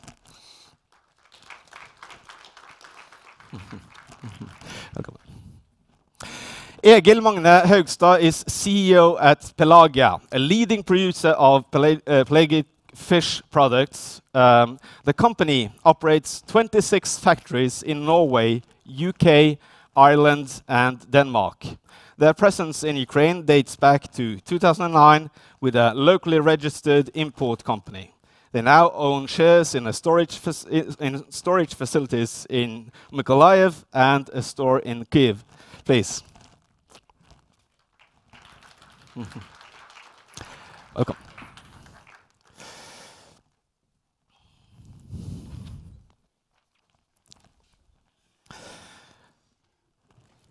Now, Arne and Egil, both of you, I discovered, have approximately 10 years of history in Ukraine. And this, of course, means that you have much of the same perspective. I'd like to, for the two of you, to share with us what made you make that initial decision to invest in Ukraine. Arne, would you like to enlighten us? Hello. Yes. Yes, 10 years ago we had a celebration this last year. So I think basically the main reason for going to Ukraine at that point was actually access to a very large pool of resources in the IT space. If I compare to Norway, the size of the pool in Ukraine is the fourth largest in the world. It's about 5 times larger than we have in Norway. And the capacity in the education system is 8 to 10 times larger than we have in Norway. So it was actually basically I needed to have more access to resources in Norway and also in the Nordics. We are a Nordic-based company. So that was the main reason. The second reason was actually the quality of the people, and know that the resources, the talents in Ukraine is at the same level, and in some cases also at higher level than we have in Norway. So it was both the scalability and also the quality of the people. So the low costs with doing businesses were not the first and not the second on the list of reasons for going to Ukraine for you? It, of course, always has some advantages when you go to Ukraine or whatever in terms of nearshore and global sourcing. You always also have some benefits on costs, that is for sure. But I think that was a part of the equation. It was not only going to a country with the lowest cost, it's actually to have the right culture, the right talents, and also have the benefits of in terms of cost efficiency, whatever. And when it comes to the quality aspect, when it comes to the human resources, which are highly important for your sector, what is it about Ukrainians when it comes to the IT sector? Why are they so good at this? I can actually refer to a professor in Norway. It's called Magne Jørgensen at Simula Research. He did some kind of analysis about where do you produce the highest quality in global sourcing. And his conclusion was actually that Ukraine was at the second place in the global after Argentina. So actually the quality of the people in terms of the code, you know, you need to have a high quality code, for example, when you make a program. So that is very important to not only talk about the cost itself in terms of hourly rate, but it's also what they produce, how efficient they are in working, but also the code they produce. That is very important. So if you produce code with low quality, of course you add a lot of additional cost in terms of maintenance, whatever. So smart people, they are quite very smart people. I think if you go to Asia, you can have more, I will say, easy tasks to outsource. But for Itera, we are delivering innovative solutions, so we really need to have the smartest people in the same way that we are looking for the smartest people in the Nordic region. So it always depends. You need to connect it to your business model. Thank you. I would like to move on to Egil, but before I do that, I would like to invite up onto stage the fourth participant of this panel. Mr. Børge Tvorg is Vice President of Project Finance in NBT, a company that develops wind farms in emerging markets. They have headquarters in Oslo, but are also represented in several countries, among them Ukraine. We saw NBT on stage earlier today signing a new agreement. They earlier acquired Sivash Energoprom in Kherson, Ukraine in April 2018. And the plan for that project, as I understood it, Børge, is to construct a wind farm with installed capacity in the range of 250 to 330 megawatts. And if I'm not mistaken, this is approximately the size of Drammen, the city of Drammen in Norway, the same capacity that you are building there in Kherson. That was your previous project. Now you have signed a new project here today, if I'm correct. So I'll invite you to the conversation after Egil has had the opportunity to add to the story that Arne just gave us on why you decided to go to Ukraine in, was it 2009 that you made this decision? Yes, that's correct. First of all, one has to understand that seafood sector in Norway is a big sector in terms of food production. It's not possible for Norwegians to eat all the seafood we have ourselves. We already eat 76 kilos, and we hardly sell anything of our total production in Norway. And our company produces 4 times more than the total meat production. So obviously Norway in the seafood sector is looking for exports. And back in 2008, 2007, 2009, Russia was the biggest market for Norwegian seafood. Ukraine was the second biggest. This has, of course, changed with the events in history. At that time, in 2007 or 8, I'm not sure if I remember absolutely correct, but around that time, the decision in Ukraine was approved as a member of WTO, which regulates trade and so on between countries. And at that time, we decided to be present in Ukraine with a wholesale business would be interesting for our company. Of course, we'd like to do that because then we had the possibility to control the value chain towards smaller wholesalers and the HoReCa segment. That would be the customers, basically, not final customers, and earn some money on that. Hopefully also taking a bigger market share than the alternative and have more stability as well. Also at that time we saw already then Ukraine as a potential for future production of final consumer goods. If Max had been present in the deputy minister had been present in the audience, I would say the comparison with the Kon-Tiki raft, I would say that we there have been periods after 2009 where I actually don't sure about the ropes that hold those wooden piles together, because there's been dramatic changes in Ukraine in that period. But okay, they have tightened up and things are much better now than it has been in this period. So for both your businesses, you made investments and you decided to go to Ukraine before the political changes that have been the highlights of newspapers all around the world, including Norway, and which has served pretty much as the background for today's discussions. You, Børge, you made the decision to go to Ukraine quite recently. So what was it that made it interesting for you to take this decision? Yeah, I was just giving a flare of this last panel, we came to Ukraine first time in 2012. Okay. And revisited in 2013 and assessed different wind developments in Ukraine. There were several things that made it more difficult to invest, but the most important reason for us to not move forward is that it was impossible to raise project finance, which we required.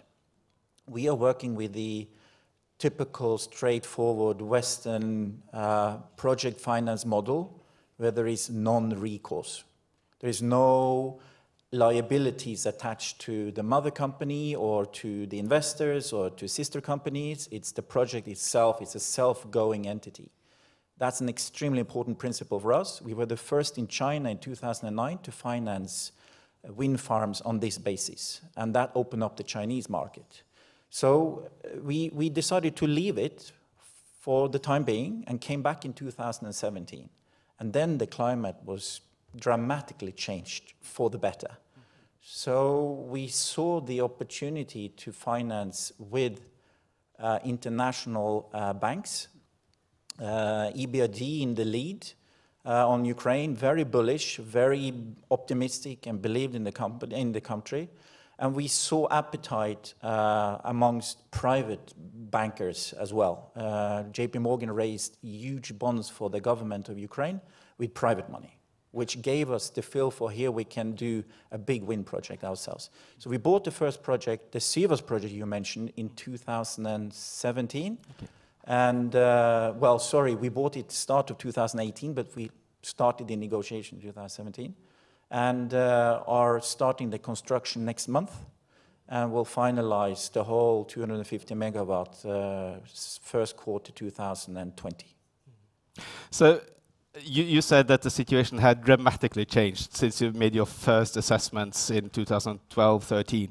And you mentioned that what was different to you then was that it was easier to attract investments. Were there things locally? What were the specifics about the changes, the highlights of the changes locally that made the changes was primarily linked to the legal framework. Financiers, whether they're Ukrainians or international financiers, they need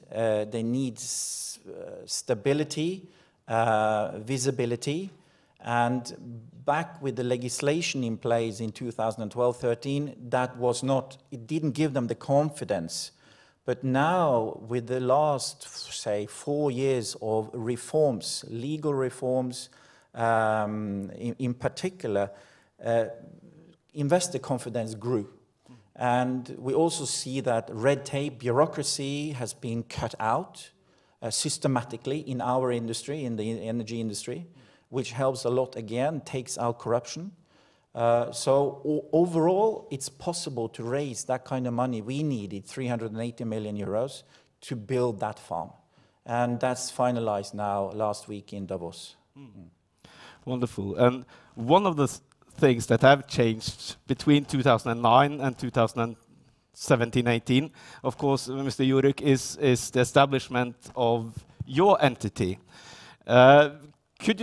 What is your role when it comes to Norwegian businesses coming to Ukraine to invest or to look for opportunities to do business? Thank you for this question. Thank you for having me here. I think this is not only about Norwegian investor, but overall general. I think our office is not for investment policy making, but more on client-facing function, because the government recognize that there is, there is nobody who can work with investors, guide them and navigate and help them to implement the investment project. So it was created in 2016, end of 2016, and we as a team of professionals, around 25 people, try to foreign investor to feel more secure and confident in Ukraine. I would not say it was a game changer, obviously. This is a critical mass. When you do reforms of the revolution of dignity, you understand that all the rules is not sustainable. You need a change in democratic development. You need a change in the business climate. This is a critical man. So you build alliance, and you attract investors, and success drags success. This is our main principle. We created not to say glossy narrative to investor. Come to Ukraine, it's all fine and you'll be happy. No, you have risky environment, but those risks can be addressed and mitigated. This is a model existed all over the world. You don't have risk-free model in other country. You have the risks in Ukraine, but those are measurable, addressed, and can be mitigated. It's a good example on renewables. I think what was the game changer, as my colleague said, I think this is about environment and regulation. I think what makes the sector attractive to investors, not only feed-in tariff and the new model coming in the future, but this is about regulation, that you have bankable PPA, power purchase agreement. And this, I think after that change were implemented, that, as my colleague said, that unlocked project finance to this sector. The investors see the sustainability. They can go to international arbitrage. They can sign on pre-construction phase with hard contract to go to the lenders and say, this is a project, please, if you're interested, it have good return. It's risky, but it's risky about execution, but we here as a partner that have experience, let's go and do this. And I think IFIs, IBRD, IFC were very helpful in this process because they understand that they need to contribute to regulatory changes. And if you take other sectors, it's always it's evolution. You don't have quick wins next day. It requires a lot of efforts, and I think we are as a bridge between the investor and the government to collect those feedback and feed into the policymakers in the government to say this is systematic problem. This is not because I like NBT or other Norwegian investors, because this is a problem for all investors, and this is need to be addressed. So this is how we operate. So if I understand you correctly, on the one hand, you have a very pragmatic approach. There are investors, others who want to come and do business in Ukraine. They are insecure. They have issues. They can come to you, and you can help them solve those issues.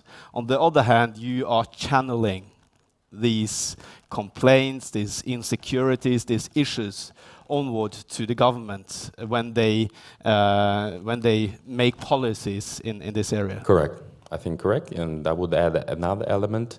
We provide actual relevant information to save investor time. You need to address this entity and this person, connect those investor and the person to save their times and facilitate this bureaucracy. Because on this previous panel on energy, I think bureaucracy is how legislation is implemented. This is about responsibility, accountability of middle-level bureaucrat, that he needs to do his job timely within laws and regulation and with investor-friendly attitude. This is we try to implement within the government.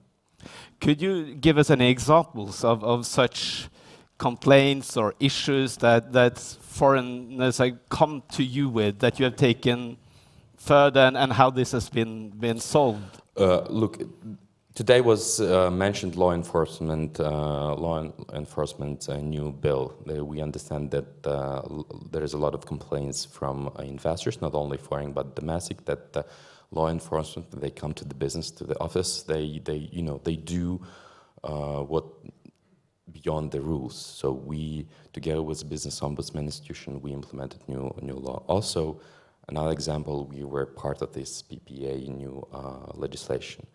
Also, we work on individual basis of the project, including Norwegian companies. Thank you. So for the two of you who have been in Ukraine for 10 years' time now, things have changed dramatically in the country. How has this influenced your operation in Ukraine? Would you like to start, Arne? Yes, I think when we started for 10 years ago, I think the main issue has been not internal. It's more the perception of Ukraine as some kind of corrupted country. That has been the major issues that we have seen. Everything else is not any big problem. We are working with, I call the intellectual elite of the people. So these people are looking to Western Europe or Western part of the globe in the same way that our people are working. So, and I feel that after Maidan, I think there was a lot of supportive for Ukraine in Norway. Yes, we always have the media that are quite negative against Ukraine, especially in Norway, I believe. I don't know. But I think that has been the main challenge that we have seen. But as see now is improving because the economic trade or whatever is actually improving. The reform are also very important, and also the transparency. And I think it's always important to keep in mind that this country is only, 25 years old or whatever. It's very early stage. So I always talk with my customer that this country will have more or less the same developing that what we have seen from Poland or whatever. So if you're going to have some kind of investment, I think the time is now actually to go into Ukraine and take your position and be a part of that growth. From our perspective, we are actually exporting a service. So we are exporting services. So we do not have any kind of domestic challenges with doing business domestically that you guys have. So we have had, I will say, more easy business model. So the biggest challenge, as I said, has been the perception in terms of corruption.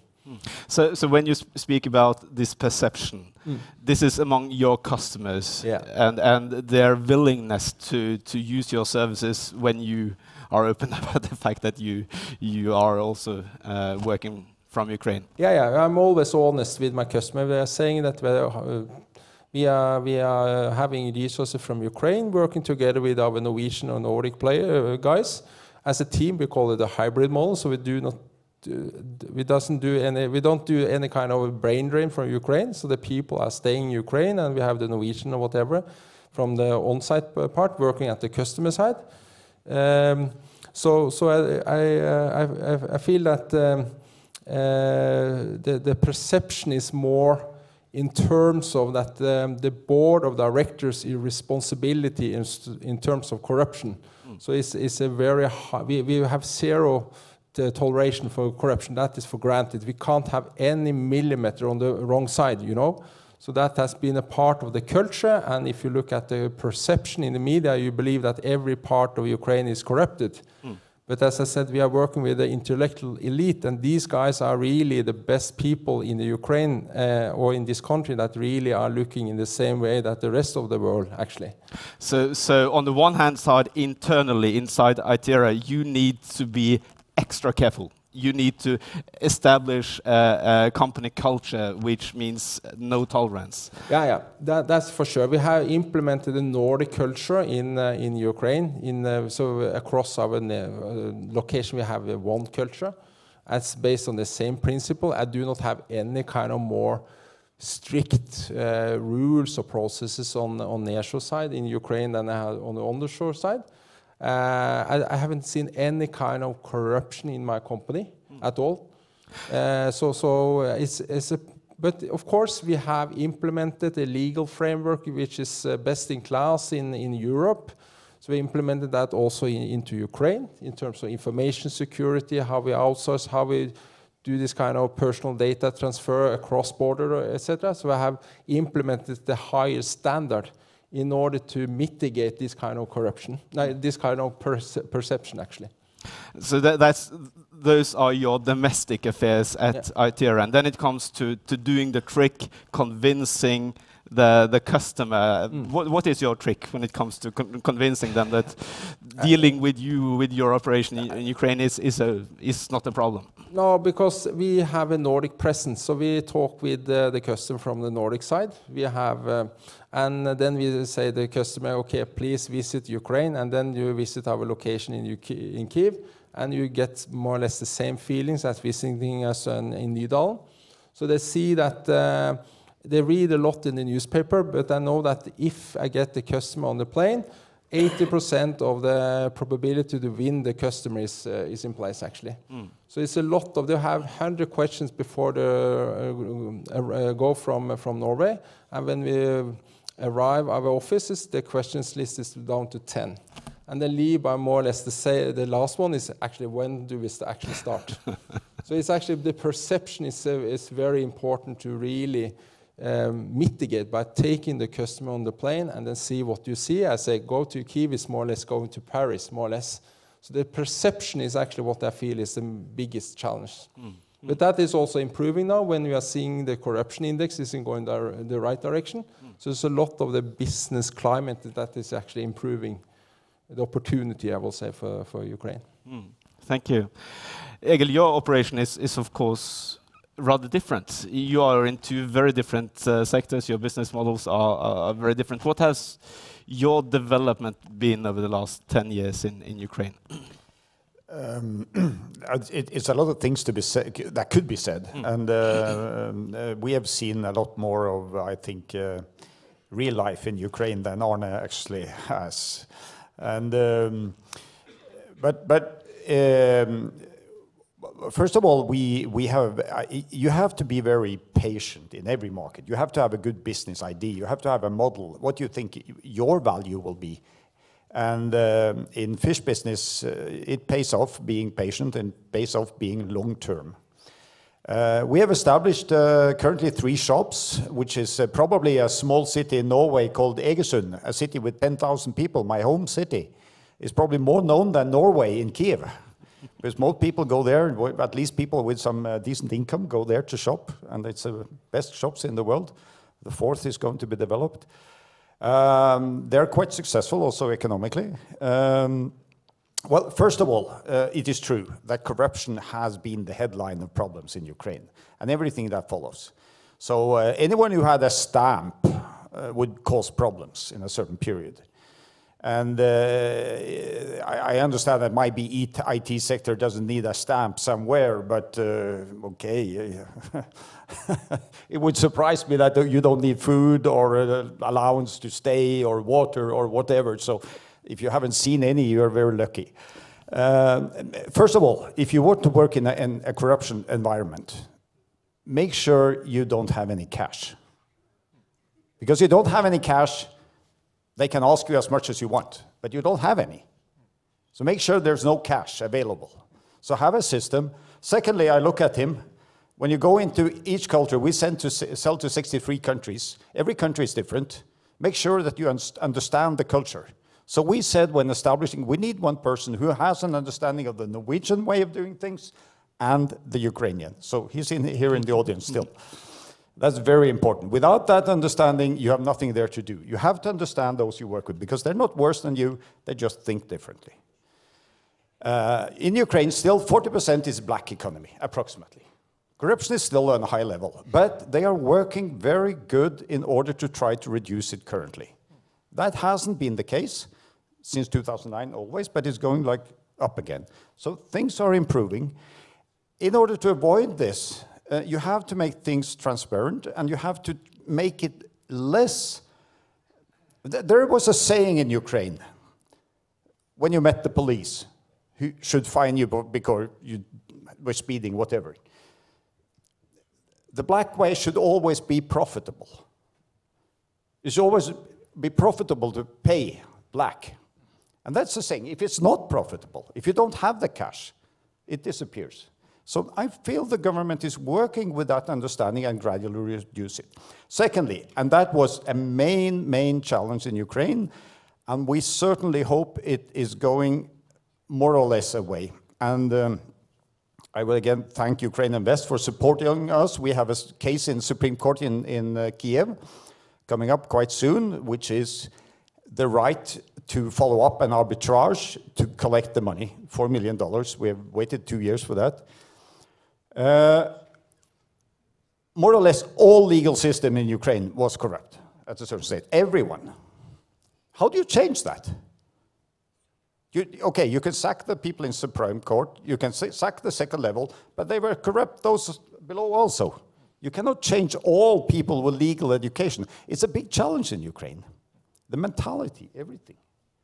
But no cash, absolutely no tolerance. Go to court every time you have a problem and fight, fight, fight, fight. And make sure that you have your home government behind you. We've had a very good support from the Norwegian government all time. And every time there's something like this, Prime Minister here, there, make sure that your agenda is there on the list. And it helps. Yes, Arne, please. Just want to add, I totally agree with you that we know where the corruption is in our business also. So one of the first things I learned from Telenor, because I started just after Telenor, that was never leave any kind of cash in because then you increase interest for some kind of corruption. And the second one was actually do all kind of reporting to the government according to the procedure, the timeline, whatever, so you don't have any kind of tax inspection, etc. So I have some kind of fives, and also own all the share from don't have any kind of local ownership into the local subsidiary. Have 100% control of your company. So all these kind of best practices I learned from Telenor, and I keep them just in my mind still, because I know where the corruption is for my business. And as you said, there is some risky business, but you need to know where you have the risk and how do you really manage this kind of risks. So that is what I'm saying. I haven't had any kind of problem because I got some kind of best practice from Telenor, and I organize my business accordingly, actually. Børge, as we said, your presence is more recent, even if you have studied the situation quite closely over a longer period.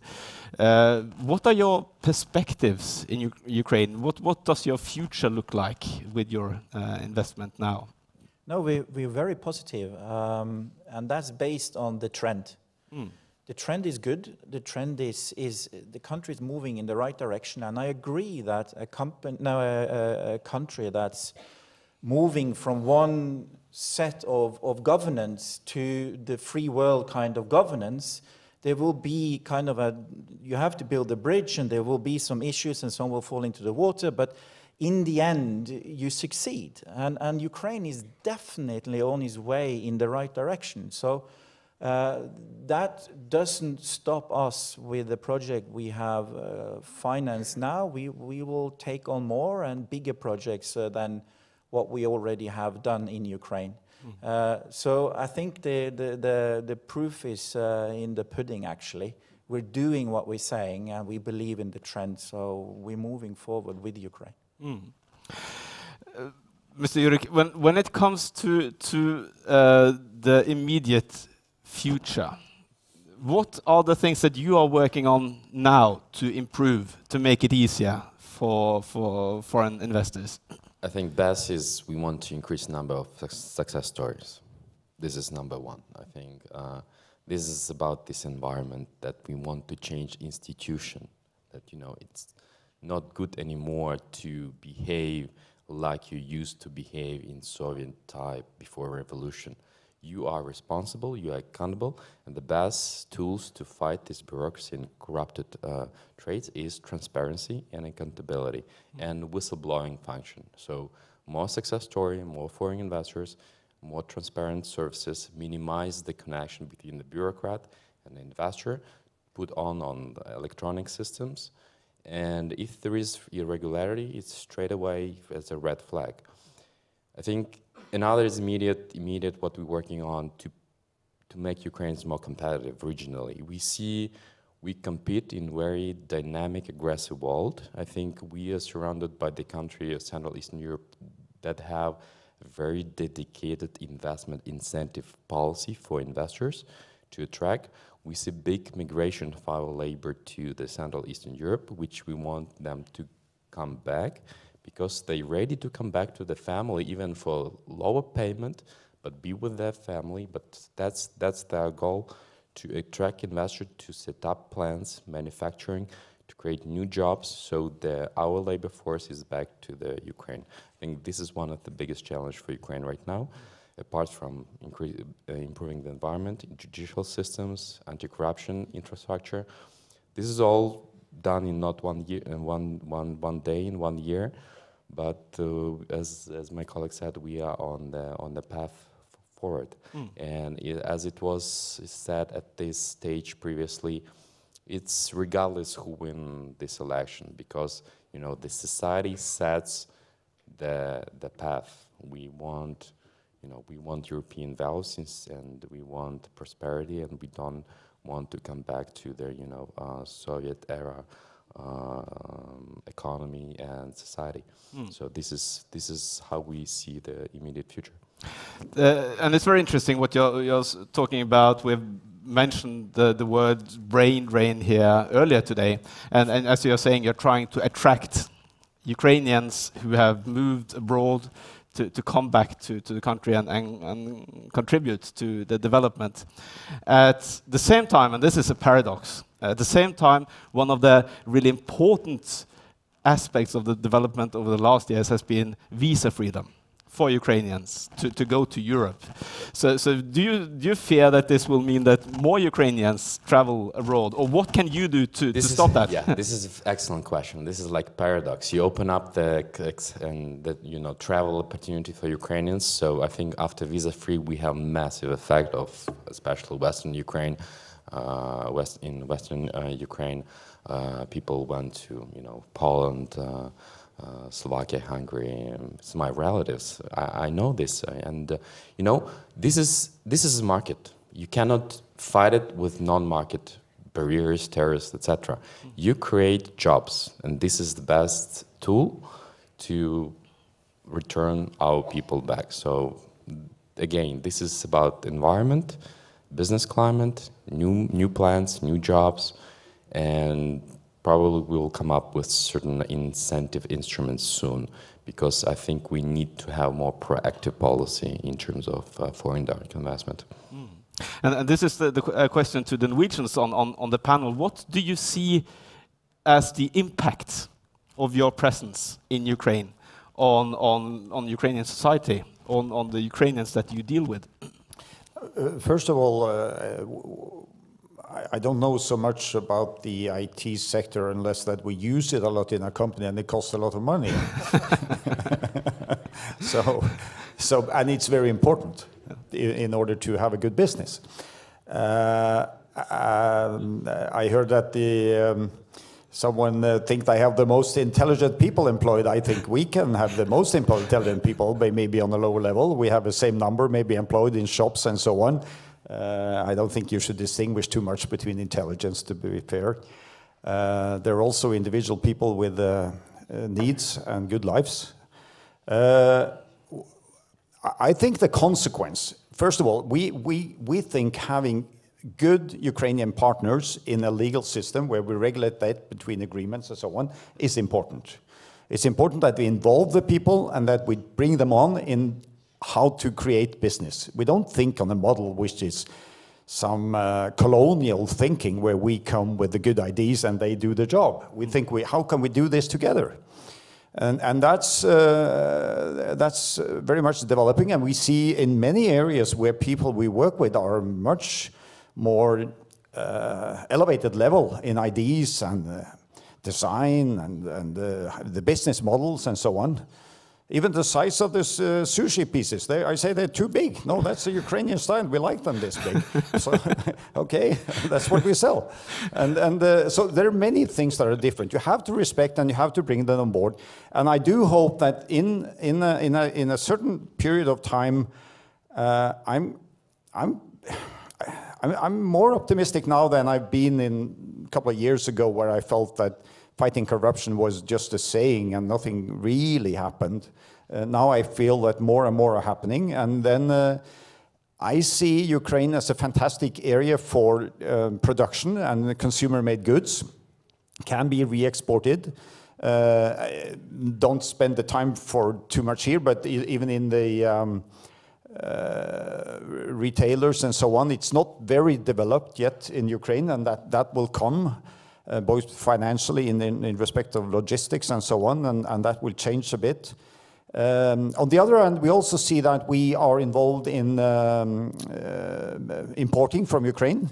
We're part in business in selling ingredients to the feed production in Norway for the salmon industry, amongst others. So we do export and we do import. So we are involved in business both ways. And in that area, we see also that, well, it's a fantastic agriculture country, but as times go by, they can also establish production for further processing their agriculture product for concentrated goods, which is also necessary in terms of penetrating a world market. So things will gradually go on, but it has to have a major impact of Ukrainians on board in order to develop their own society.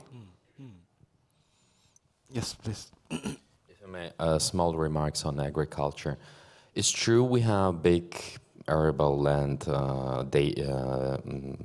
volume and great potential. We believe in the office, more grain, more million tons of grain take us nowhere.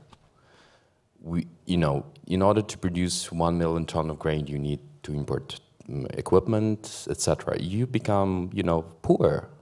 So the goal of the government is to track exactly this idea of processing, to create deeper value added goods and services within Ukraine that makes your society healthier and more wealthier. So this is where we, in terms of agriculture, where we struggle and try to set the goals that this is priority. This is a good remark. I'm actually coming back to, and I'm looking at the future direction, because every sector is actually talking about digitalization. And if you look at the digitalization in every sector, from healthcare, for example, your healthcare system, etc., I really believe that there is a lack of resources in all sectors going forward. So the shortage of resources is really a challenge in Norway, or in the Nordics, or in the western part of Europe, as well as also in Ukraine. So I believe that Ukraine can really take a huge step in developing their own country by taking the next level of utilizing these kind of resources. They learn from projects in the western part of Europe, and they can bring these skills back to really develop. And if you look at one thing which is some kind of slogan, Internet of Things and artificial intelligence, this is not any kind of this is not a joke any longer. It's really changing the industry by itself, the IT industry by itself, but also all other kind of industries.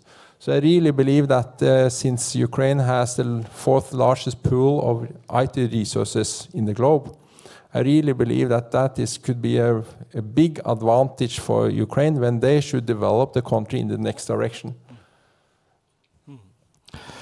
Børge, do you have a sense of what it means for Ukraine, your presence, your investments? I believe that when we bring in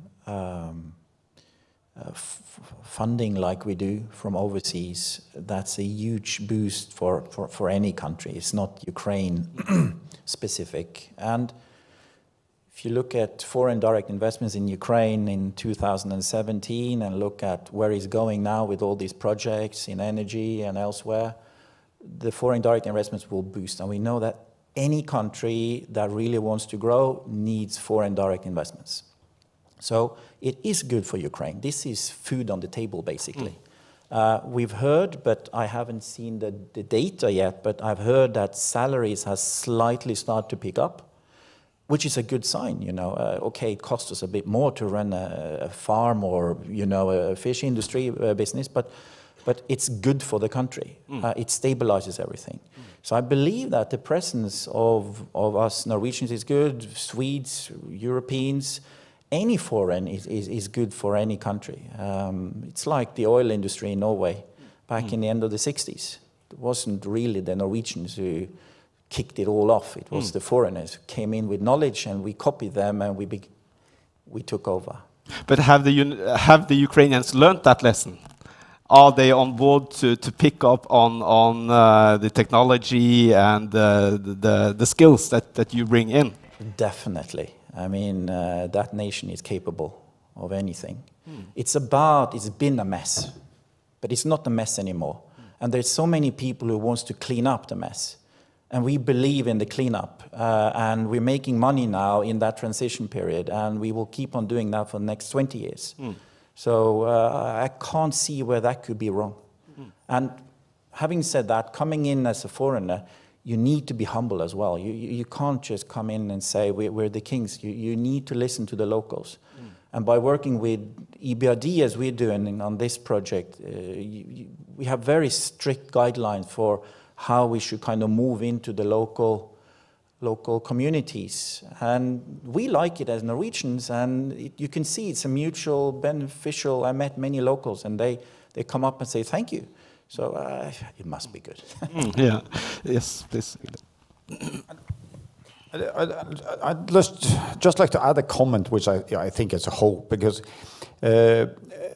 when you have employees who are drafted for military service, it makes something to you. You understand that, oh, there's a problem here, because your employees can be killed, as many Ukrainians have. There's a war going on in Ukraine. It's a very difficult time for the country, and they are doing a tremendous job at parallel, fighting a war, having the consequences, and they're building the country. That's challenging. So they need short-term results. We have to understand that. On the other hand, I think all of us have to reconsider, if you're just going to Ukraine because you have a cheap salary, that's not a good way to go there. It might be that the government say, yes, you're welcome right now, but this is not a long-term solution, because it will be different. It's not so long time ago, maybe at the bottom of the period, where the cost of many of the 46 million people, I mean, most of people are not well paid. They had maybe €1 an hour. Today it's maybe 4, which everyone here can think, what can I do with €4 an hour? It's not much. So it's a good increase, and we're happy to see that. However, it must be another future, with the high level of education, with the homogeneous population and so on, and relatively few problems. Great natural resources. So only going in there and doing business because you have cheap labor, that's not the way to go forward. You have to have something else. It has been a long day, and I can promise you we are now going to finish and allow you to go on to the reception in Oslo City Hall. Before we do that, I think I'd like to challenge you, the 4 of you. All of you are quite optimistic when it comes to your own investments and presence and the development of Ukraine. I know that there are people in the audience that are perhaps a little bit more skeptic, that are holding back their investments. What will be, in one sentence from each of you, the main reason for them to consider Ukraine? Who will pick up the microphone first to make that one sentence to reconsider and think even harder about going to Ukraine? Just take it, just jump into it, and collaborate with the Chamber of Commerce. They help you if you have any kind of challenge. So go into Ukraine together with the Chamber of Commerce. Thank you. Any others? If you're prepared to manage your risks, you will make much more. Go.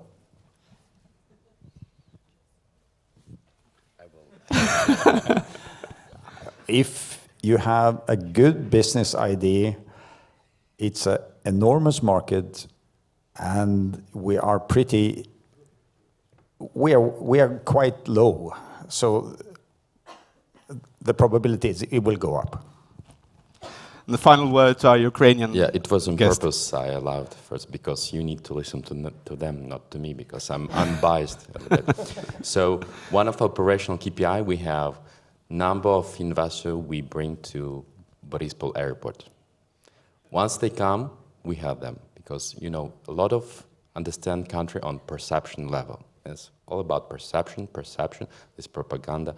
Once you come, you understand there are risks, but you can address it. So come to Ukraine. Thank you.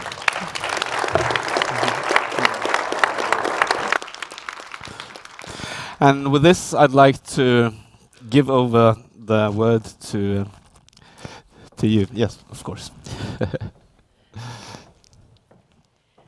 Thanks a lot, Martin, both to you and your panel. I think this was a particularly interesting debate. I think it concerns everyone in this room, and Ukraine wants us to invest, and the Norwegians are slightly hesitant. But I can also say that for EVRI, we have experienced that taking your customer to Kiev, that is always a good idea, because you come there and you see that, okay, this wasn't all that dangerous. So I agree with you. This has been an eventful day. It's been packed with input. Useful, important topics have been discussed with more than 350 interested delegates. My impression has been that we've had a very enthusiastic audience, and I'm very pleased to see that so many of you have actually traveled from Ukraine. We've had several insightful speakers, as well as very relevant panel discussions. All of them have been very good. In addition, we were so lucky to witness the signing of a joint statement of strengthened Norwegian-Ukrainian energy cooperation by Erna Solberg and Prime Minister Volodymyr Groysman. In addition, we had the 5 important business signings within the sectors of energy, agriculture, and information technology that actually adds up to a lot of money, if you think about it. I think that this indicates that there is a very, very big interest for more cooperation between Ukraine and Norway going forward. And it's really pleasant to see that Ukraine, by your department, is actually trying to mitigate the reasons that the Norwegians see for not going into the sector, and that you're actually funneling them to the government in order to make it easier. And that's very nice to hear. And I do believe also that what you said, Børge, about the fact that the risk is a lot less now than only 5 years ago. The climate is better, and it's more welcome to go there and invest. With this plenary session, this was the last official one in this room, and the forum is now over here. But you are all invited to an evening reception at our impressive Oslo City Hall from 5 o'clock to 6:30. But please make sure to bring your ID, the badge that you received when you came, as well as your ID. The Mayor of Oslo, Mr. Marianne Borgen, will actually greet us personally, and that will start at 5 o'clock sharp. So please plan to be there at 6:45. At 4:45, the latest. Yeah. After the evening reception, we hope that you all leave and think that this has been a useful day, and that you've received interesting information, and that you take the opportunity to actually meet more people who are interested in the same topics that you might be. And I guess looking at your badges, you can see who's in your sector. So take the opportunity and enjoy the reception at the City Hall, and I wish you all a wonderful evening, and thank you very much for listening to us.